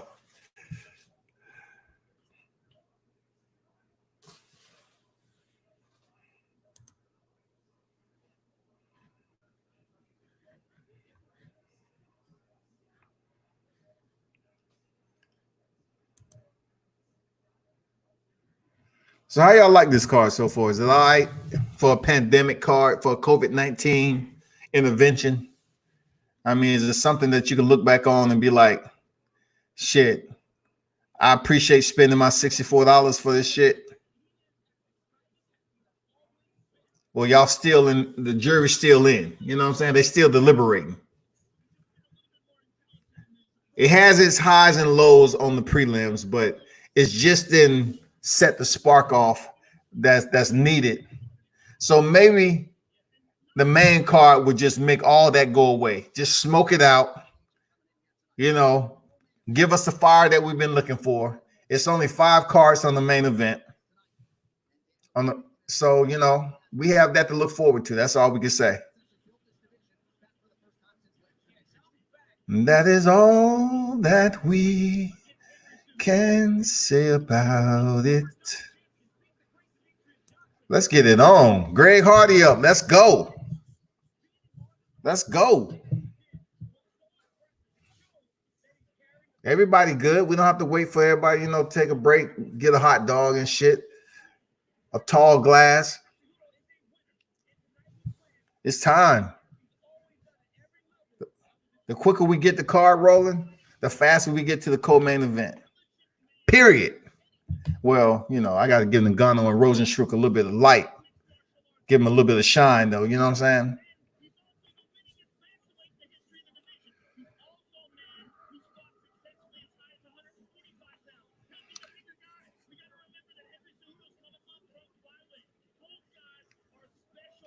There's a reason why I'm basically off screen when I'm doing this card.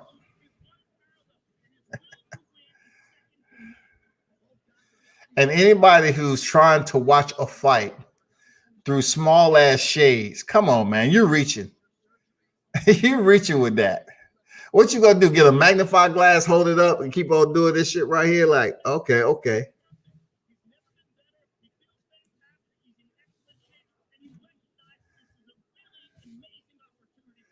You can't see shit through these shades, man.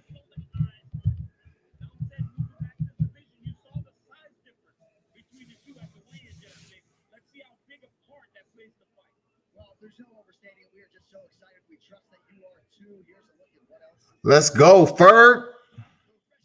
Anybody checked on Ferg back there and see if he's still, he ain't back there bleeding and doing self-mutilation or anything like that before he come out to fight? Anybody checked on that dude? You know what I'm saying? We can't have him alone by himself for a long period of time now. Come on, man.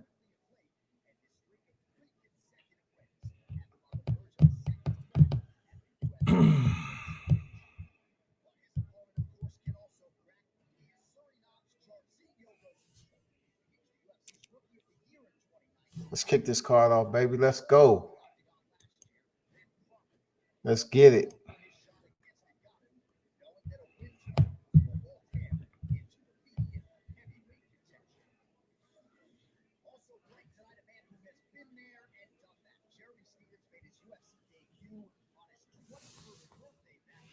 Yeah, I'm looking forward to Jeremy Stevens and Calvin Kattar, a Cater as they call it, Calvin Cater. Looking forward to that fight.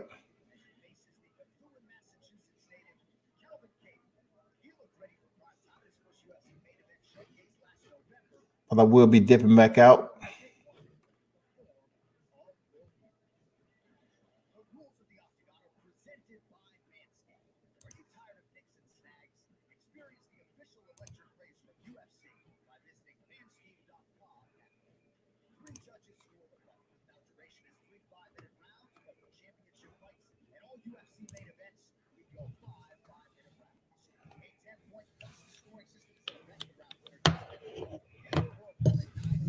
Let's go. Let's kick this off, people.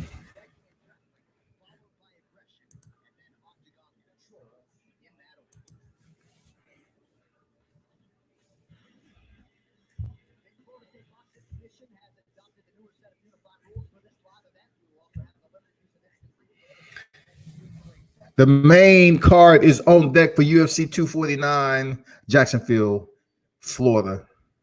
Tune in for live commentary for one and only World Combat Sports.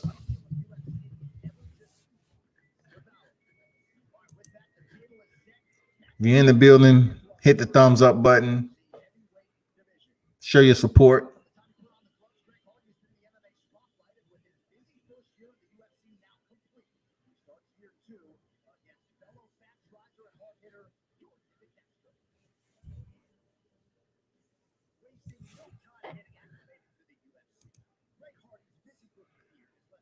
So the preview's on deck for Greg Hardy. We'll see how he performs in the blackout. This is gonna be a good fight.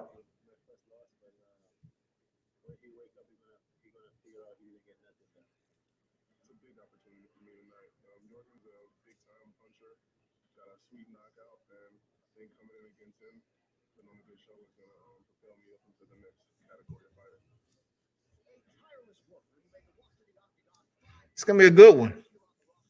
It's gonna be a good one, Shawty. These two heavy-handed big guys, man. This is gonna be good, man. We're gonna see can goddamn Greg Hardy maintain his cardio this time instead of trying to pull out an inhaler. Greg Hardy looks high. Shit. He looks sleepy. It ain't like they cutting weight.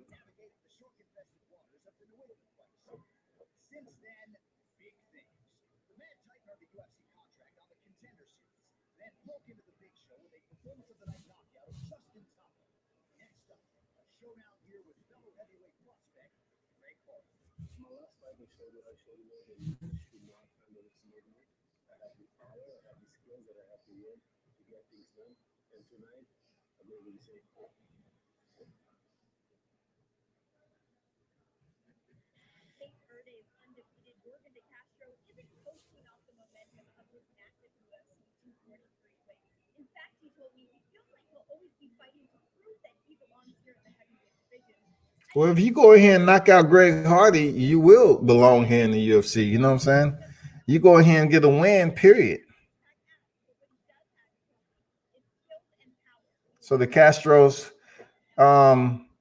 doing his cage walk, looks confident, ready. Main card's on the way.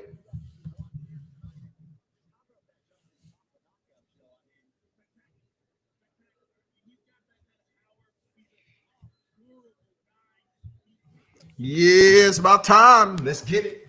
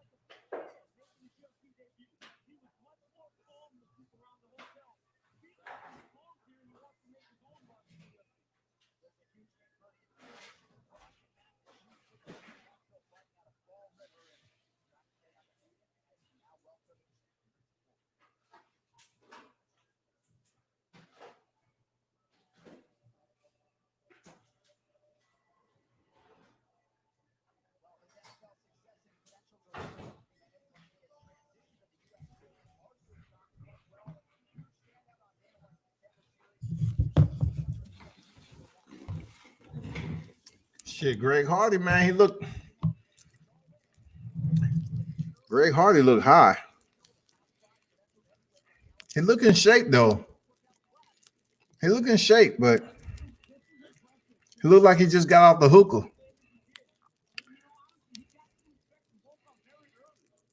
He look in shape though. I ain't gonna lie, he look in shape though. He look ready.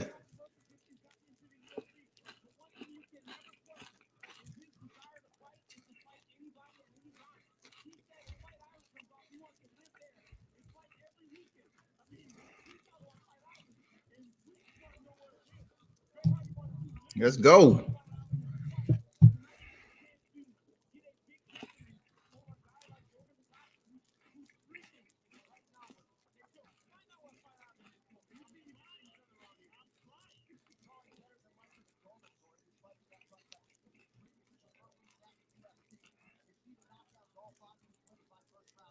Greg Hardy enters the cage.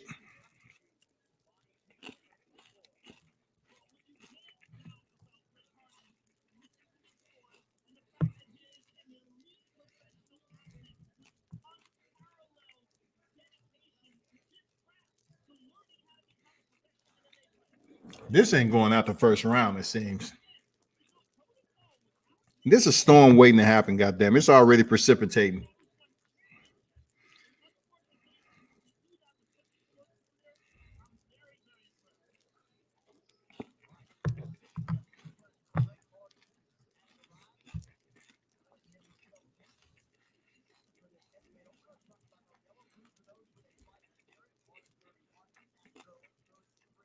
Greg Hardy His eyes, the way it looked, he has this sadistic type stare to him.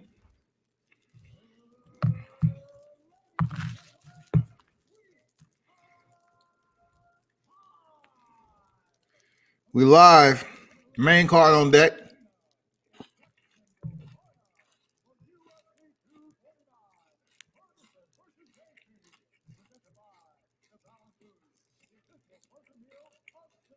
The Castro look like he's ready too.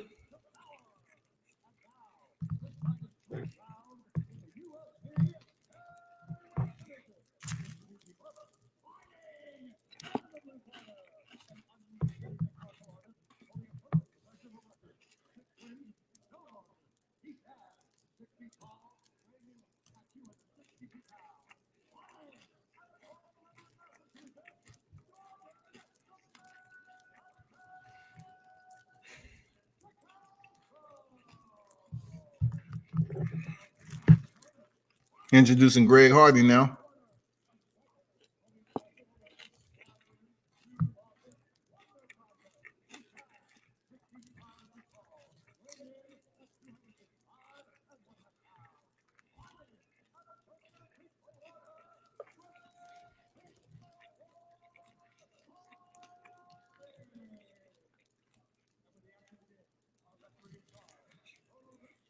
Herd Deem in the building. First round, fellas. First round. Greg Hardy. Hardy versus the Castro.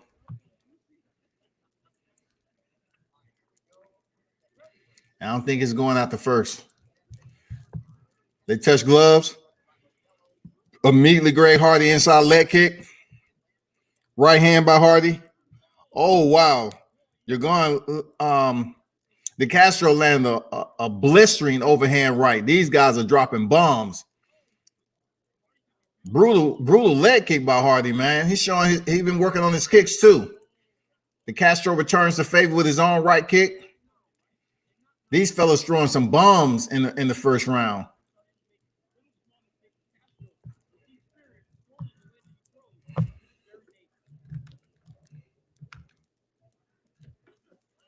Castro misses with a sweeping left hook. Jab by Hardy.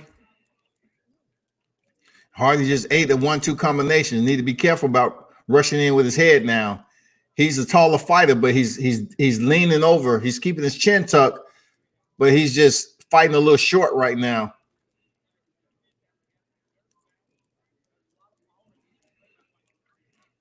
Every time Hardy close distance, man, the Castro is firing off. He ain't hesitating either. He's trying his best to unload that right hand on Greg Hardy's chin. Hardy is showing his patience, though. He's going straight jab to the body. Up top. He's cooking. He's cooking.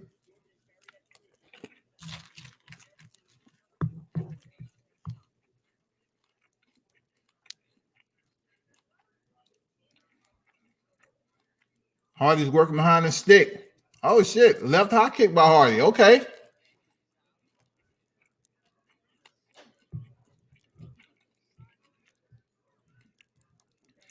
Your gun is De Castro is headhunting a little bit. Hardy's doing good with avoiding those heavy punches. But he just needs to move off center when he avoids them, though. He's going straight back. There's some heavy ass punches from De Castro. Hardy with the jab, stand fundamentally sound right now, sticking to the technique.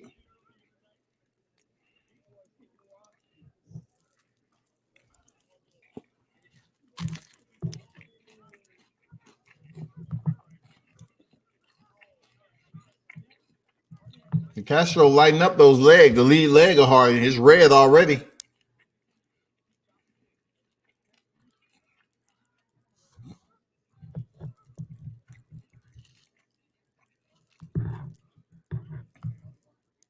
Not much action. A minute 50 remaining. Greg Hardy is moving back in a straight line, man. It may work against him, but so far he's not really taking any punishment or paying the price for it. But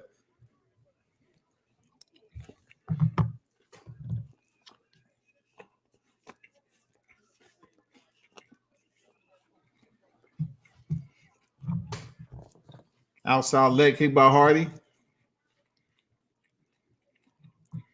Double jab by Hardy. Oh, both are throwing bombs. Whoa. Castro felt that. Oh, straight kick up the middle by Hardy. Okay. Damn. Hardy's showing his speed for a big man. Damn.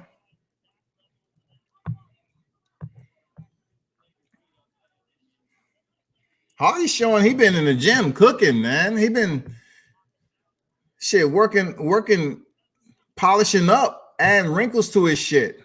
He got some pretty good speed, man. Shit. What was I just watching? He's not overdoing it though, Hardy.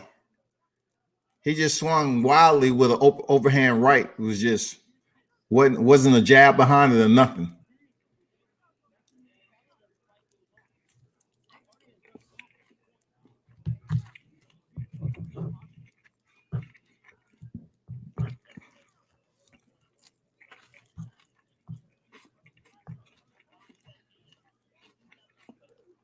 Eight seconds left. Hardy goes for a right high kick, misses. It's almost the end of the round.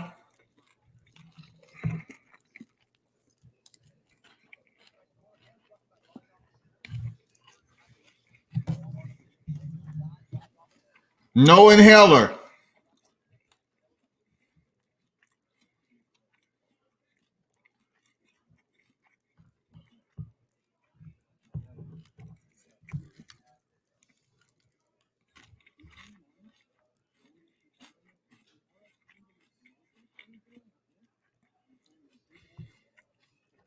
Hardy's not breathing hard, taking in deep breaths, look composed.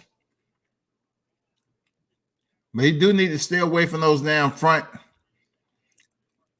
those kicks from the Castro. Those things are brutal. He can't lean heavy on his lead leg, Hardy, and take those kicks anymore. Else he might be stumbling a little bit in the second round. That leg is whipped. Damn. His shit is purple.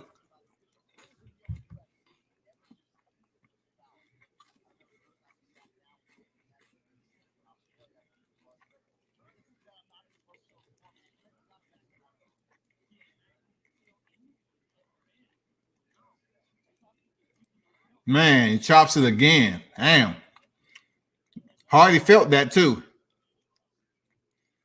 He's a little bit wobbling on that lead leg too, man. That shit is purple. Oh, he chops it again.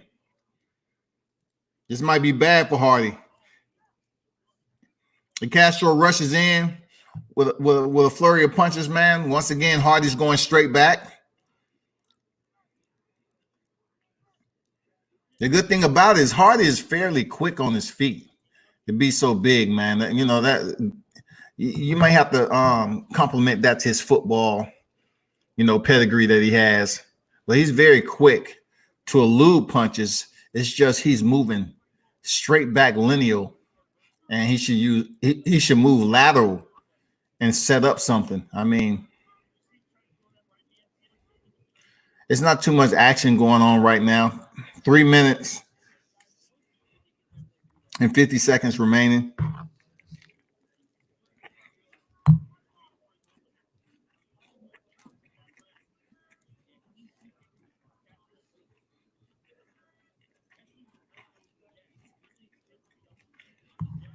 Man, Hardy with a Superman punch. It missed though. Inside kick by Hardy. Answered by the Castro. Not a lot of action like the first round. A lot of posing going on. The lead leg of Hardy is jacked up. I ain't gonna lie. He fucked him up quick.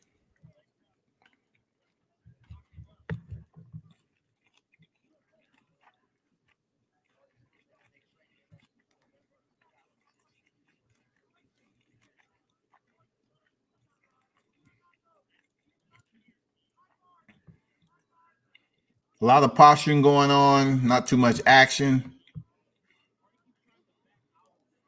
2 minutes and 40 seconds remaining in the second frame.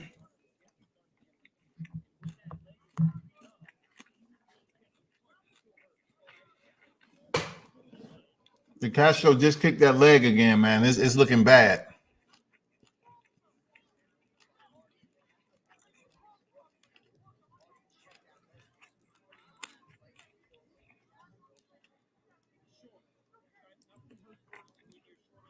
Hardy is using the inside leg kick, but it's not with any bad intentions. He's just using it just to set up a distractor to probably throw punches up top.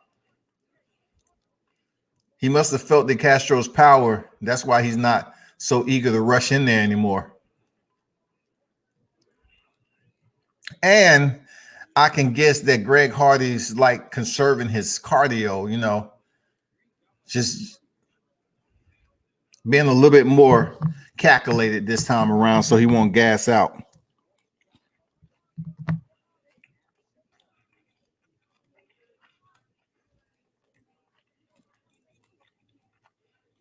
Not much action at all.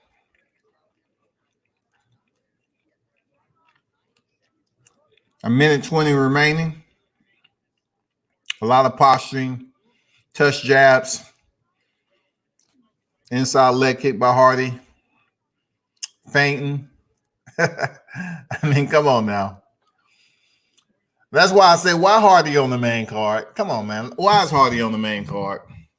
Well, what Dana's infatuation with this dude?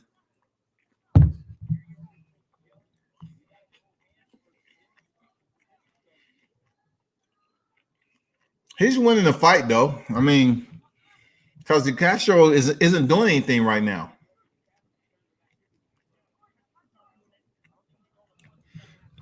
He lit up Greg Hardy early with the outside leg kicks and did mad damage, but he's abandoned that shit. I don't know if it's because his cardio, you know, he's trying to save it to the third round, but the Castro has some heavy kicks, man. He fucked up Greg Hardy's lead leg in the first round.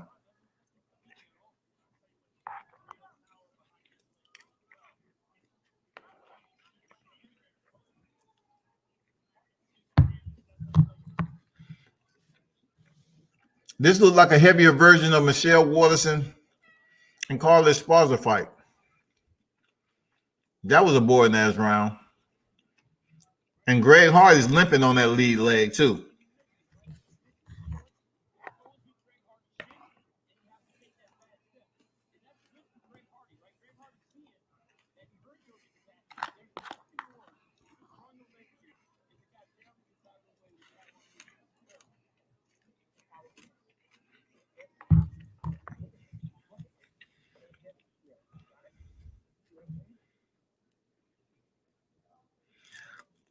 Greg Hardy spits out his mouthpiece. Dang, your gun ready to go. What is he doing? That was weird. He gets off the stool to go touch Hardy's glove, and the round's not even started yet.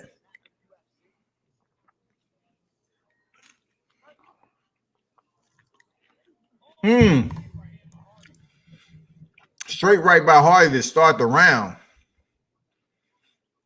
Oh, they're getting at it. Your gun returns with a 1-2. He ain't playing. He's using everything that's left, man, going at Greg Hardy. He's using everything. I mean, he's still headhunting, but he's fighting. Every time Hardy closes distance, he's meeting him at the door with that right kick to the outside of Hardy's lead leg. And it looks bad, too. Inside leg kick by the Castro. A lot of fame from the fighters. Not too much activity. You know, start off the round pretty good, but Greg Hardy's not really committing to his leg kicks. He's just throwing it out there, you know, just to touch him with it. It's only one pocket of activity that we've seen from Greg Hardy. That when he pressed the gas, I was like, damn, he has some speed. That was like the first round, I think. I think he's seriously trying to see what his gas tank is like to be a smarter fighter. That's what I see from Hardy.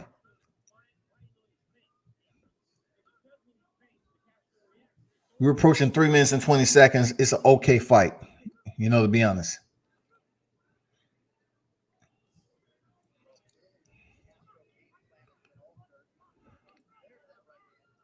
Double inside kick from Hardy, and Castro just lit up his left leg again. That thing is looking like salami. Shit, somebody get some ketchup and mustard. That thing looked like it's ready to goddamn be served up.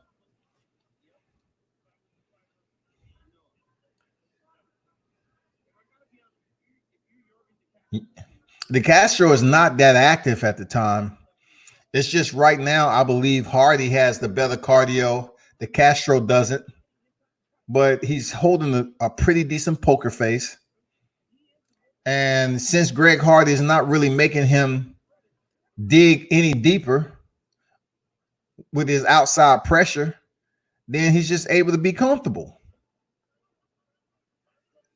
Uh-oh, he slipped down. The Castro slipped down. So let me see if Greg Hardy's going to go in his guard. Let me see if he's even going to go to the ground. He has a hold of the Castro's right ankle, and he's punching him on the inside of his thigh. And Herb Dean is looking at them like, what the fuck are you doing, dog?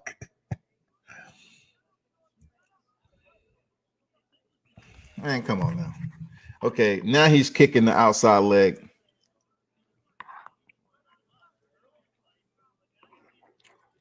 Minute 50 remaining. Greg Hardy has the Castro on the ground. He refused to, join him. So we can see what his ground game is like. But Greg Hardy is freaking punching him on the inside of his thigh.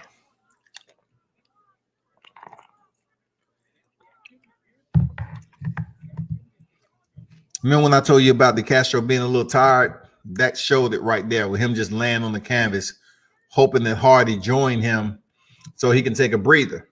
Now that he was able to take a breather down there for like 15 seconds or so. It's a minute left in the third round.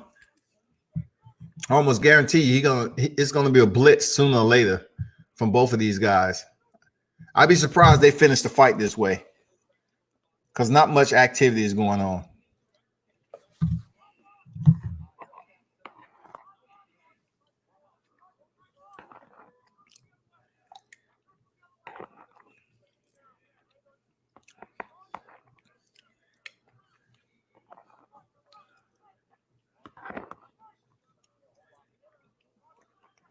$30 seconds remaining.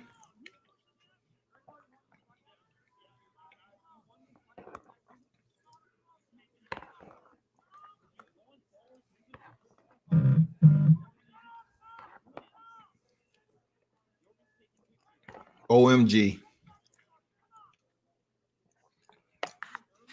There's nothing to commentate on. They're not doing anything.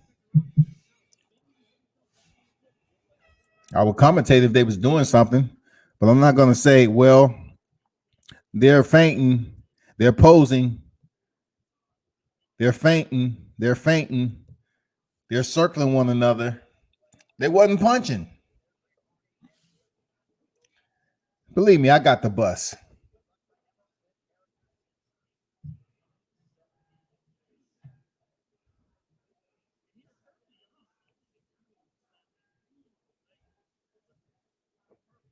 Can't commentate air. There's empty seats in the arena. It is two fighters currently in the cage with a referee, Herb Dean. But I think it's more action going on between the seat cushions and the lint from the air condition.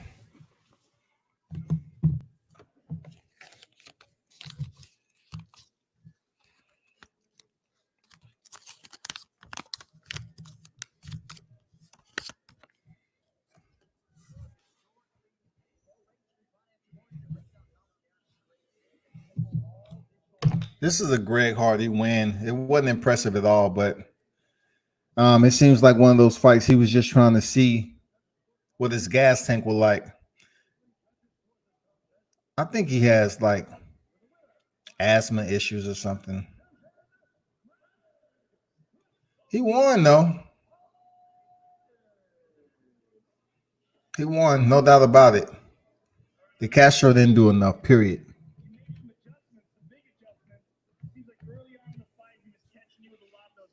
Well, Greg Hardy can fight, man. He'll fuck up some football players. I ain't gonna lie. That dude's fast. Whenever he's letting go, he's getting off. Dude is quick. Maybe he should have goddamn took boxing.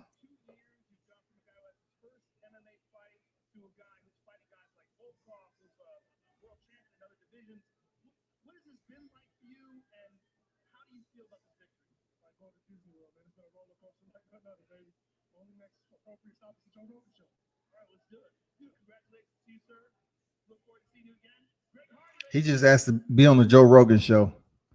Joe Rogan said, "Yeah, sure, let's do it."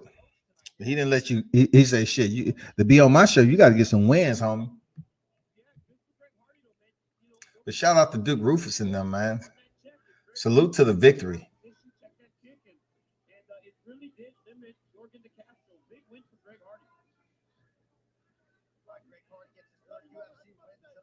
Congrats to Greg Hardy on the win, man.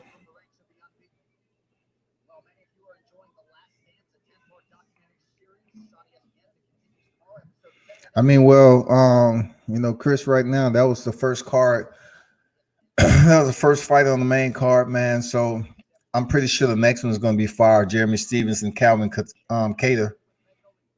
I know that's going to be some enough action to commentate off of, because shit.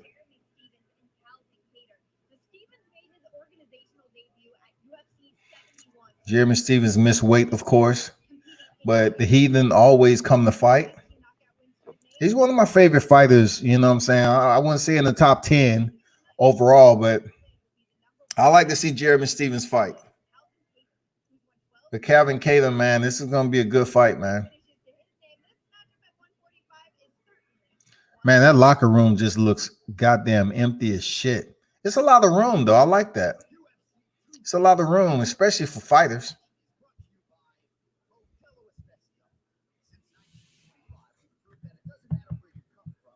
Those of you that's in the building, haven't smashed that thumbs up button. Smash the thumbs up button.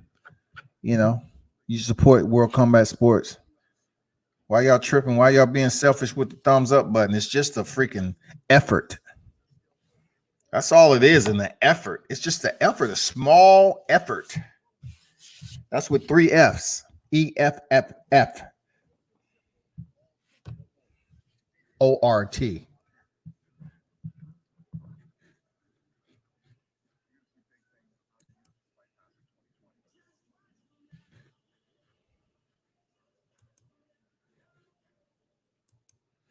Next on the card, Jeremy Stevens, and then we're going to get to the big boys. Nagano Rosenstruck. That's one of the most anticipated fights on this card, no doubt. That's one of the most anticipated ones. We haven't really seen someone get slept tonight. You know what I'm saying? We haven't seen that out of this whole card, believe it or not. We haven't really seen it. So I think that may be the card for that to happen. I mean, that may be the fight. Either this next one is coming up or Nagano Rosenstruck. I'd be surprised if anybody gets slapped between Cejudo and Cruz. But Ferguson and Gaethje, it's possible, man.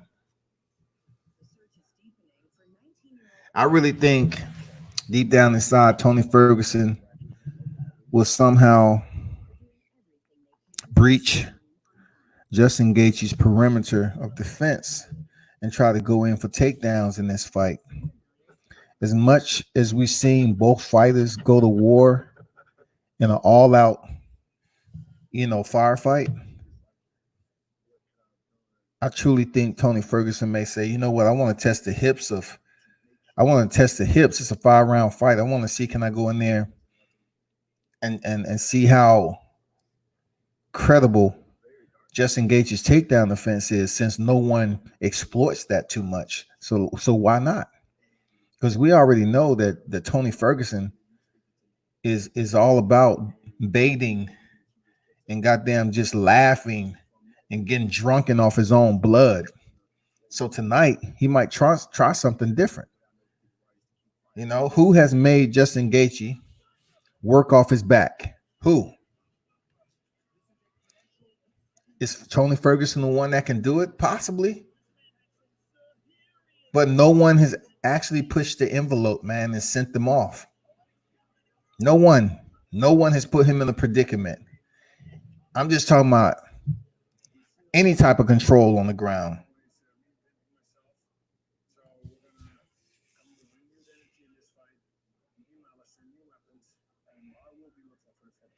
I see Alistair Overeem, his lip healed up pretty good, thanks to a plastic surgeon.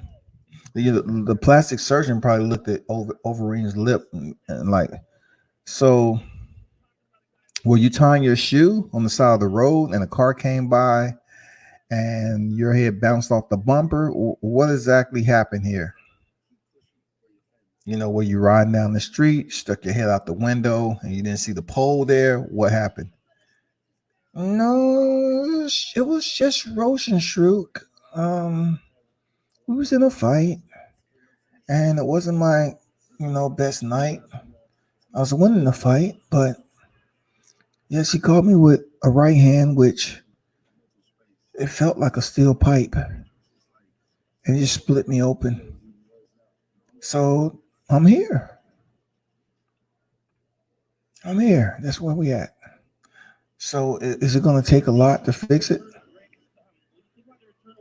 I can do it with or without anesthesia. It don't matter. I'm Alistair Overeem. I don't really care. Claudia Cordelia, Angela Hill is the co-main event with Overeem and Harris. On May 16 card, Danny Essen Barbosa, Eric Anders, Jotko, Christoph Jotko, and then Sung Yadong. Man, that card is super light, super freaking light. That shit's gonna be free TV right there. Super light. De Castro lost me money.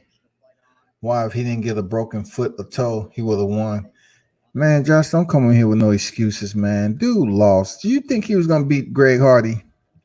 Man, come on. Dude didn't have enough cardio. You just made the wrong bet, man. Now you about to see if your bank account is gonna fluff up a bit because you got Qatar. Let's see if that worked out for you. And then you got Ngannou. Let's see if you able to recover. Able to rebound, man. You never know. He would have won that easy. The catcher was throwing his leg into the foot problem. Hey, that's fighting though. That's fighting. You have to have durability to be in the fight game. That means landing your strikes correctly. That's just like in bare knuckle fighting. You have to go in there and place your punches correctly so you won't break your hand. If you go in there and break your hand 2 or 3 fights in a row and you lose, who fault is it if you continue to try to crack somebody in the head the entire time? You got to learn how to punch them to the body, punch around their guard, all that shit. Him getting the injured toe, it might have been some changes that Hardy made so he can stop him from being kicked.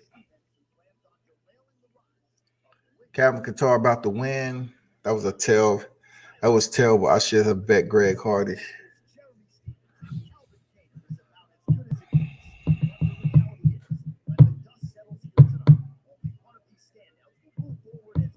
Where your man Perky go there, Josh? Where Perky go? Where your boy Perky at?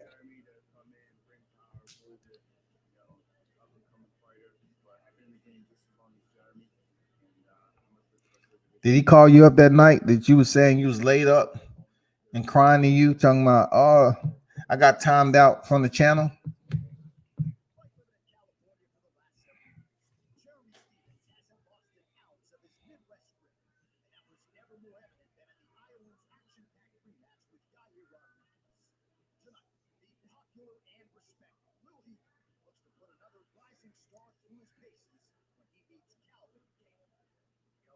tough matchup tonight.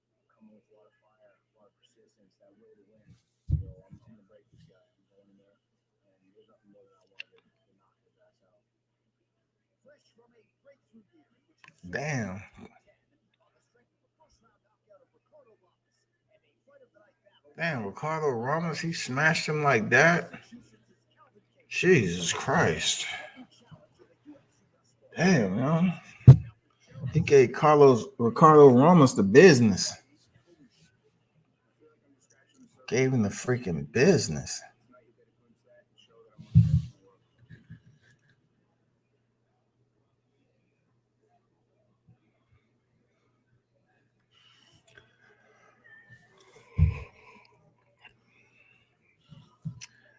Qatar, I caters ring walk. He looks ready. Crowd or no crowd. He's saying, I really don't care. I'm ready to go to combat. Yeah, because he said it's honestly him or the other guy. And anybody that's not with him, he doesn't care about him. He wants to get his hand raised. But when we were talking to him, John, one thing that really did strike me was when he said he just wants more big moments to build. Stephen A. Smith even chimed in to my how good the event is going and all that. I hear you, Stephen A. As long as you are remotely off site, that is all we need. As long as you're not here trying to commentate.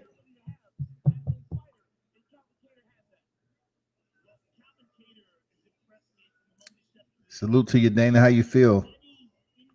Thanks for dropping in. If you can, hit that like button for me, that Dana.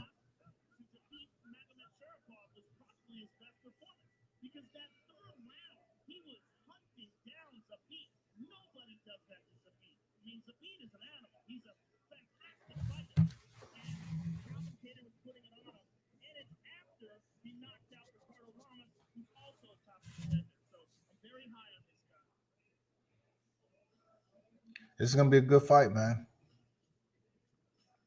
Jeremy Stevens is en route to the cage. He has like a funky mohawk, super duster on top of his head. I'm not sure what type of hairstyle to classify that as. It's definitely not top secret. But we'll see what's going on with him going in here with this fight, man. It should be interesting. But Cater is going to be a very hard task for Stevenson. I just can't see him going in here and just having an easy go. I don't see that shit at all. What I can't say is that this is going to be an easy one.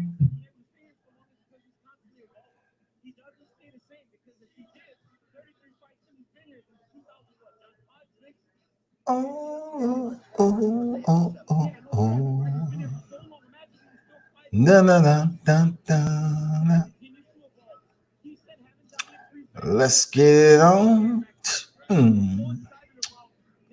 Oh, oh, oh. Let's get it on. Let's go. Hand to hand, eye to eye, knee to knee. Jeremy's inside the cage. Time for Bruce Buffer to let it whip.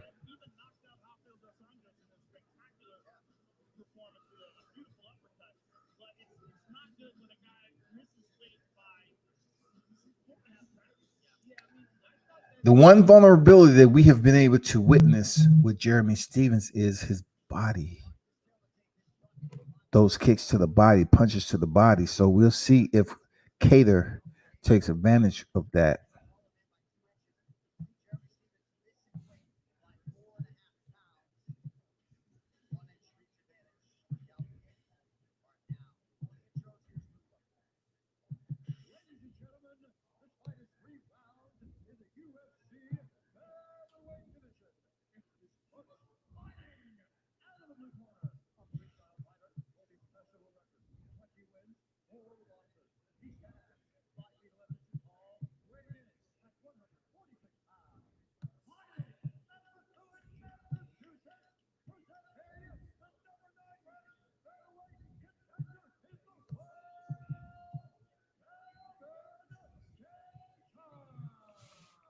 Kevin Qatar is mentioned.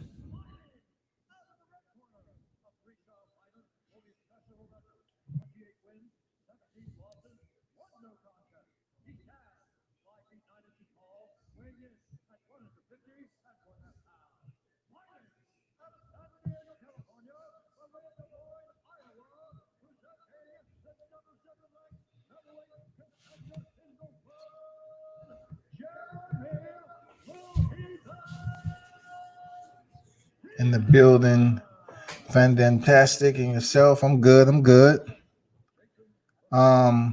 Cruz or Cejudo? I'm going for Dominique Cruz. If you're talking about my prediction, I'm going for Dominique Cruz. So right now we're on the fourth fight.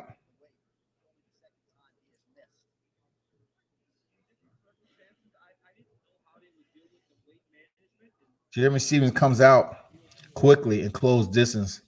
He's coming out like we know Jeremy Stevens to do. Like he ain't far away, man. He's checking the oil quick with Qatar. Qatar's up against the cage. Jeremy's in front of him, and he's really trying to establish that it's gonna be a tough first round, man.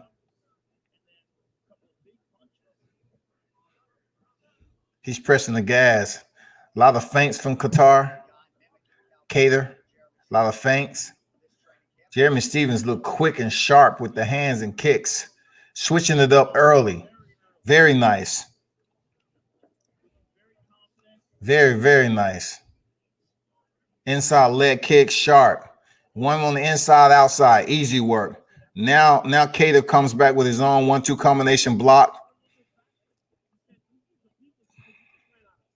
Jeremy's pushing the pace like he's teaching a student right now.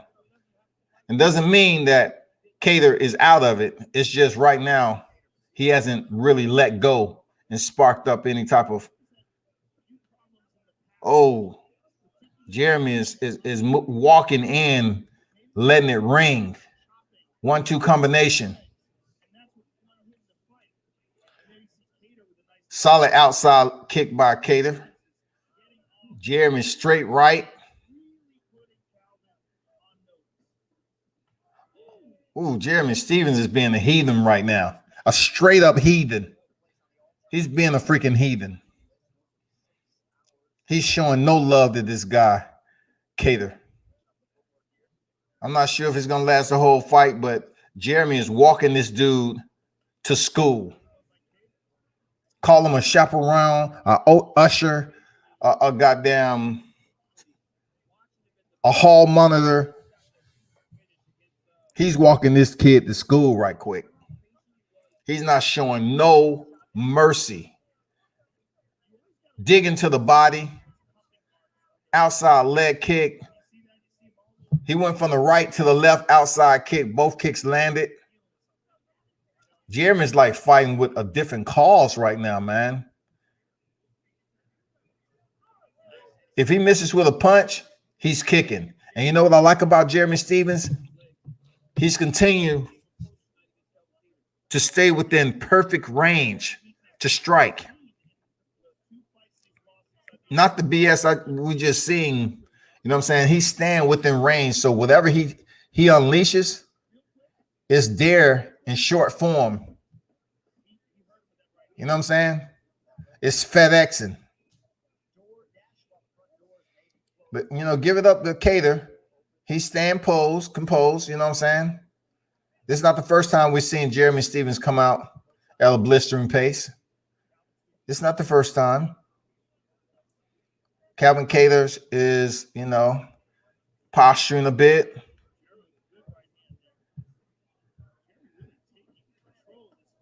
Oh, he hurt. Oh, he just stuck Jeremy Stevens and stood him up a little bit. He kind of froze him up a little bit. Jeremy's, that's what you get from coming in there and just standing squared up in front of a guy. Oh, man, he went to the body of Jeremy. Here we go. A minute remaining in the first. Jeremy Stevens is landing some crucial. I'm talking about go straight to the toilet kicks on Cater.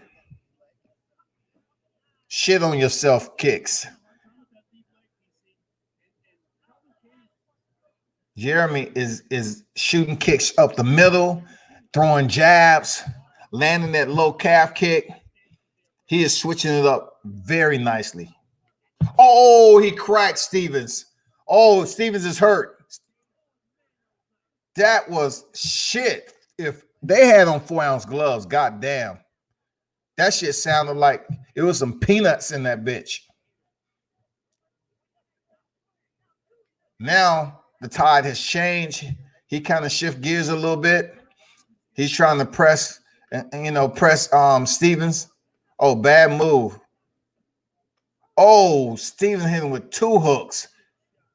And Cater comes back and try to damn knock his head off, man. These two don't like each other for real. They swinging for the motherfucking fences. That was a good round. That was a Jeremy Stevens round. But he got caught with that right hand. I'm like, it seemed like shit cracked. I don't know if it was his knuckles, a bag of peanuts that he had in his gloves. Goddamn, some old Mentos. I don't know what the fuck it was. I'm surprised Stevens took that damn punch. Shit. God damn.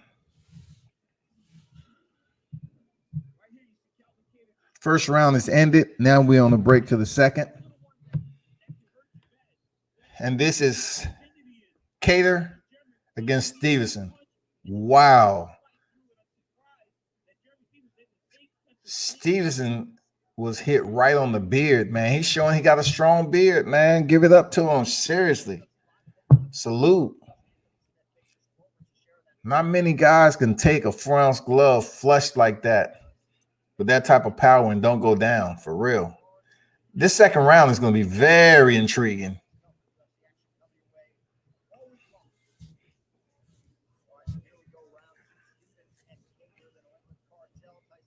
So far, it's been a Brutus variance in the spectrum of combat sports. Believe me when I tell you. It's been a semi-firefight between both contestants. Extremely entertaining under the lights, camera, and the action has been that of the participants inside the cage. Jeremy Stevens he's being courageous, but on the other hand, he's a little bit reckless. So he's standing in the pocket. He wants to win. You know what I'm saying? He ain't scared. Left right combination by Stevens.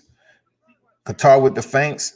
Qatar straight left to the body of Stevens. Inside leg kick by Stevens. Qatar come back with a wild right left combination. Both fighters touch jabbing, parrying. Solid action. Jeremy with the slapping right hand connects.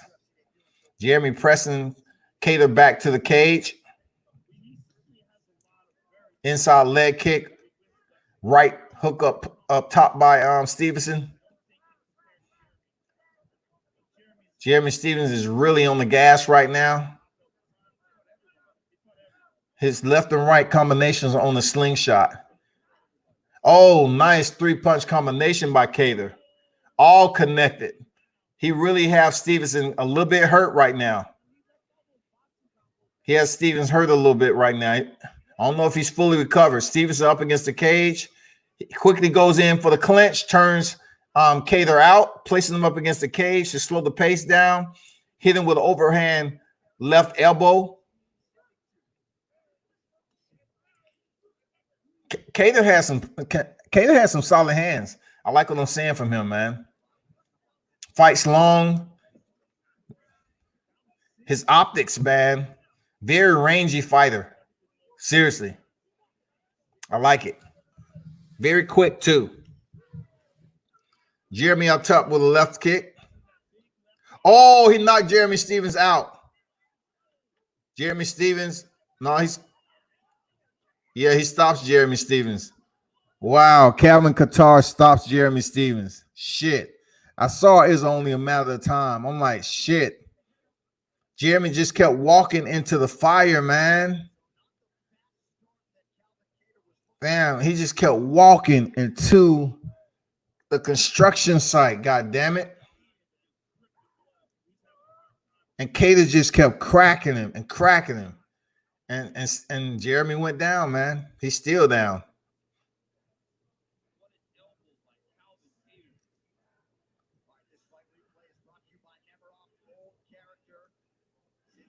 Jesus.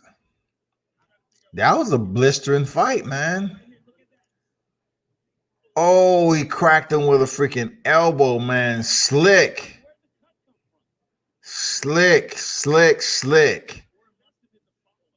Calvin Cater stepped in like he was going to throw a straight right hand, but he shortened it up with an elbow, landing right off the chin of Jeremy Stevens and ended with some ground and pound, and the referee stopped the fight. Shit. That shit hit him like a rubber mallet. I'm not going to lie.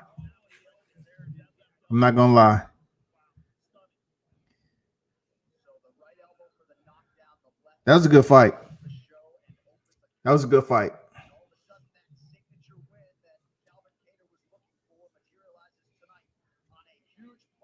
That was a good fight.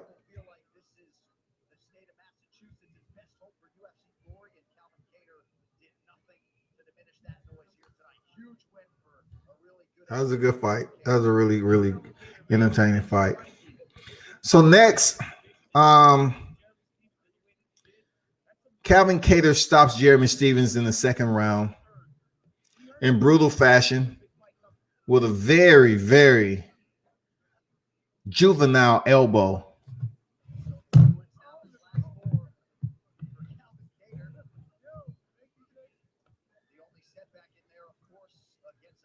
And it was legit too. He put a nice, the cut on Jeremy Stevens' head is horrendous.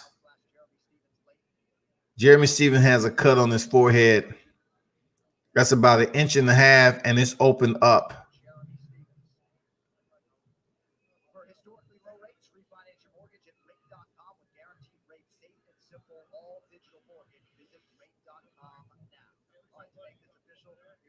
God damn, that cut is huge.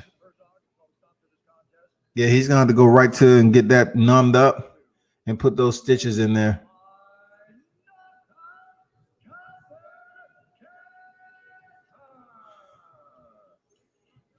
I can't say be on the lookout for Calvin Cater, but he is a solid striker, though. That's all I got to say. I mean, he took a lot of punishment from Jeremy Stevens, but he has some work to do.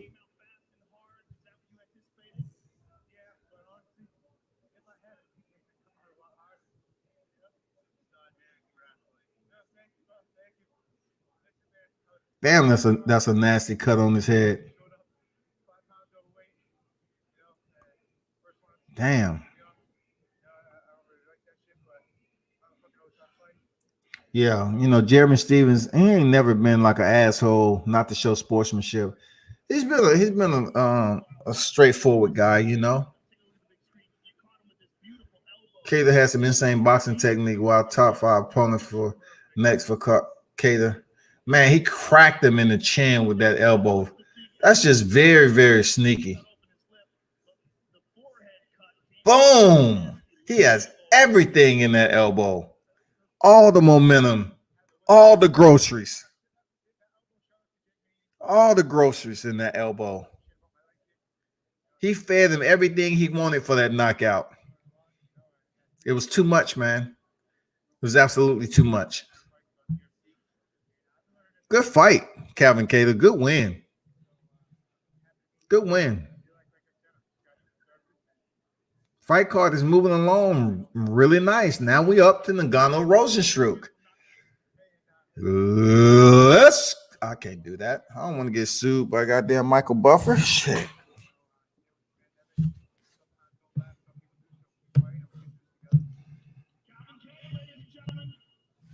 Nicely closed out. Calvin Kattar, that's a big win here tonight. Obviously had some issues with Jeremy Stephens landing early and missing weight. By that 1, 2, coming for you. 2, 3 on at the very least, when those rankings come out, 4, 5 on we're going to take one more look at that Kattar highlight, Joe. Just an incredible performance. 3, 4. Knock at the door. 5, 6. Someone's going to sleep.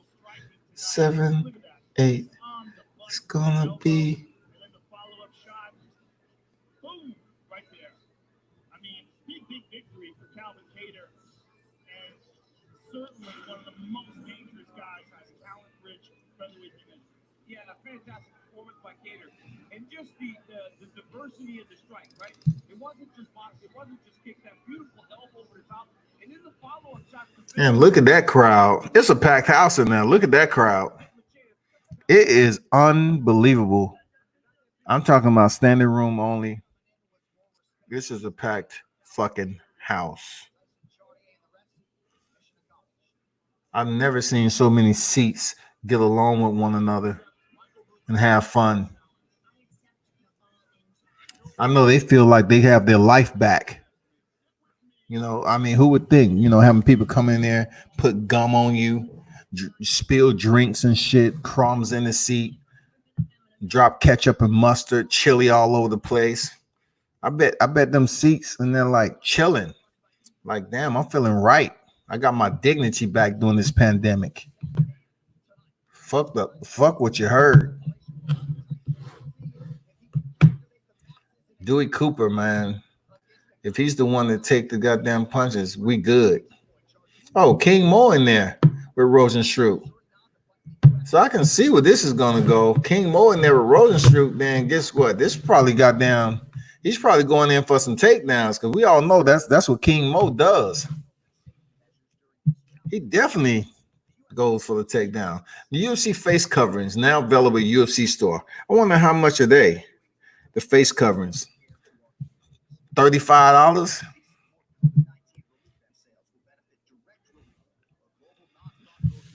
Seven watching, can you smash that thumbs up button? We're about to see one of the stunners, the heavyweight division, Ngannou versus Rosenstruck. It doesn't take none but a genuine effort from those who's tuned in to World Combat Sports Media.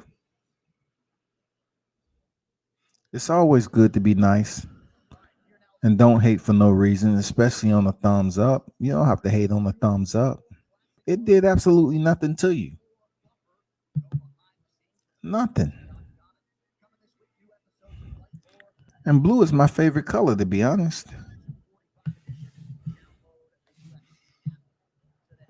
So what I'm asking you to do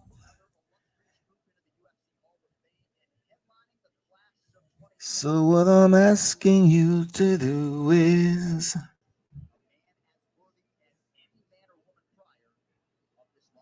reach out and press the thumbs up. Reach out and turn that thumb another color. Reach out from white to blue. Reach out. You know what to do. Why are they showing George St. Pierre, man?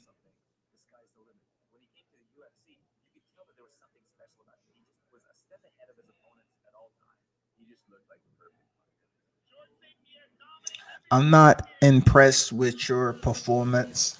I am GSV, part robot.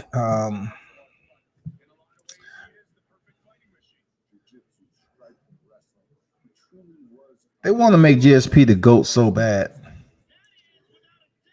In order for you to be the GOAT, GSP, I would say you have to come in here and defeat Khabib Nurmagomedov or John Jones. One of those two, man. You know what I'm saying? The run that George went on was unreal, to be honest. George St. Pierre didn't just win fights, he won every single second of these fights. He took world-class opponents and made them look below average. If you're worried too much about his striking, you're worried about wrestling and striking. He just was shut guys down in a way that you had to respect. I think more fans know about Cater from tonight. You know, shutting down Jeremy Stevens like that. So it's not the first time Jeremy Stevens has been stopped. You know, Jose Aldo stopped him with a body shot. So I'm not sure what his game plan is. His you know, going back to the drawing board and how long he's going to be in that division, or what's the deal, man?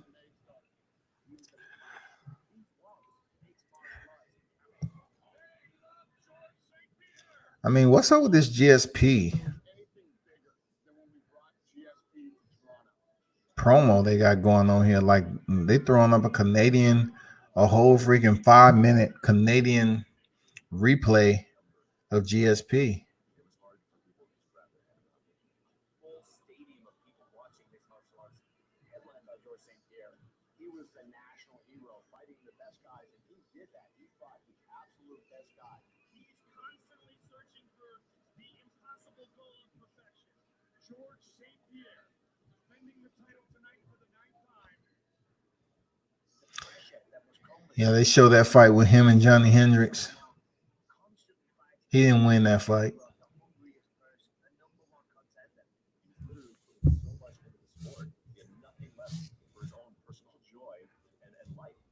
need to hang up my glove for a little bit. Are you retiring right now? Is that what you're saying? I have to go away for a little bit at least. Is this the end? He kept true to what he said. He stepped away from the game for several years. Year after year, we would hear, is George St. Pierre coming back? Yeah, I just can't wait to Cruz take the cage too. We have one more fight in between that, and then it's on and popping. Pop, lock, and drop it. Block and drop it. Pop, lock, and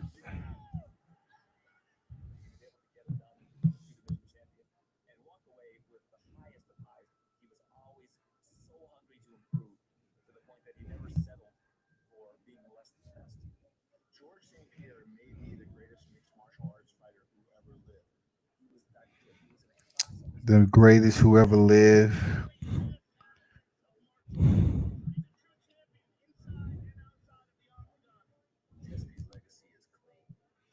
I beg to differ. George was ahead of everybody. One of the best ever. He's the GOAT and he's a role model to all of us. An incredible world champion and a guy that everybody can look up to and respect. Thank you for the support. Everybody that came to support me, thank you so much. My dream come true. The greatest champion in UFC welterweight history, ladies and gentlemen, George St. Pierre.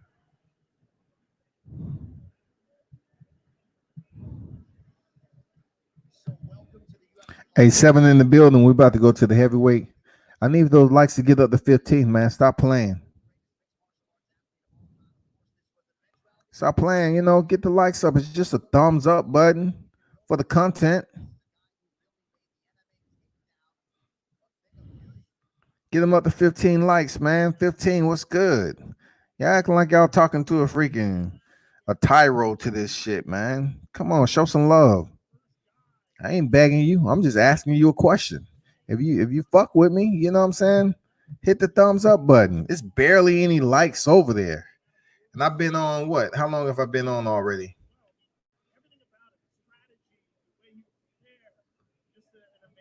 You don't even want to know. You don't even want to know.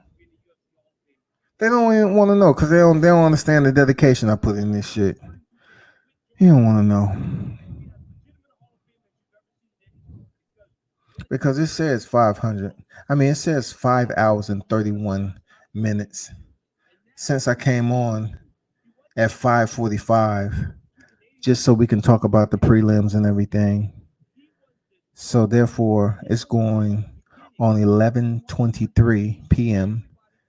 and we have absolutely three fight cards, 3 fights remaining on the card.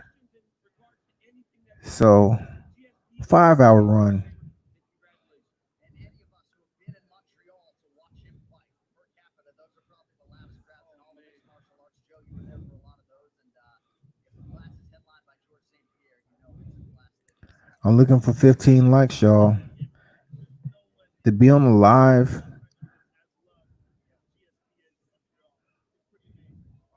for you, the fight fans, and it's only 10 likes in the building. And you get to see who exactly wins on the main card. That's PPV. You telling me you can't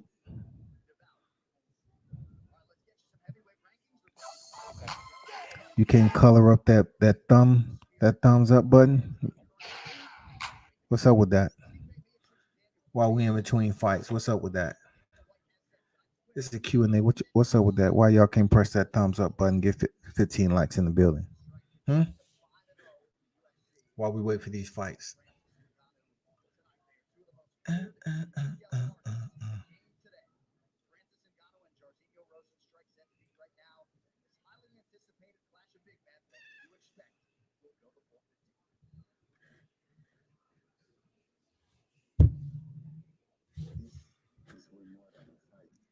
Let's see, who is this up? Oh, Ngannou. This is going to be very, very interesting. He has King Mo in his corner, so will he try to take down Ngannou? And if he does, can he keep him down? I'm curious to know. Definitely curious to know.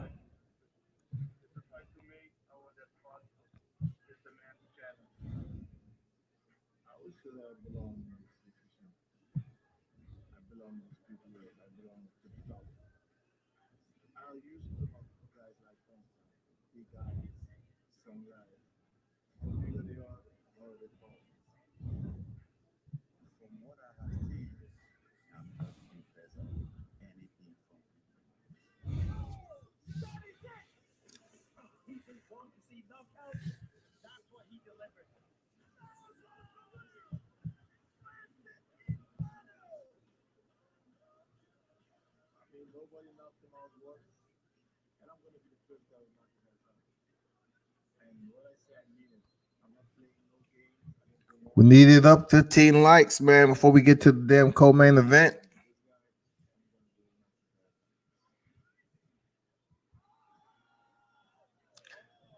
Damn, he split his lip open. Good Lord, yo. Jesus Christ, man. That shit was brutal.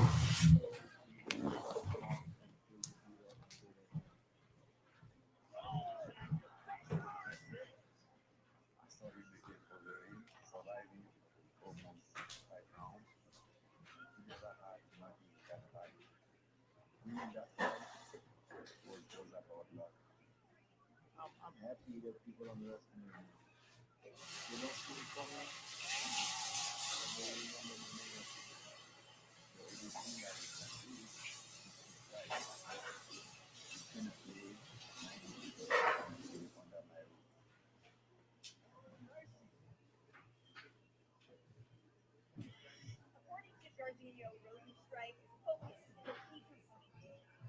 And keeping that focus has certainly served him well, as he was able to score a knockout with just 4 seconds remaining in his last fight. So what did he do after that massive victory? He called out Chris and no. We talked about it this week, and he told me the plan was simple. I want to fight for the belt, and the quickest way there is through money.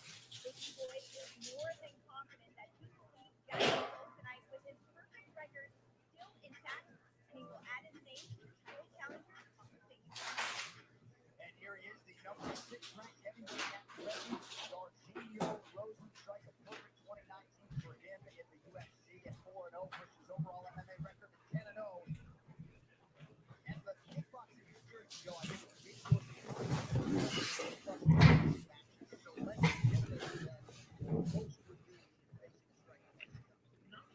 Rosen shoot walking to the cage. Hey, if the lights ain't up to 15 by the time this fight over with, I'm cutting it off. That shit don't make no sense. We got one more fight to the main event, man. PPV. One of the biggest cards in the pandemic. And you can't even get more likes than that. What y'all doing?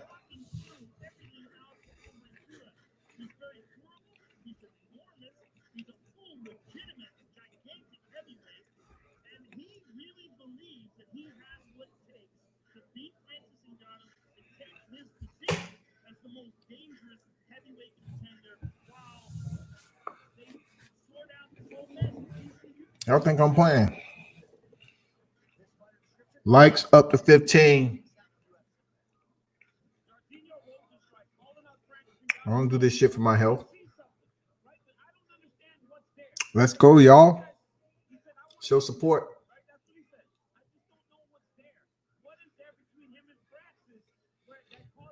Rosenstruck is first in the cage.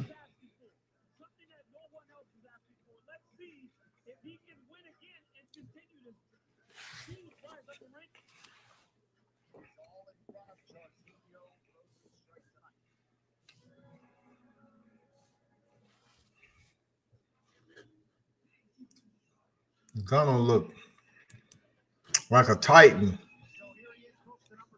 And Gonna looks like a Titan walking to the cage.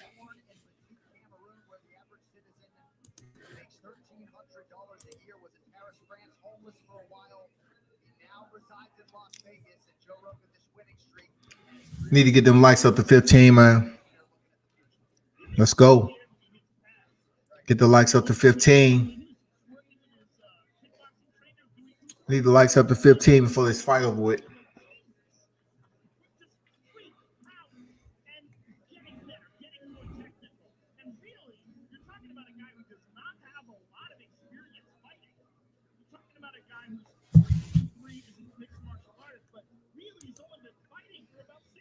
What's going on, Jessica? Penny?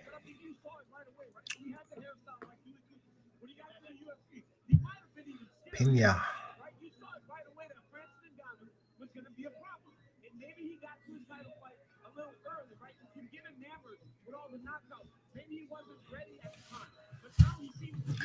I need the likes to be up to 15 before this fight over with. Else I'm shutting this shit down, y'all. I've been on here over 5 hours, man. Y'all tripping. Y'all can't press a damn thumbs up button when y'all come in here. Like, this ain't nothing from the dark web. This is combat sports.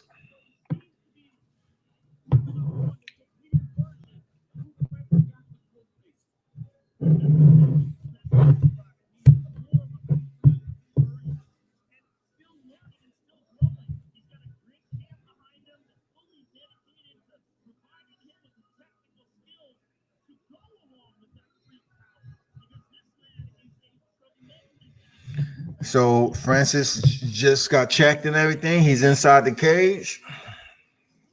And as I have mentioned, it's 7 in the building. You have to the end of this fight to get those likes up to 15. I'm not playing with the audience. I've been on here for over 5 hours, man. I just think it's petty. I only have 10 likes on here. And this is the first combat sports card during the pandemic, and it's been pretty decent.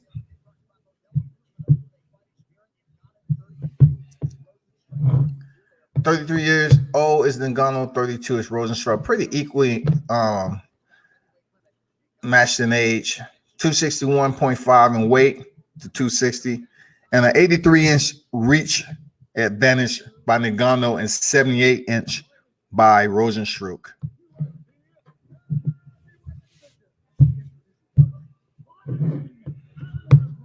Rosenstruck looked like a mercenary, a motherfucking goddamn a head hunter.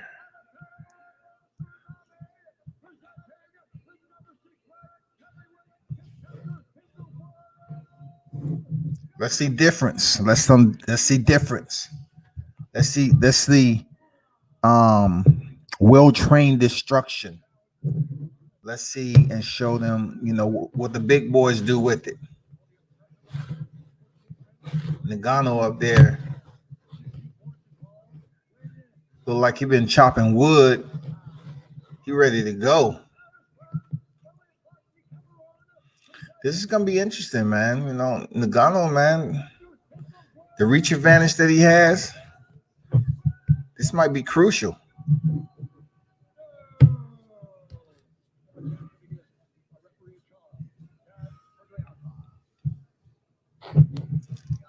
Smash the like button before the fight is over.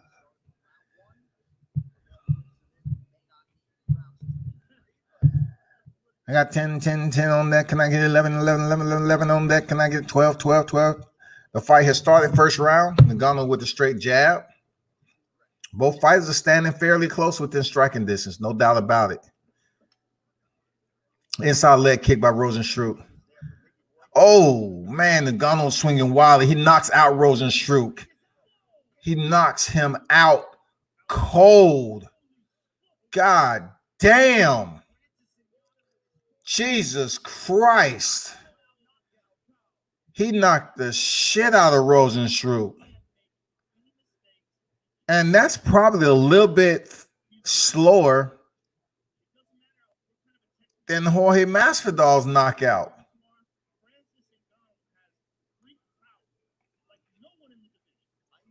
Man, Francis Ngannou, that dude might be the hardest hitter in the heavyweight division.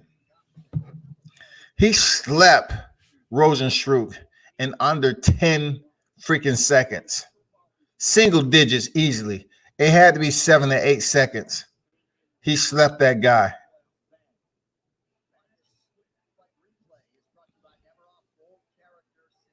He had him sleeping up against the cage like a bum off the street.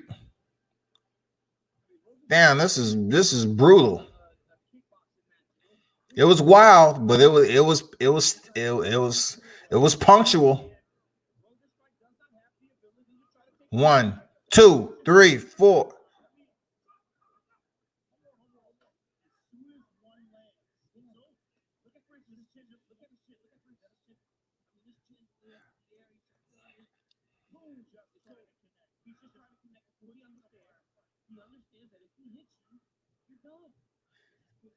Damn, Francis Ngannou, man, he put everything. Hips. It was wild as shit. But he connected with a left hand, and then he was able to hit him twice while he was already knocked out.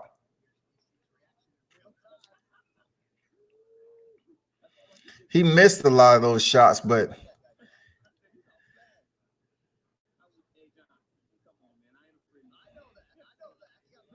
damn, Rosenstruck, all that, you get dropped in 12 seconds. 13. Damn, yo.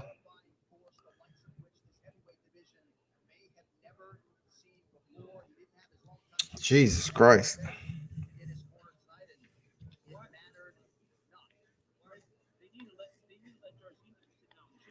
Nganou's a freak. He's a motherfucking freak.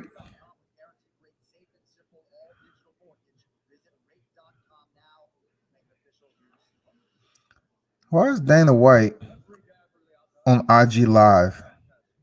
This was a fight that Rosenstruck called for. Be careful what you wish for, right? When I heard he called me out, I knew that he didn't know what he's doing. He's not ready for. All right, now we're intro. I just think step back. Well, the power that you display, my friend. Let's take a look at it real quick. You just came forward and threw these full power bombs. Yeah. Got him backing up against the cage. What do you think of that? Fucking crazy. And Rosenstruck landed a couple shots in there too. And he just kept coming forward and blasting him. He's lucky the other fucking, 2 or 3 missed. And I know. I agree.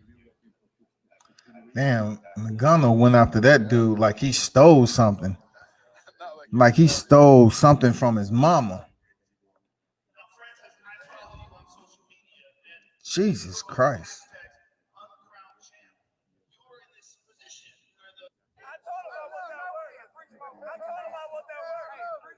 Damn.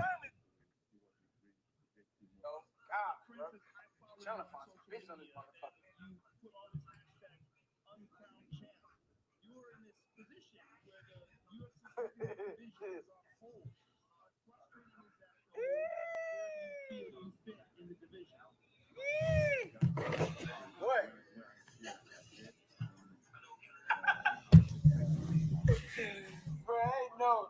Y'all make it seem like Abs on here, bro. Ain't nobody on here, y'all niggas know, bro. What up, baby? What up? What up? We social distancing, my boy. We social distancing right now, man. Me and the homies picking at this shit.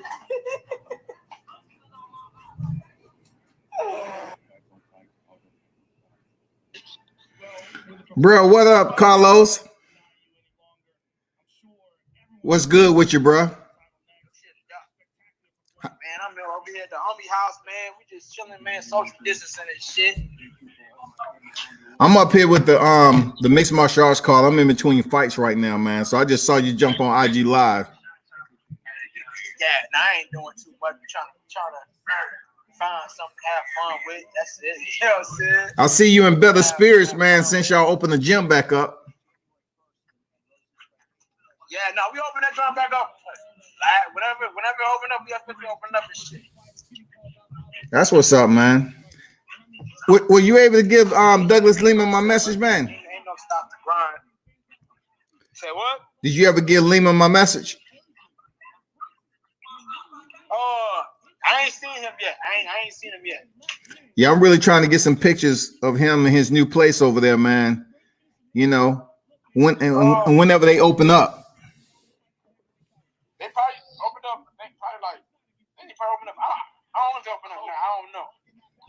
I don't even know. I know he's working on it still, but I mean, if I do see him, I got you. If I do see him, I got you. I appreciate it. I haven't been around nobody for like that. I've been just chilling. I probably go. I mean, when I go to the gym, I go to the gym, but I ain't never seen him. Yeah. What you got cooking, man? Ain't doing that, man. I'm trying to do the same thing you doing, man. I'm trying to find some hoes. I feel you, man. Hey, they out there now. Governor Kemp lift the ban, man. They out there. They ain't out there, man. We out here. We like, shit. I'm trying to find them on my live. I'm trying to find them everywhere I go. Well, if you're trying to get them on live, man, I get off your live so they can hop on and show you some love, bro. Oh, no, they ain't on here. I'm about to hop off this motherfucker. They ain't on this bitch. They ain't on this. I'm about to go hop on the whole live right quick. Yeah, for real, for real. I hear you. Well, I'm on UFC live anyway, man. They're about to go. The Henry Cejudo fight and Dominique Cruz about to be on deck right now. I heard about that fight too, bro. I was like, damn, nigga, I niggas fight for real. That's crazy as hell. I ain't know that. That's yeah. Wild. They got Cejudo and Cruz and then Ferguson and Gaethje in the main event. So it's 2 more fights remaining. Yeah, and that's crazy. How Coach doing, man? Huh? How Coach doing? I can barely hear. How Coach doing? Oh, he's cool, man. He's cool, man. Everybody just working. I saw y'all got some sparring in the other day, man. Yeah, no, it was just me and Coach. We did just some light shit. I mean, I ain't gonna say light. It was some hard, heavy shit. You know what I mean? You know, social distancing. I'm trying to get some kind of work in. Yeah. I feel you. I don't know. It was cool for me to stop the set. I'm just trying to get sharp, trying to knock the rust off. I ain't been sparring none of that shit for like 2 whole months, man.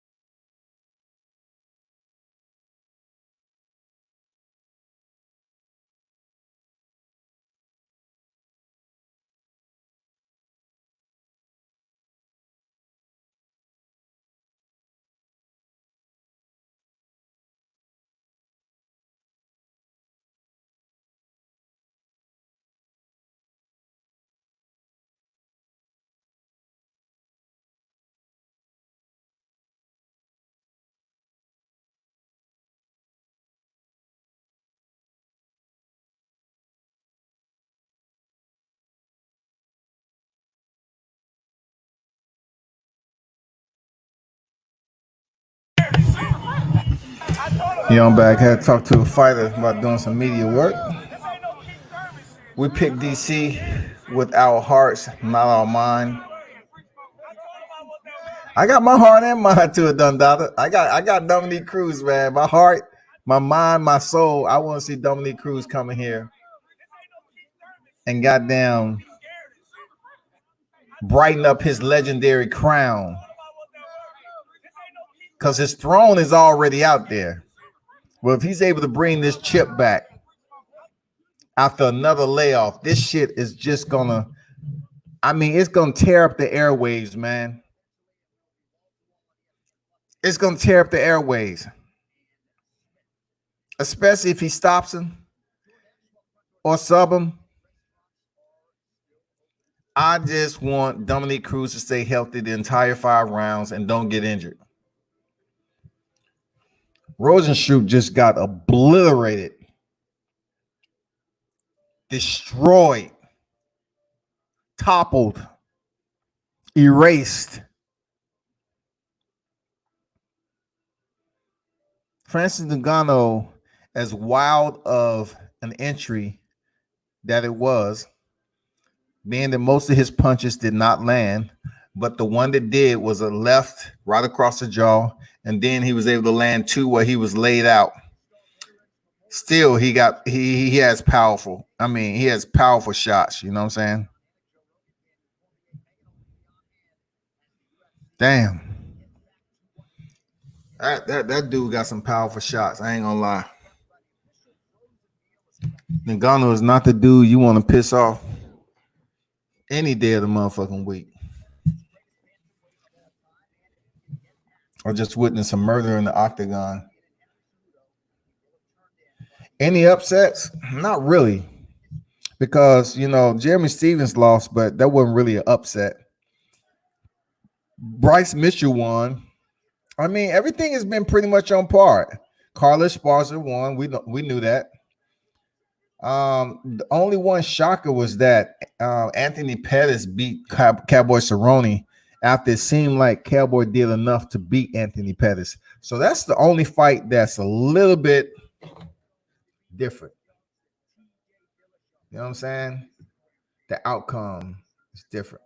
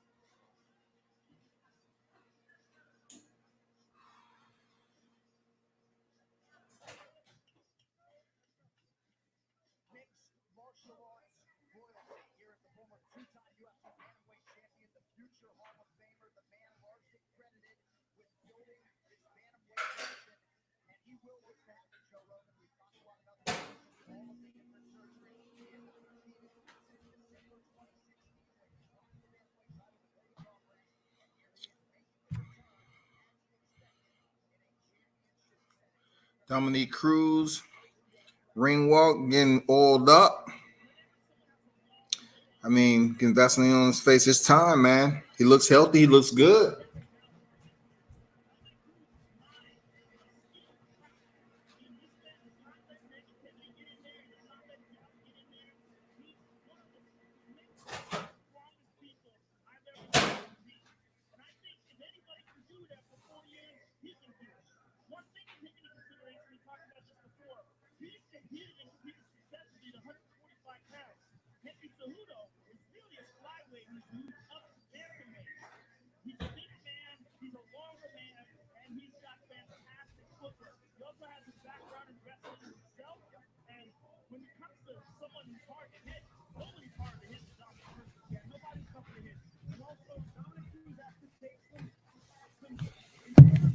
This is live. Let's go.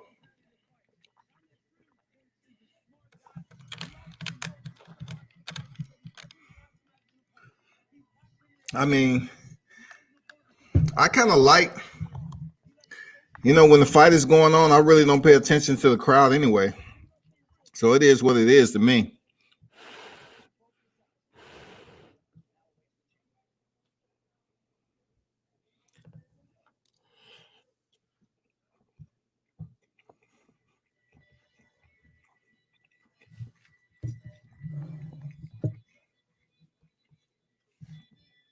Come on, Henry Cejudo.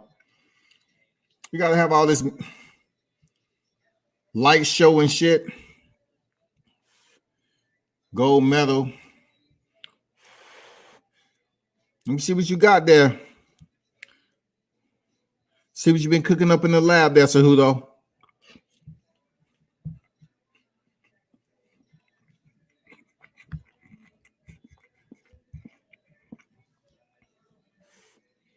Cejudo walking to the cage.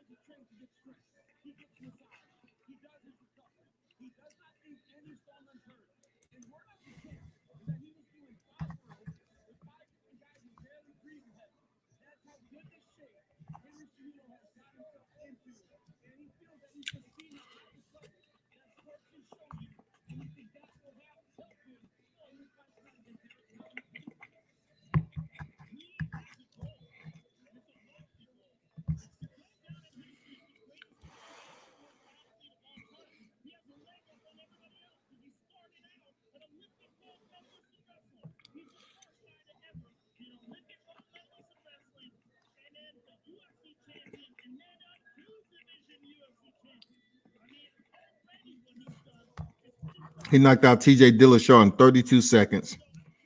And he was dirty. Damn. Fifth fastest knockout in UFC history. I bet y'all don't know who had the fastest knockout prior to Jorge Masvidal and Ben Askren. I would give you a hint. He's the coach of TJ Dillashaw. Facts. I don't know why y'all sleep on me like that, man, but I'm just looking for, likes to get up past 10.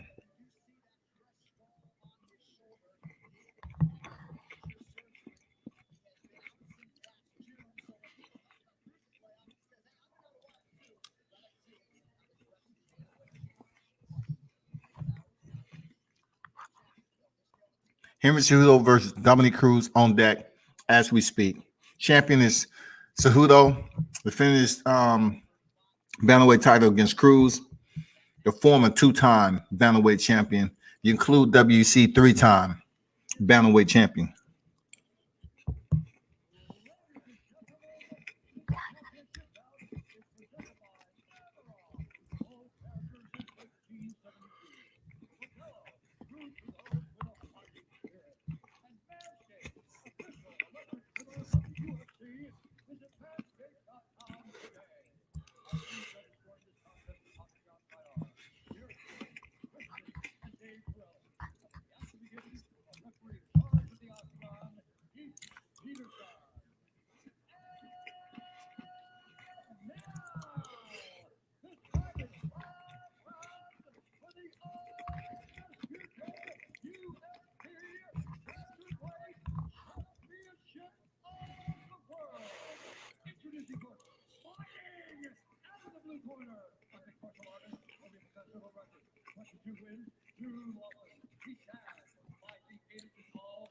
Nobody got footwork like Dominique.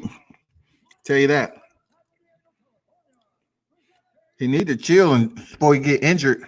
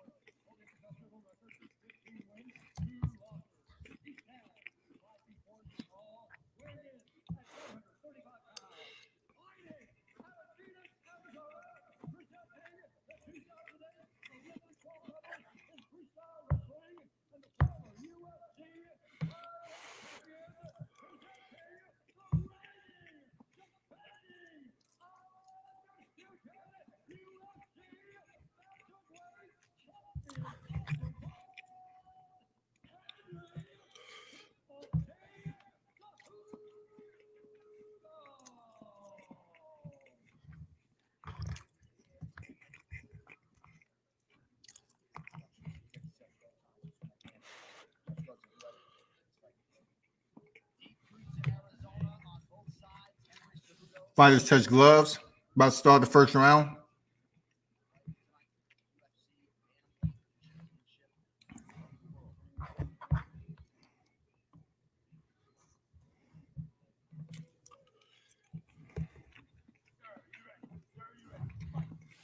It's on. Dominique is on his move, on his, dancing. Henry Cejudo is posturing open-handed because, it seems like early he's going to just try to wait and land that counter on Dominique Cruz. Both of these guys are fluent on the ball of their feet early. Very quick kick by Henry Cejudo to those knees. He's going for DC's knees, as we all predicted. You know what I'm saying? We predicted that shit. Really no punches landed right yet. Cejudo's trying to, be all calm about it. Kick landed by Dominique Cruz. Oh, he's going hard with. Look, Cejudo's going hard at Dominique's knees. He's switch kicking into landing that kick. That's how much he's trying to do damage early.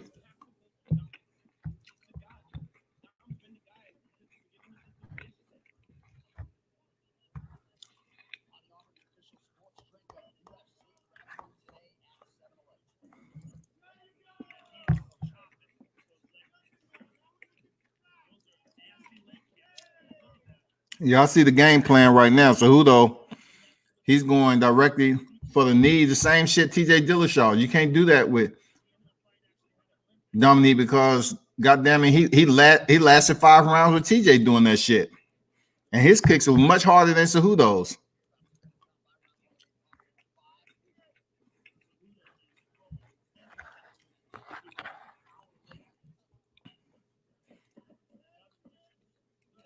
Wow, good scramble by Cejudo. He almost got the Dominique got the takedown.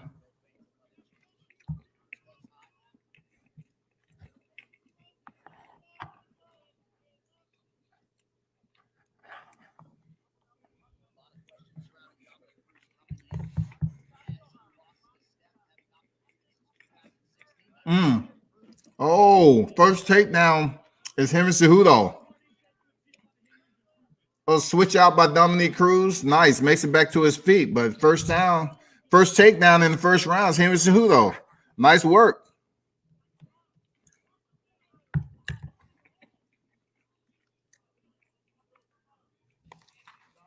mean, Henry Cejudo's sprawl is just flashy. That dude, his hips out immediately.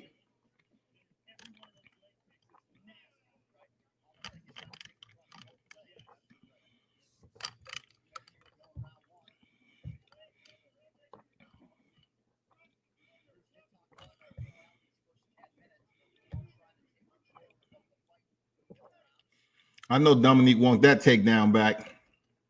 A minute 40 coming up in the first frame out of 5. Oh, nice hook to the body by Dominique. He dug that in there.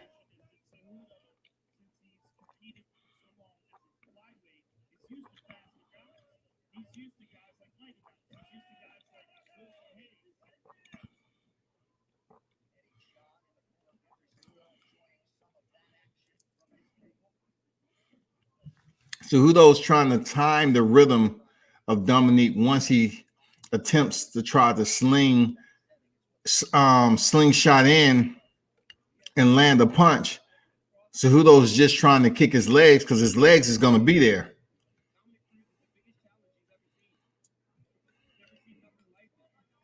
He's trying his best to smash that lead leg of Dominique Cruz.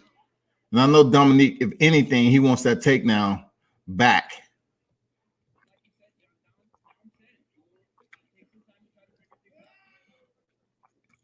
Both fighters land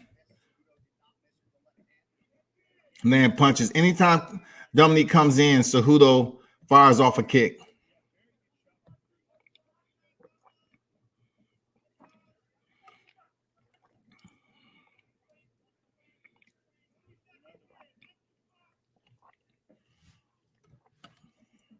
Cejudo's sprawl is lightning fast.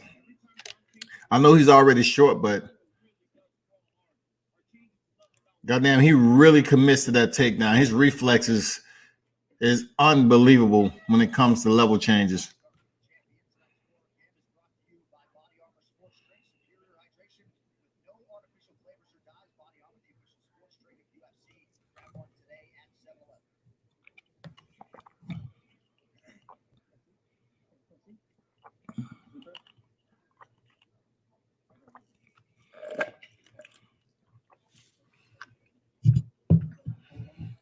So the first round, of course, would go to Henry Cejudo. He was able to get the takedown, land some blistering kicks off the lead leg of Dominique Cruz. Dominique really had very little success first round, which means absolutely nothing.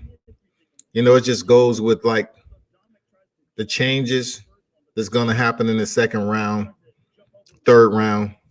Dominique's been here before.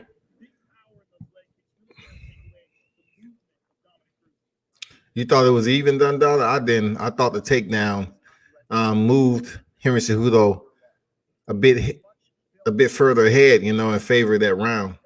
We'll see what this second round does.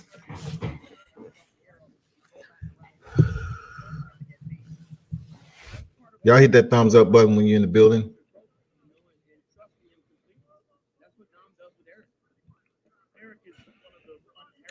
I like what Cejudo's doing. He's laying patient.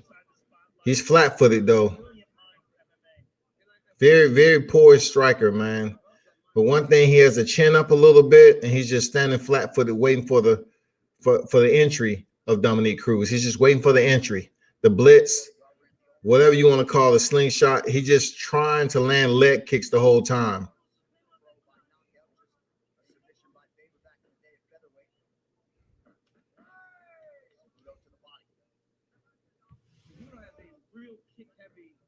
Yeah, he's been kick heavy for the first round, man. Kick heavy, the most kick heavy we've seen him in a fight.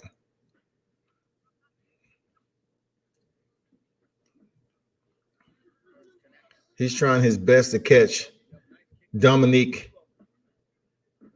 and bring him into his power kick with his rear leg. Oh, he just caught that outside leg again.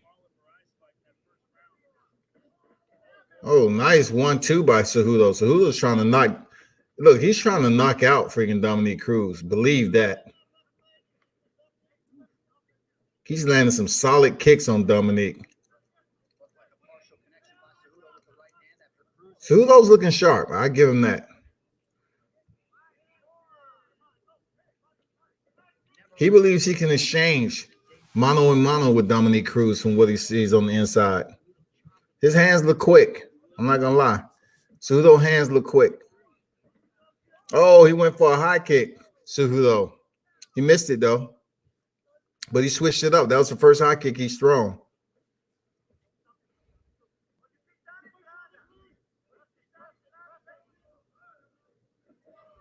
He stuffed that takedown from Cejudo.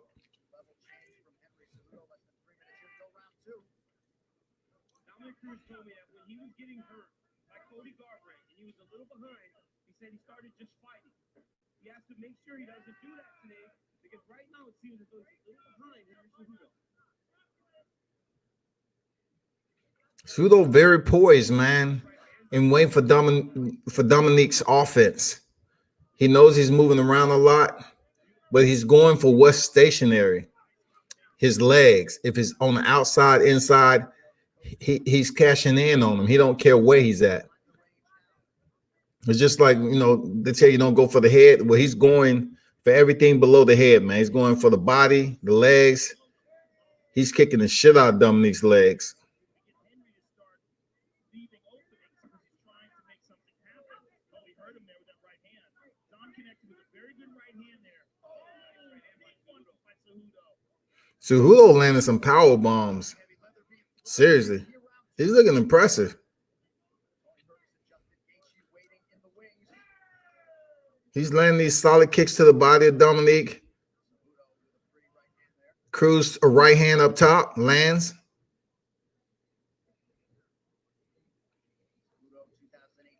You have to really pay attention to what Cruz is doing, or else you'll miss it.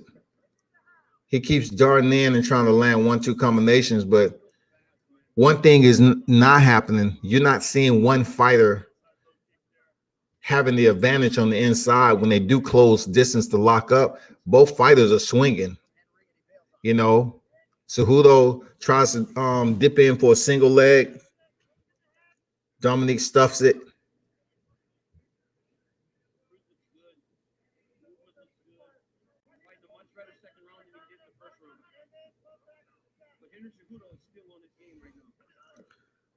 I tell you, Dominique Cruz want that takedown. He ain't gonna be satisfied till you can take until you take Henry Cejudo down, man. And Henry ain't gonna try to let that shit happen.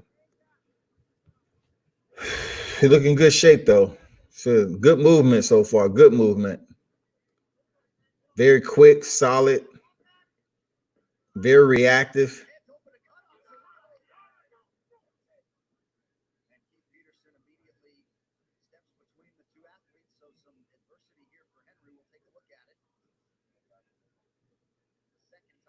Henry Cejudo is cut open. Supposedly from an accidental headbutt, but he's cut open pretty good. Yep. It's from him coming in, really, Henry Cejudo.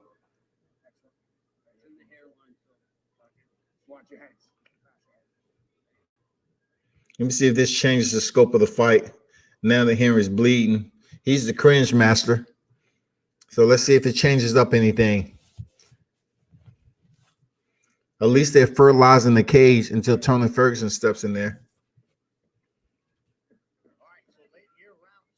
Dominique starts off with a Superman punch, high kick, both.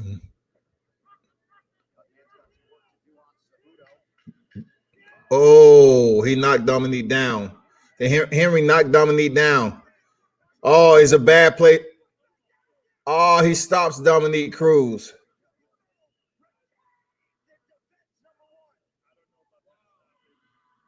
He did get hurt with the knee, but he looked like he was trying to defend himself. He was just trying to get back up. He was trying to get back up. That referee, I don't know if that referee should have stopped the fight. It looked like he was trying to get back up, but he was hurt with the knee. It looked like Henry tried to throw a kick, and he caught the knee down on his hands. I would give him that. Him coming in, Henry hit Dominique with the knee. He's closer than I am. He's got a good look at it, but it looked to me like Henry caught him a good shot, and you've got to give a guy a chance to recover. You got to give a guy a chance to defend himself. We need to look at how many shots landed, though. Yeah. Well, let's take a look at it real quick. All right, this fight replay is brought to you by Nemiroff Gold Character since 1872. Let me see how bad Dominique was hurt. He hit him with a solid knee, hurt him. Boom, right, 2, 3, 4, 5, 6, 7, 8, 9, 10, 11. Those 11 punches to the left side of the face. Man, Henry Cejudo's that knee is beautiful. What a beautiful timed knee by Henry Cejudo. Man, y'all just have to give him his props, man. Henry Cejudo was on a Rolex tonight. He was on the bezel hard.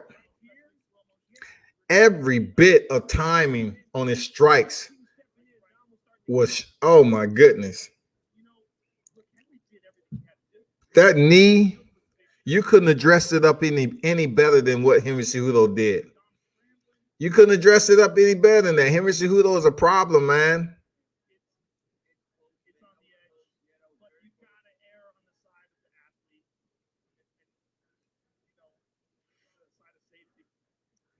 TJ Dillashaw also protested when he was stopped by Henry Cejudo, but Cejudo becomes the first man in the books to finish dominating. I don't know this referee, man. Like, you know, this referee seemed a little bit. This referee seemed like.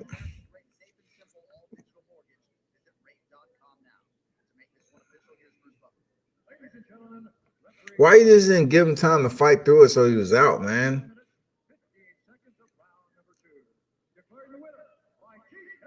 Dominique snatched his hand away from the referee. Dominique ain't playing shit.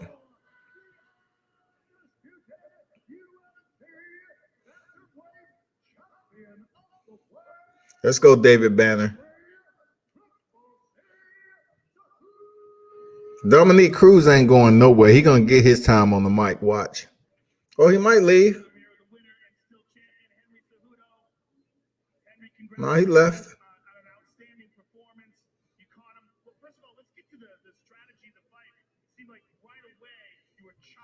What y'all think about that fight, man? That knee to the head was legit. Dressed up really nice, so you cannot take anything away from that knee to the head. That shit was punctual and on time, like a brand new watch. Period. Y'all have to give him his credit for that shit. Henry Cejudo striking was like a goddamn a pack of wild hornets. He was stinging them with the leg kicks, stinging them with the punches. He was very fluent, man. Look how he set up this damn knee. Come on, man. That shit was just behind Jorge Masvidal on the damn way he set that shit up. You know the window that he had to throw that knee, the small window of time that he had to throw that knee in between that exchange. It was fantastic, man.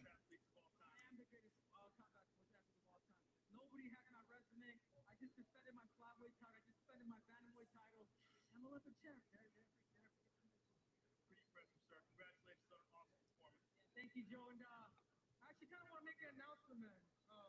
Uncle Dana, UFC, everybody, thank you so much. Hunter Campbell, all the UFC staff. Joe, I'm happy with my career.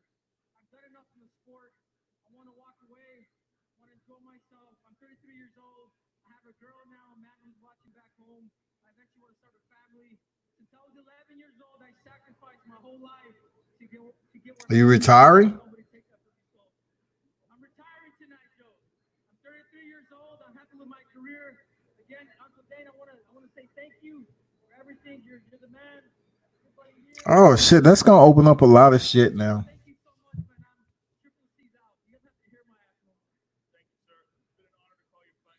He retires on the blackout date. Damn, that's a war. That's a warrior. I'm here with Dominic Cruz. Dominique Cruz, he's gonna be fighting for the belt again. Watch what I tell you. It looked to me at the end of that fight that you were trying to get back up right when the referee stopped it. How did you feel about it? I'm not happy with the stoppage, obviously, because I specifically asked the ref to let me go until I'm out, and I was standing up. If I stayed on the floor, I get it, but I'm working my way up. That's what we saw. There was a lot of unanswered shots. You got hit with about 11 unanswered shots. Do you feel that that's just he was swarming you, but you were still cognizant, you were still aware of what was going on? I was definitely still aware of what was going on now. I get that there were unanswered shots. That's part of the fight, but if I'm standing up to my feet, I'm in the fight. If I'm staying on the floor and continuing to be chopped down,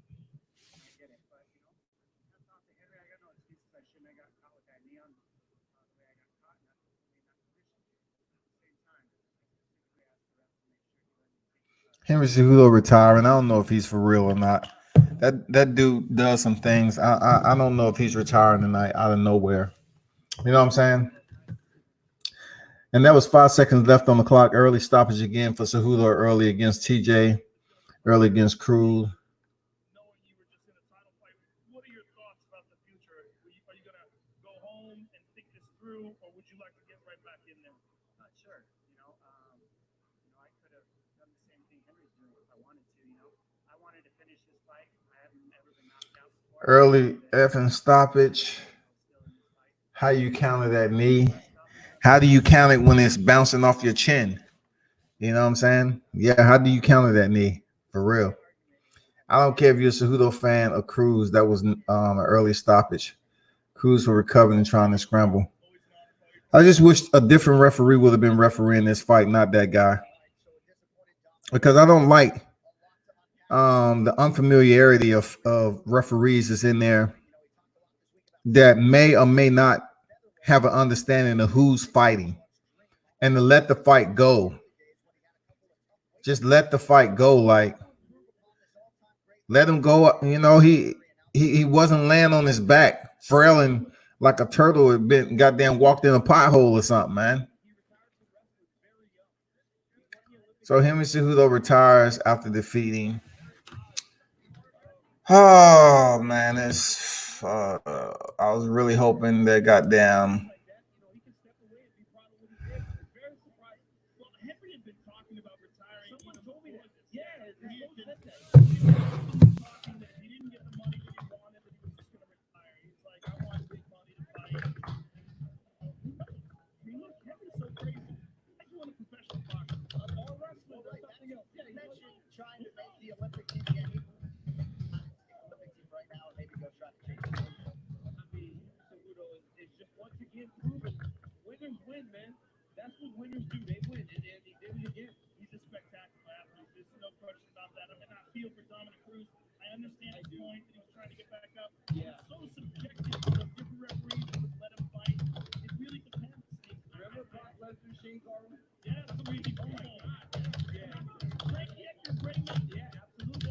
Both those first fights. I know it's hard to say. It's hard to say. And they were fighting better as the fight was going on. Henry Cejudo was fighting well, man. It was going to be very. Henry Cejudo was on point, man. You can't take nothing away from him. Congratulate the still UFC bantamweight king, Cringe or otherwise, Triple C Henry Cejudo. The Last Dance, a 10-part documentary series, will continue tomorrow with episodes 7 and 8 at 9 p.m. Eastern. 2 episodes will debut every Sunday night on ESPN and ESPN2 respectively through May 17th. All right, take a deep breath across the world because our main event beckons these locker room shots brought back. Oh, why retire? He's boxing Mayweather. There's no way he can box Mayweather, man. Don Dada. How? He's fighting 135. Mayweather's lowest weight that he's ever fought anytime soon was 154, right? Something like that. He fought Conor McGregor. So man, he would look like Marquez with no ankles in there. Shoot, fighting Floyd Mayweather. A knee caused that knockout, not a damn punch. He's stepping there fighting Mayweather. He got a whole lot of other issues to deal with. Cejudo really retired. This is a disgrace. Referee missed the eye poke on Cowboy earlier. Early shots. What that? Yeah, man. The referee, man. When I saw that referee for this fight, I just haven't seen him in bloody fights before, man.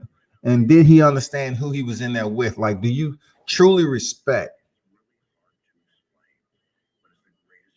who you in there with?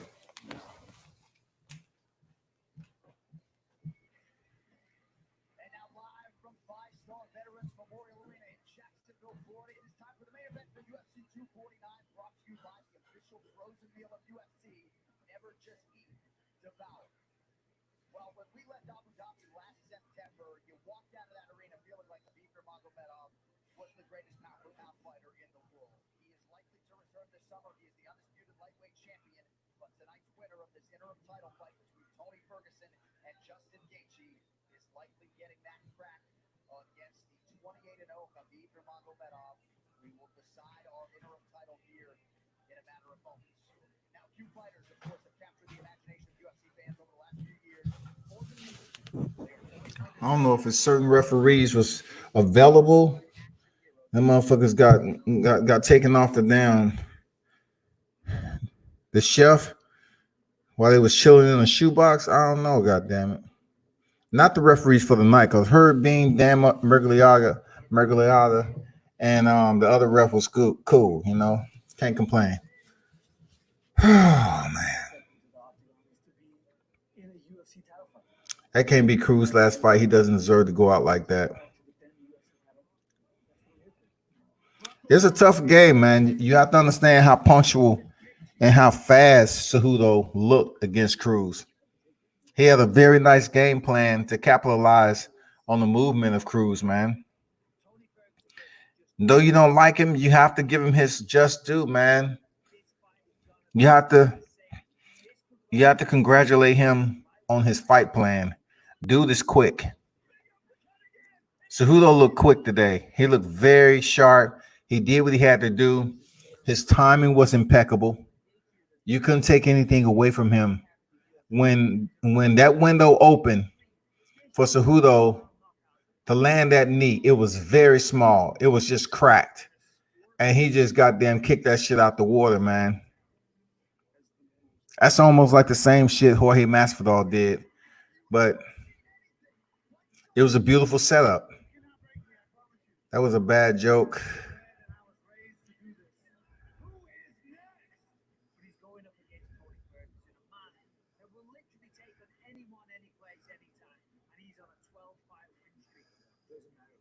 Yeah, I agree, Grosso. Grosso said, who the hell was that ref? Do he know he realized that was a title fight? I don't know what the fuck that ref was doing. Who is he, man? I ain't never seen him ref big fights, though. You know what I'm saying? I'm curious to see who's going to be reffing Tony's fight. I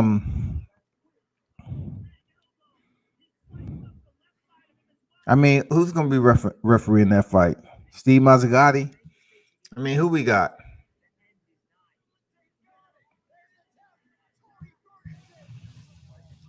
Damn.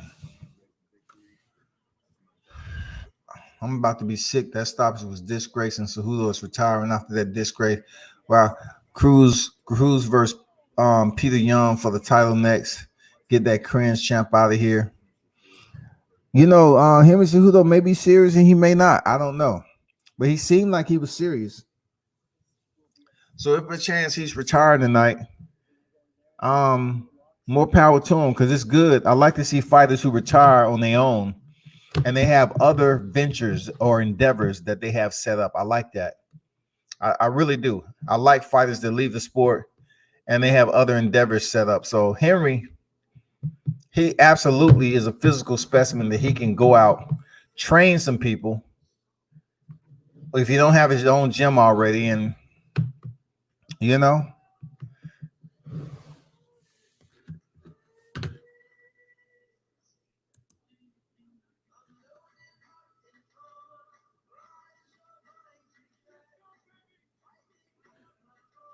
Who's coming down? Okay, Justin Gaethje is doing his walk to the cage.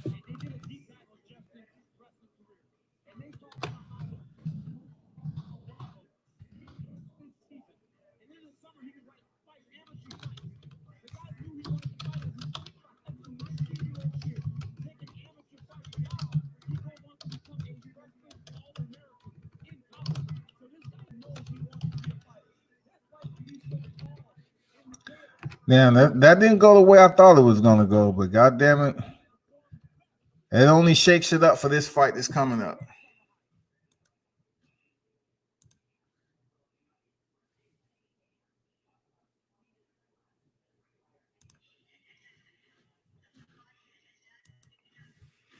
Tony Ferguson coming out. I'm just curious to see what we're gonna see. And goddamn him dragging some carcasses down to the cage, just bleeding out. Some skulls, some goat skulls.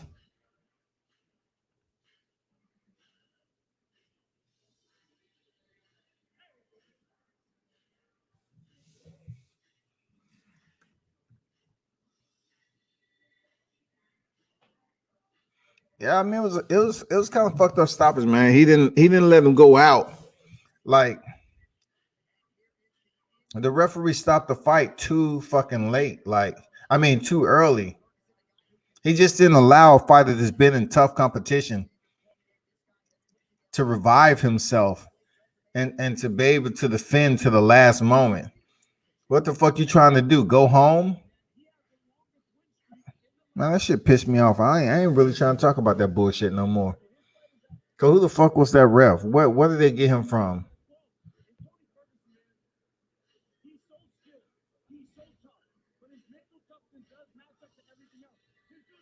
They found him in the back of goddamn Home Depot, stocking wood plates or something. The maintenance man, what the fuck? What the fuck was that about?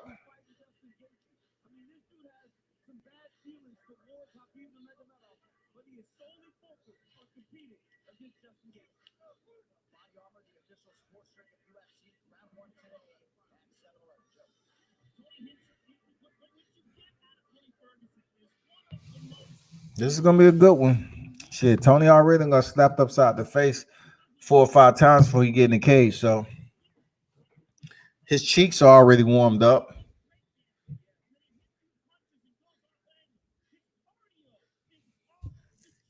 If y'all looking at this fight, make sure you take a look at. That's the last time you're gonna see it with no blood.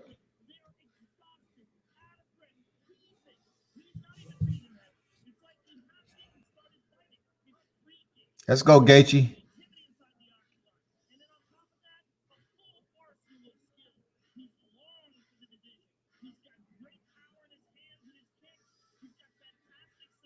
I'm not arguing about the goddamn stoppage. The stoppage, man. I don't know who the hell that ref was. When I seen him, I just knew it was gonna be a problem.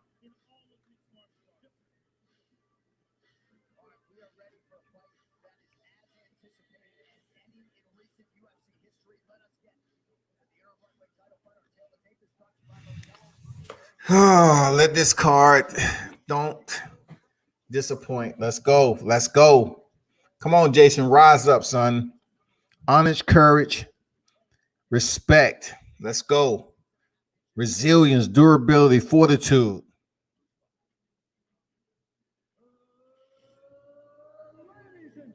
Fight smart.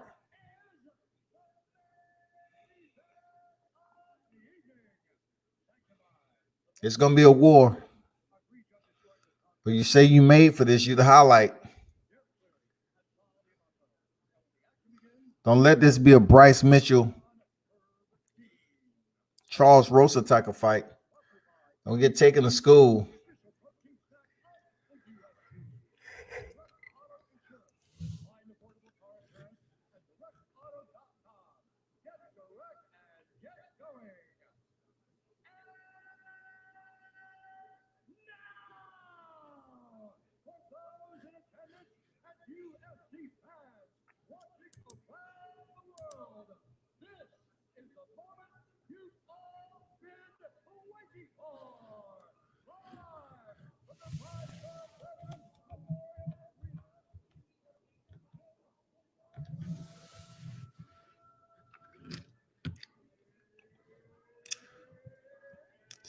Time.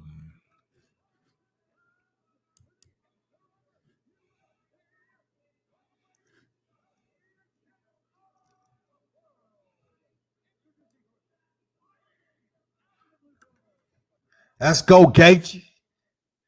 Let's go, Gaethje. See, I can't sit up here and put no money against somebody. I don't even know how old you are. You know, you say you're 17 or whatever. You going for Tony. I'm going for Gaethje. We can put 5 bands on it right now.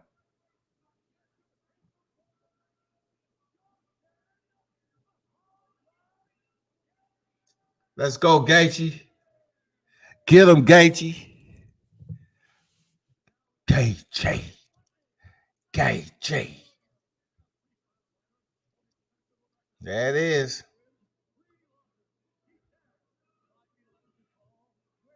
That's a different animal right there. That's a different animal, but let's see if Justin, came up with a different game plan like Cejudo did. It's one that's solid.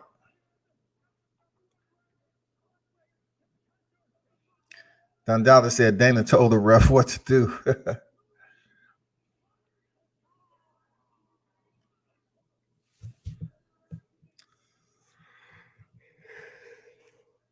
Let's go, Gaethje.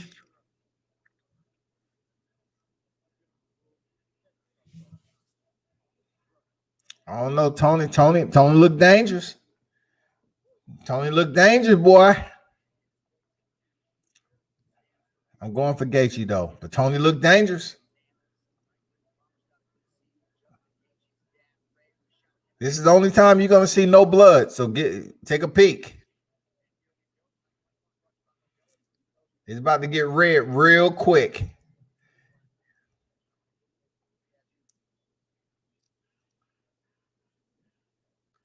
Chestnuts roasting on an open fire.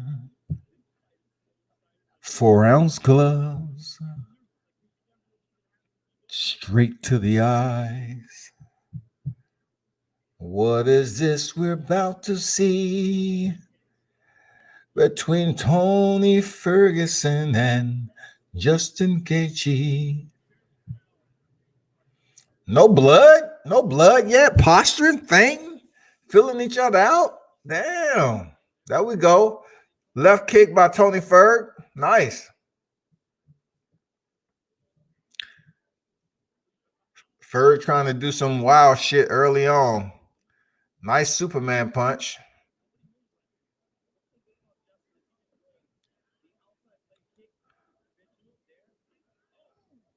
Ferguson to the Gaethje straight to the body with a punch. Gaethje's getting a little wild, but he's standing in the pocket with Ferguson. I don't know if he sees something yet, but he looks sharp. Both look sharp.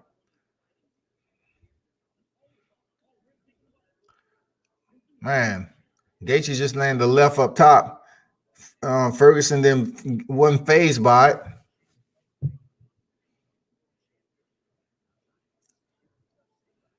He's doing a lot of hopping around, so I'm thinking, like Ferguson just caught Justin Gaethje coming in and hit him with a low kick shin to shin. So this might be all about timing, like we just seen that these fighters are using tonight. Oh, nice left hand by Gaethje. Tony Ferguson is definitely trying to catch Gaethje on the bezel to use some spinning technique and catch him with that reverse elbow. He keeps trying it. He keeps trying to set him up for it. Gaethje's being patient. Tony just punched down to the right thigh of Gaethje. Oh, Gaethje just went for the goddamn Himalayas with that punch. Shit. I see Gaethje's chopping down those legs. Okay. Tony's being methodical. Both with head movement. Oh, Tony up top with a head kick, man. Barely bounced off the glove of Gaethje. Very slick.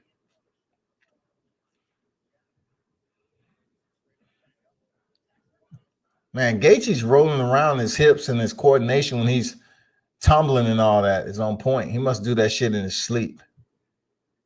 He keeps punching down at Gaethje's thigh. We've seen it before. Even John Jones does it sometime. Ooh, both fighters unleashed their power shots, man. Good fight so far, but man, it's 4 rounds remaining, a minute 30 approaching in this first round. They may not even make it up out of the first round.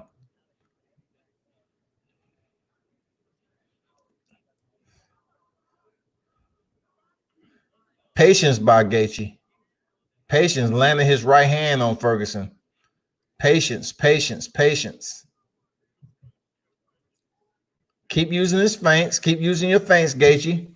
Keep using your feints.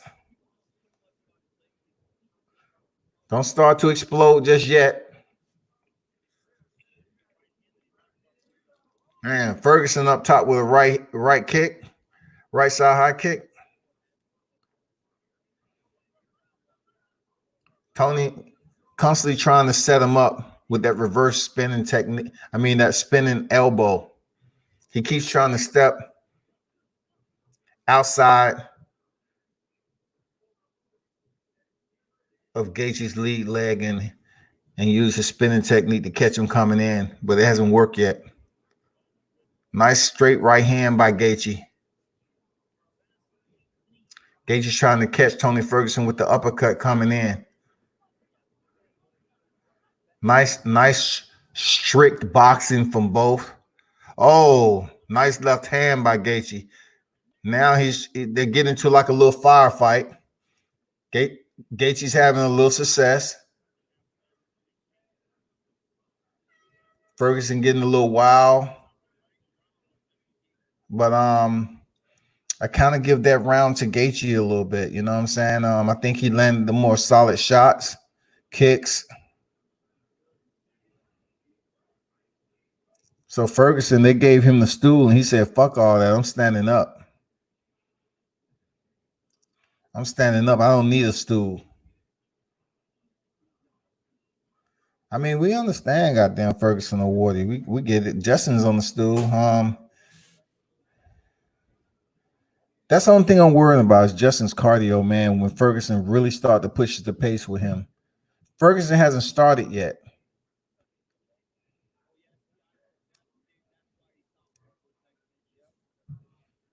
He really hasn't started to damn put the coal in the furnace yet, and that's the only thing I'm concerned about, man. With Justin Gaethje, his camp leading up to this, how good is his cardio? That's all I'm saying.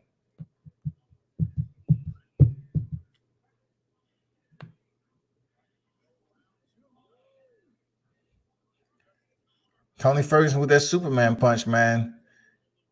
I think he has one of the best ones in the business right now. We're gonna see some switch stances from Tony. Oh, he tried to step in with that. So did Justin Gaethje, man. They firing bombs right now. The wick is lit.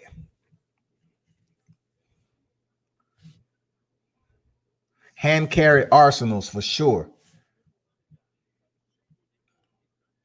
Jabs by both. Double jab by Tony.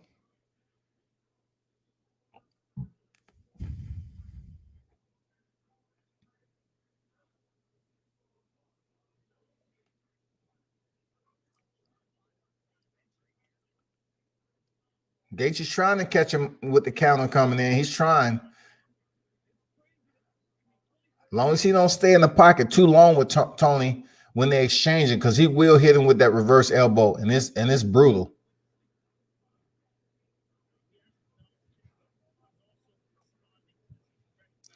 See how he keeps turning around? He's trying to set Justin up to come blitzing in so he can hit him with that elbow. He wants to turn his shoulders, overcompensate his shoulders to give Justin Gaethje a different look. Gaethje popping those legs out there. He's popping those legs, though. He's putting his kicks into it.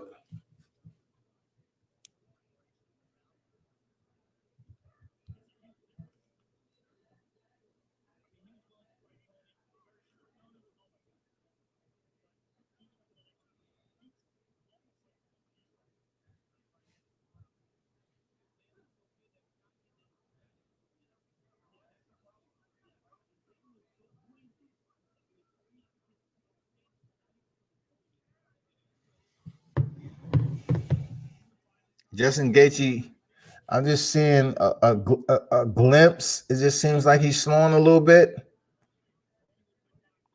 Tony, he looks like a machine. I'm not gonna lie. Tony looks like a machine.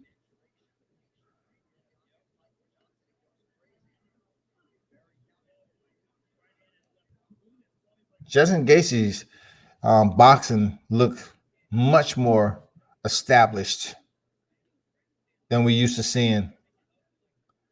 And he's chopping on the bottom of Tony Ferguson legs, which I don't even know if he even feel the damn things or not.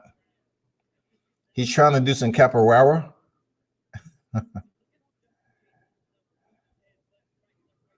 Tony's just dancing in there with his footwork, man. Oh, high kick out of nowhere, man. Nice by Tony Ferguson.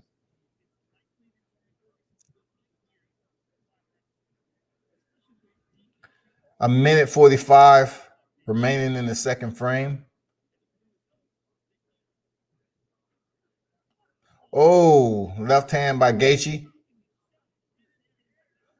Left hand by Gaethje. Oh, he's kicking the shit out of Tony lead leg. Made him switch stance. See, he tried that reverse elbow, and Gaethje blocked it that time. But I know he's been trying to work it, man. That's what he wants to happen. He wants to hurt Gaethje with that spinning elbow. He's hoping he charges in, you know what I'm saying, so he can catch him and use his momentum against him. Damn, Tony's swinging for the motherfucking fences. The backyard, the back of the ViStar Center.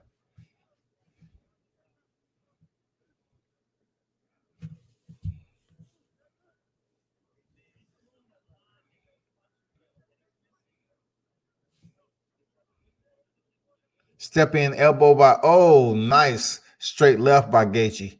But Ferguson is eating him, though. That's no wonder if Gaethje's going to get frustrated because Ferguson, oh, he comes back with a 1-2 up top, land.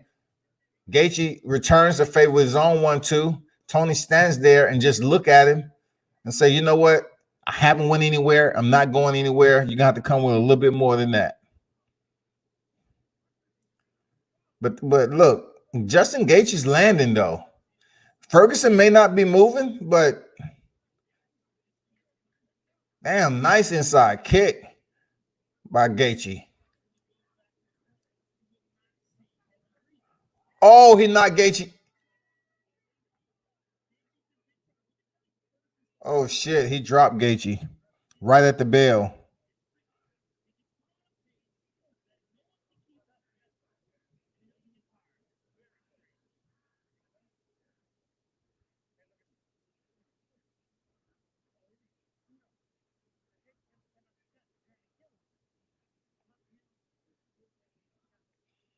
He did drop Gaethje at the bell. So he might have pulled off that round.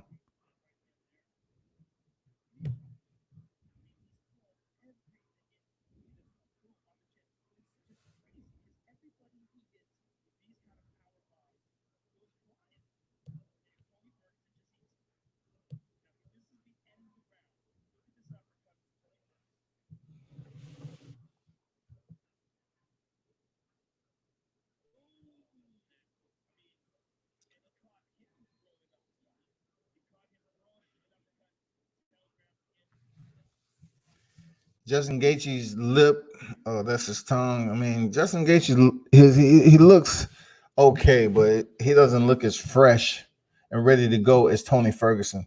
Yeah, I got it 1-1, Don Dollar, for real, 1-1.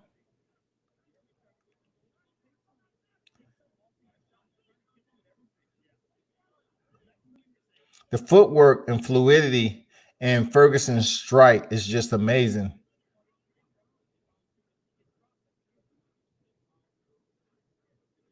It's not like Gaethje isn't landing. That straight right just then it landed.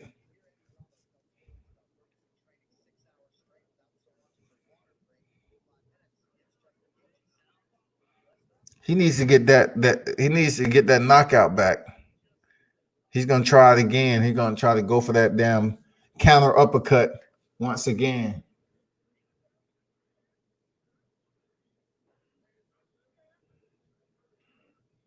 I think if Gaethje keeps away and stays away from being knocked down, he can score pretty solid punches, you know, kicks and win some rounds if he doesn't get tired. Oh, nice left hand right there. Oh, another one, right hook across. Damn, that was beautiful. Beauty. That was a beauty. Damn, that was a beauty right there. Hitting with the left cross and the right cross. Jesus. 3:30. Remaining in the third. See how Tony, he gets the momentum and you coming in, then he try to do that spinning technique and catch you as you coming in. Very sneaky. Man, he should have swung right there, Gaethje, when he had his head turned. Bust him in the back of his freaking head. You should have put that stimulus on him, Justin. 1200 grade.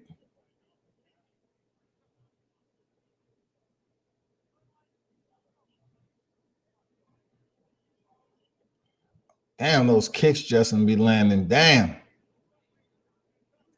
Oh, is he hurt? Is he hurt? Is Tony hurt? Justin, don't do it. Be patient. Be patient, bro. You hurt him. You know you can hurt him.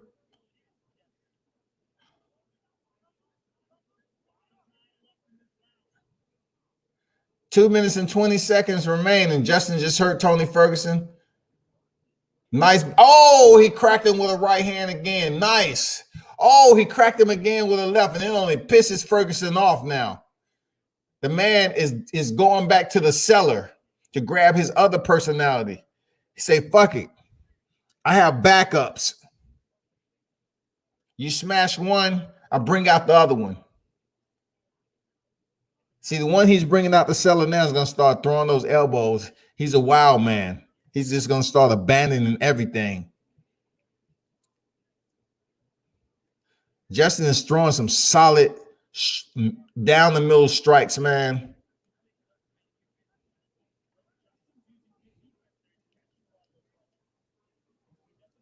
Nice movement, slipping those punches from Gaethje. I like it. Just keep that going. Don't stay in the pocket too long with somebody who you're hitting flush on the chin and it pisses them off. Just keep on getting in. 1, 2, out.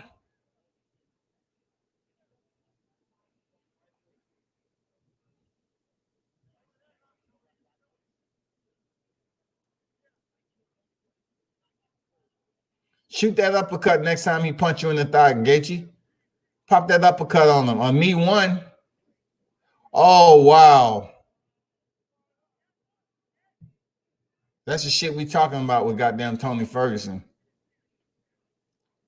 Start acting like he goddamn Caesar. This dude is a maniac.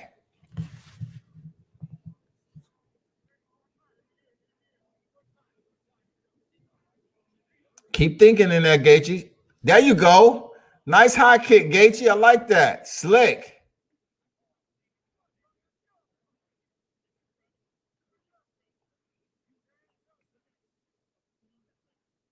He's going to Gaethje's body.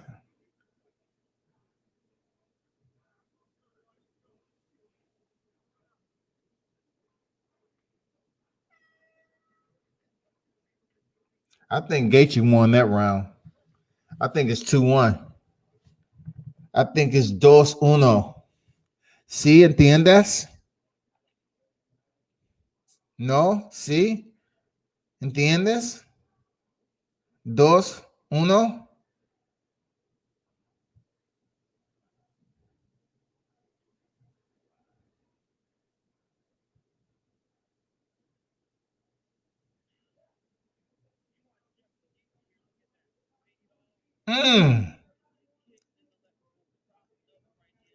Gaethje need to stop watching his work, man. You hurt that motherfucker, go and stay on him.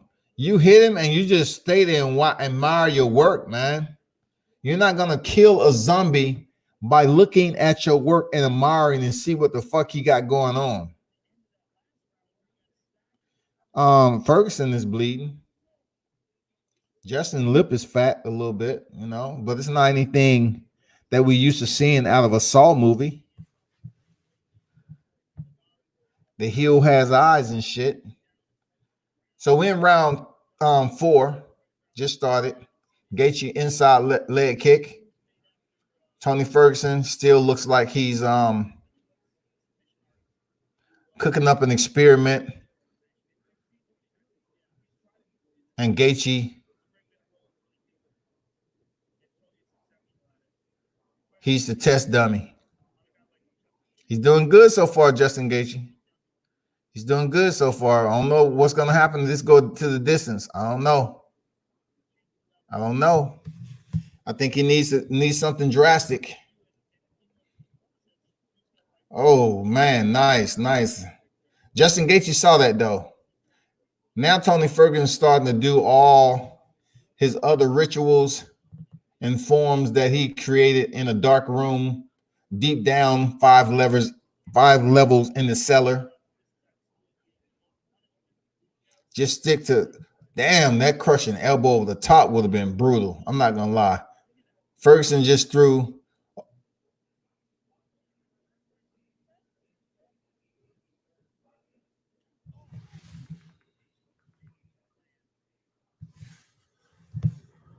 Hold on for a second.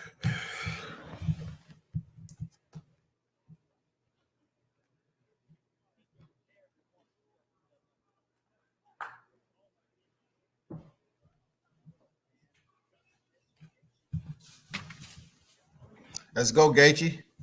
3 minutes and 15 seconds remaining. All this twisting and turning, man. I wonder will he be able to get away with that with Khabib? Will Khabib be able to go in and shoot for a takedown? Because Gaethje is not even trying to shoot in for a takedown because it may be too dangerous for sure. But all this twisting and turning his back to his opponent, I wonder will Khabib be able to take advantage with that? I'm pretty sure, man. Nobody locks up like Khabib. Nobody.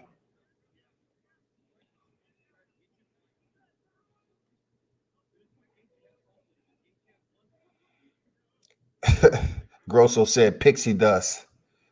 Damn. Oh, nice straight by Justin Gaethje. Keep that up, man. Don't admire your work, Justin. Oh, he hurt. He hurt turning. Let's go, Justin. This is your time. Let's go. Don't chase him. He's going to run you into the elbow, Justin. You know that shit.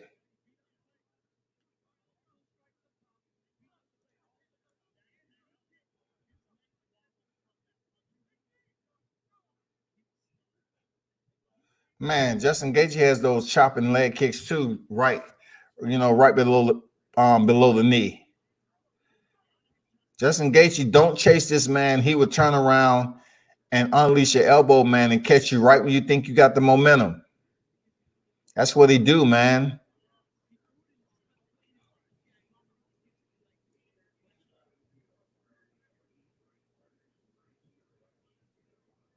All that twisting and turning, man, I don't think he'd be able to get away with that with Khabib.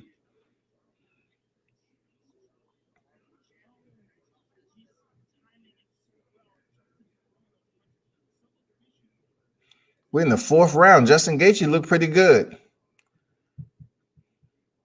Stay that way, Justin. Don't give it up. Don't give it up. Stay patient. Stay outside distance.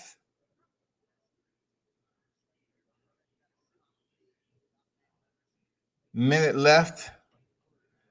A minute left. If they didn't shut it down. Okay. A minute 1 left in the round. He comes back and dig to the body. That's Tony Ferguson dig to the body of Gaethje.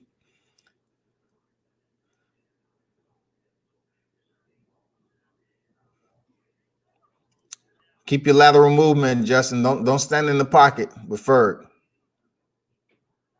Check left hook.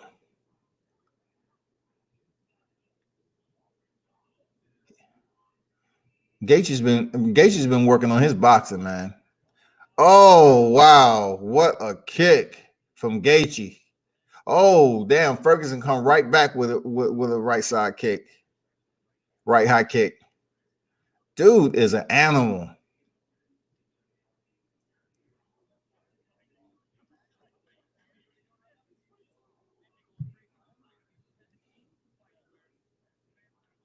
Oh, nice kick. He tried to come and get off the cage.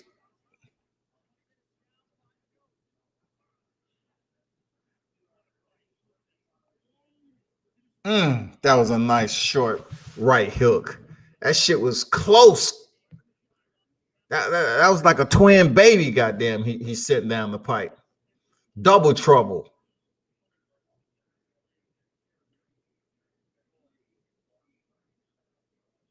Justin been working on his boxing. Who y'all got, man? I don't see any scores. I saw one score from Don Dollar, man. Who you got? I got 3-1, man.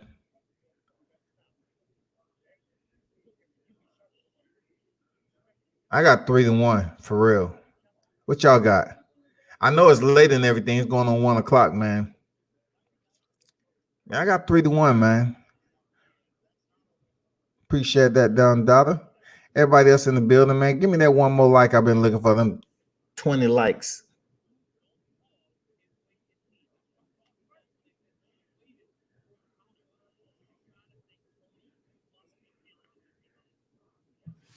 Last round, y'all. Tony Ferguson, Justin Gaethje.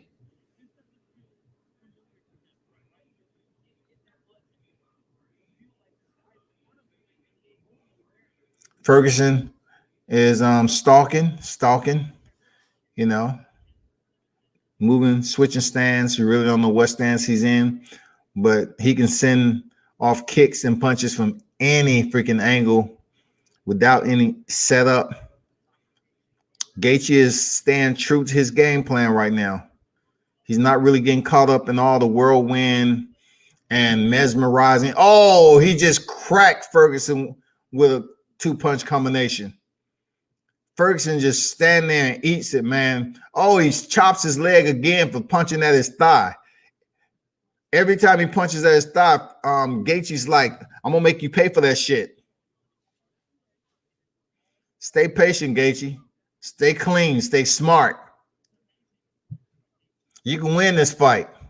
Shut the hype up. No 6-time with no Khabib. You about to get a title shot. 340 left in the fifth. Stay, your cardio look good, Justin. Be patient. You can knock this dude out, man. You can knock Tony Ferguson out. Good straight left. You got better boxing than he do. Oh, he hurt Tony Ferguson. Damn. Oh, he hurt him. He hurt him. Tony's hurt. He's just trying to bait him in. And Justin didn't go for it this time. Good job. He's beating the brakes off Tony. Stay patient, Justin. Look at that jab, man. That stinging jab Justin done brought to the damn table. Like it. Man, what the hell Tony Ferguson doing now? He's trying to damn spin himself into a leg lock or a takedown. Shit. Stay on your feet and get this work. Because he's making you look like the next stand-in for I Am Legend. Oh, nice. He's hurt. Tony Ferguson's hurt. Justin's getting confidence up. He's getting out the way. He's punching, slipping. He's using a long jab. I like what I see. He's using a long jab. Oh, man, he caught Tony Ferguson coming in with a left hook. A left uppercut. Nice. Tony keeps trying to punch at Justin's thigh, man. And Justin should make him pay every time he does that shit. Let's stop the Mega Madoff Ferguson hype train. Oh, my God. Good 1-2 combination by Gaethje. I know Gaethje want to stop Ferguson. I know he does, but stay patient. Stay patient, man. It's coming. 1:40 remaining. It's coming. You can do it.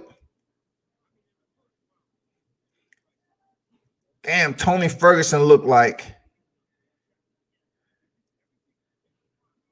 he felt. What the fuck? He's shaking his head. Tony Ferguson's jacked the fuck up. Oh, he stops him. Justin Gaethje stops him. Justin Gaethje stops Tony Ferguson in the 5th round.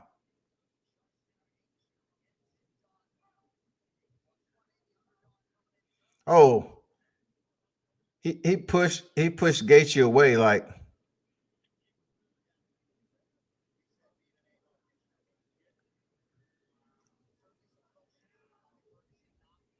Don't go over there and try to be friends with somebody that's a maniac, man. Just accept your win. You stopped the man.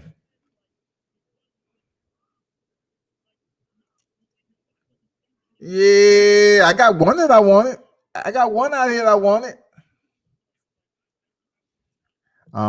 Is Josh in the building? Because I could have sworn I read that he was going for Tony Ferguson, and therefore somebody should take a close look at his emotional state right now, because his picks just didn't go the way that he wanted. Tony Ferguson just got stopped.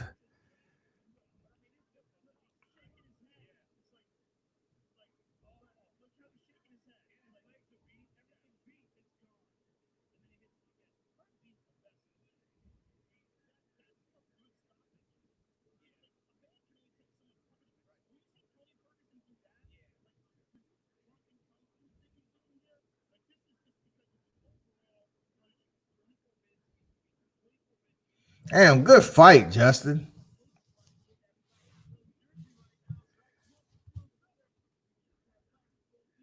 Damn, he beat the shit out of Tony Ferguson. I've seen Tony Ferguson do that shit to people. But God damn it. Thank you, Holy Jesus, for the Megamedov and Ferguson meeting being no more. It is now put to rest in a cemetery of has-beens that'll never happen. It will never happen. It won't be a 6th time. It won't be a 6th time.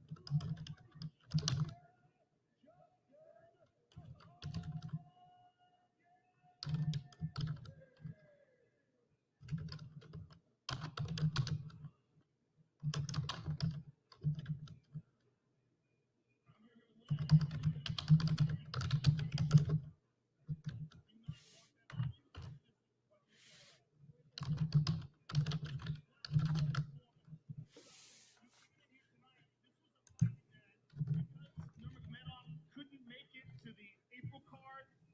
You were slated to fight then on short notice, but you had the opportunity to truly prepare for this fight, and what a performance! And then sunk in. I mean, how good do you feel about that fight? I knew I was a killer step in here. I'm good, bro. I'm sure you knew you were, but you also knew Tony Ferguson. No better draw on earth. Adrenaline coursing through my veins.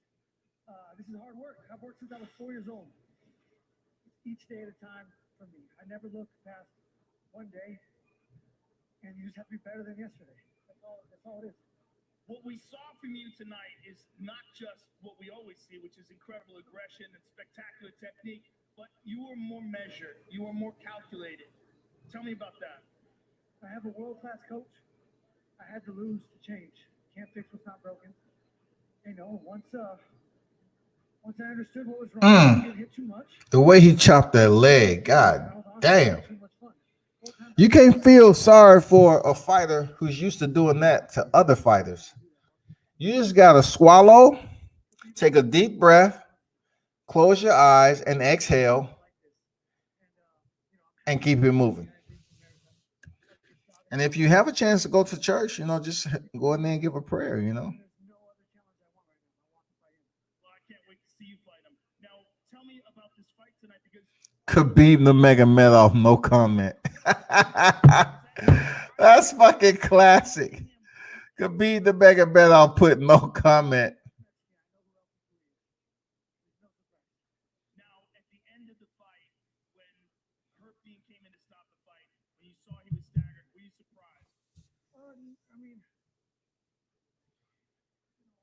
I feel bad for him because if that was me, I'd be fucking pissed. Because I came in here to die. I told my coach in the back, you're not gonna like it, but I'm ready to die tonight. And that's the mentality you have to come in here with. It's not about winning or losing for me. It's about not disappointing myself, my family, and representing God as best I can. Being a good person, helping my neighbors. That's all I care about. I live every day to help. I have a human services degree. If I wasn't doing this, I'd be doing social work somewhere. I'd be a probation officer. I want to work with at-risk youth. I'm a killer in here, but as soon as I step out of this octagon, I will not see that. I genuinely feel so bad for Tony. Let's be honest, guys. He didn't deserve this. And should have had a title shot years ago. He's been an interim title holder, so I guess that's just his drop off. I'll go to God, man. My parents. I'm happy for Gaethje. I'm glad he won, man. Real talk. You're gonna say something, you prove it, you show it. That's how my parents led me, and that's why I'm the person I am. Deep from the front. Congratulations, sir. Justin Gaethje, ladies and gentlemen. I'm here with Tony Ferguson. Tony, first of all, amazing fight and just an incredible war. What did you expect coming in here, and what, if anything, was surprising? Man, it's been a long fucking camp. I'll be real. We've been preparing since November. Obviously, the AK didn't fall through with Khabib. Obviously, Justin was the only one I want to sign on dotted line. Just a long camp, and then just, not the weight cut had nothing to do with it. Justin's a tough son of a bitch. I'll be real. Prepared for Khabib, not so much a striker. Shit happens, man. What can you do, man? But I would have much rather got finished instead of having somebody step in it. I was still inside of it, even though he stopped. I wish I would have walked in and I got finished. Well, you are a champion, and I'm sure that's how you would have wanted to go out.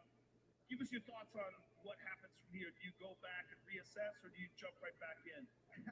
Let's go back and get, you know what I mean? The consolation round, you have to win back, and you have to obviously earn it.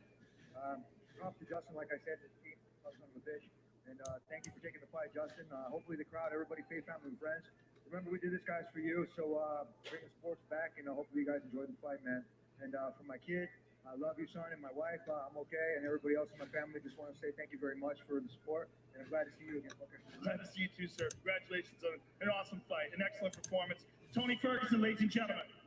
Well, Daddy's coming home, Armand, but Justin Gaethje Well. is the new interim UFC lightweight champion, and all indications are he will have a date with Khabib Nurmagomedov. That was absolutely exciting. UFC 249, Ferguson versus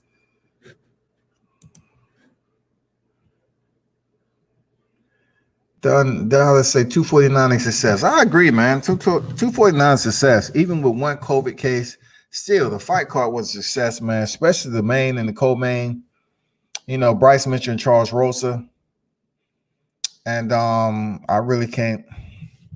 You got to give the Kevin Cater stopping Jeremy Stevens. Besides that fights, yeah, that was good to go. Shit was a success, so we're definitely gonna see more UFC cards and boxing is going to start opening up for sure. I almost guarantee that shit is going to start opening up. Absolutely.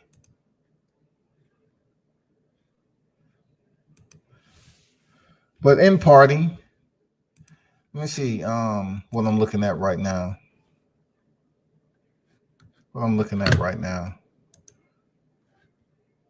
Man, I've been on this joint for 7 hours.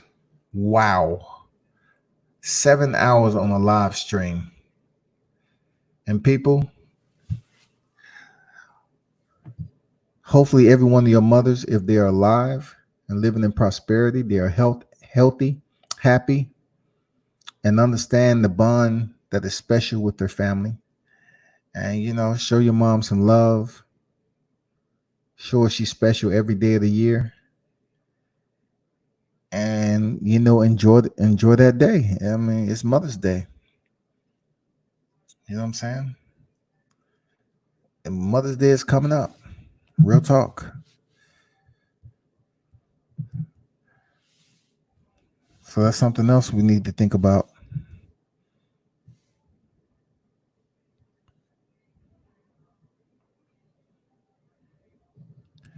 Mother's Day is today. Unfortunately, we won't be able to go to church or any of that stuff, but definitely going to get mom a meal and hook it up. You know what I'm saying? Drop through. Show how much I appreciate her. And for those of you that's out there, same to your moms, happy Mother's Day, man. Y'all take it easy. Thank y'all for tuning in and staying on deck for this live stream, man. That was like 7 hours and 20 something minutes, man. UFC 249 went down. Jacksonville, Florida. ViStar Veterans Memorial Center. The winners won and the losers lost. Period. But the good thing about it is that we was able to see a card during the pandemic back in full effect, man. That's what it's all about. So y'all know what it is, man. The wrenches and everyone else who turned in tonight, share the content, subscribe to the channel, pass the word, turn up and tune in to World Combat Sports. Salute. I'm out.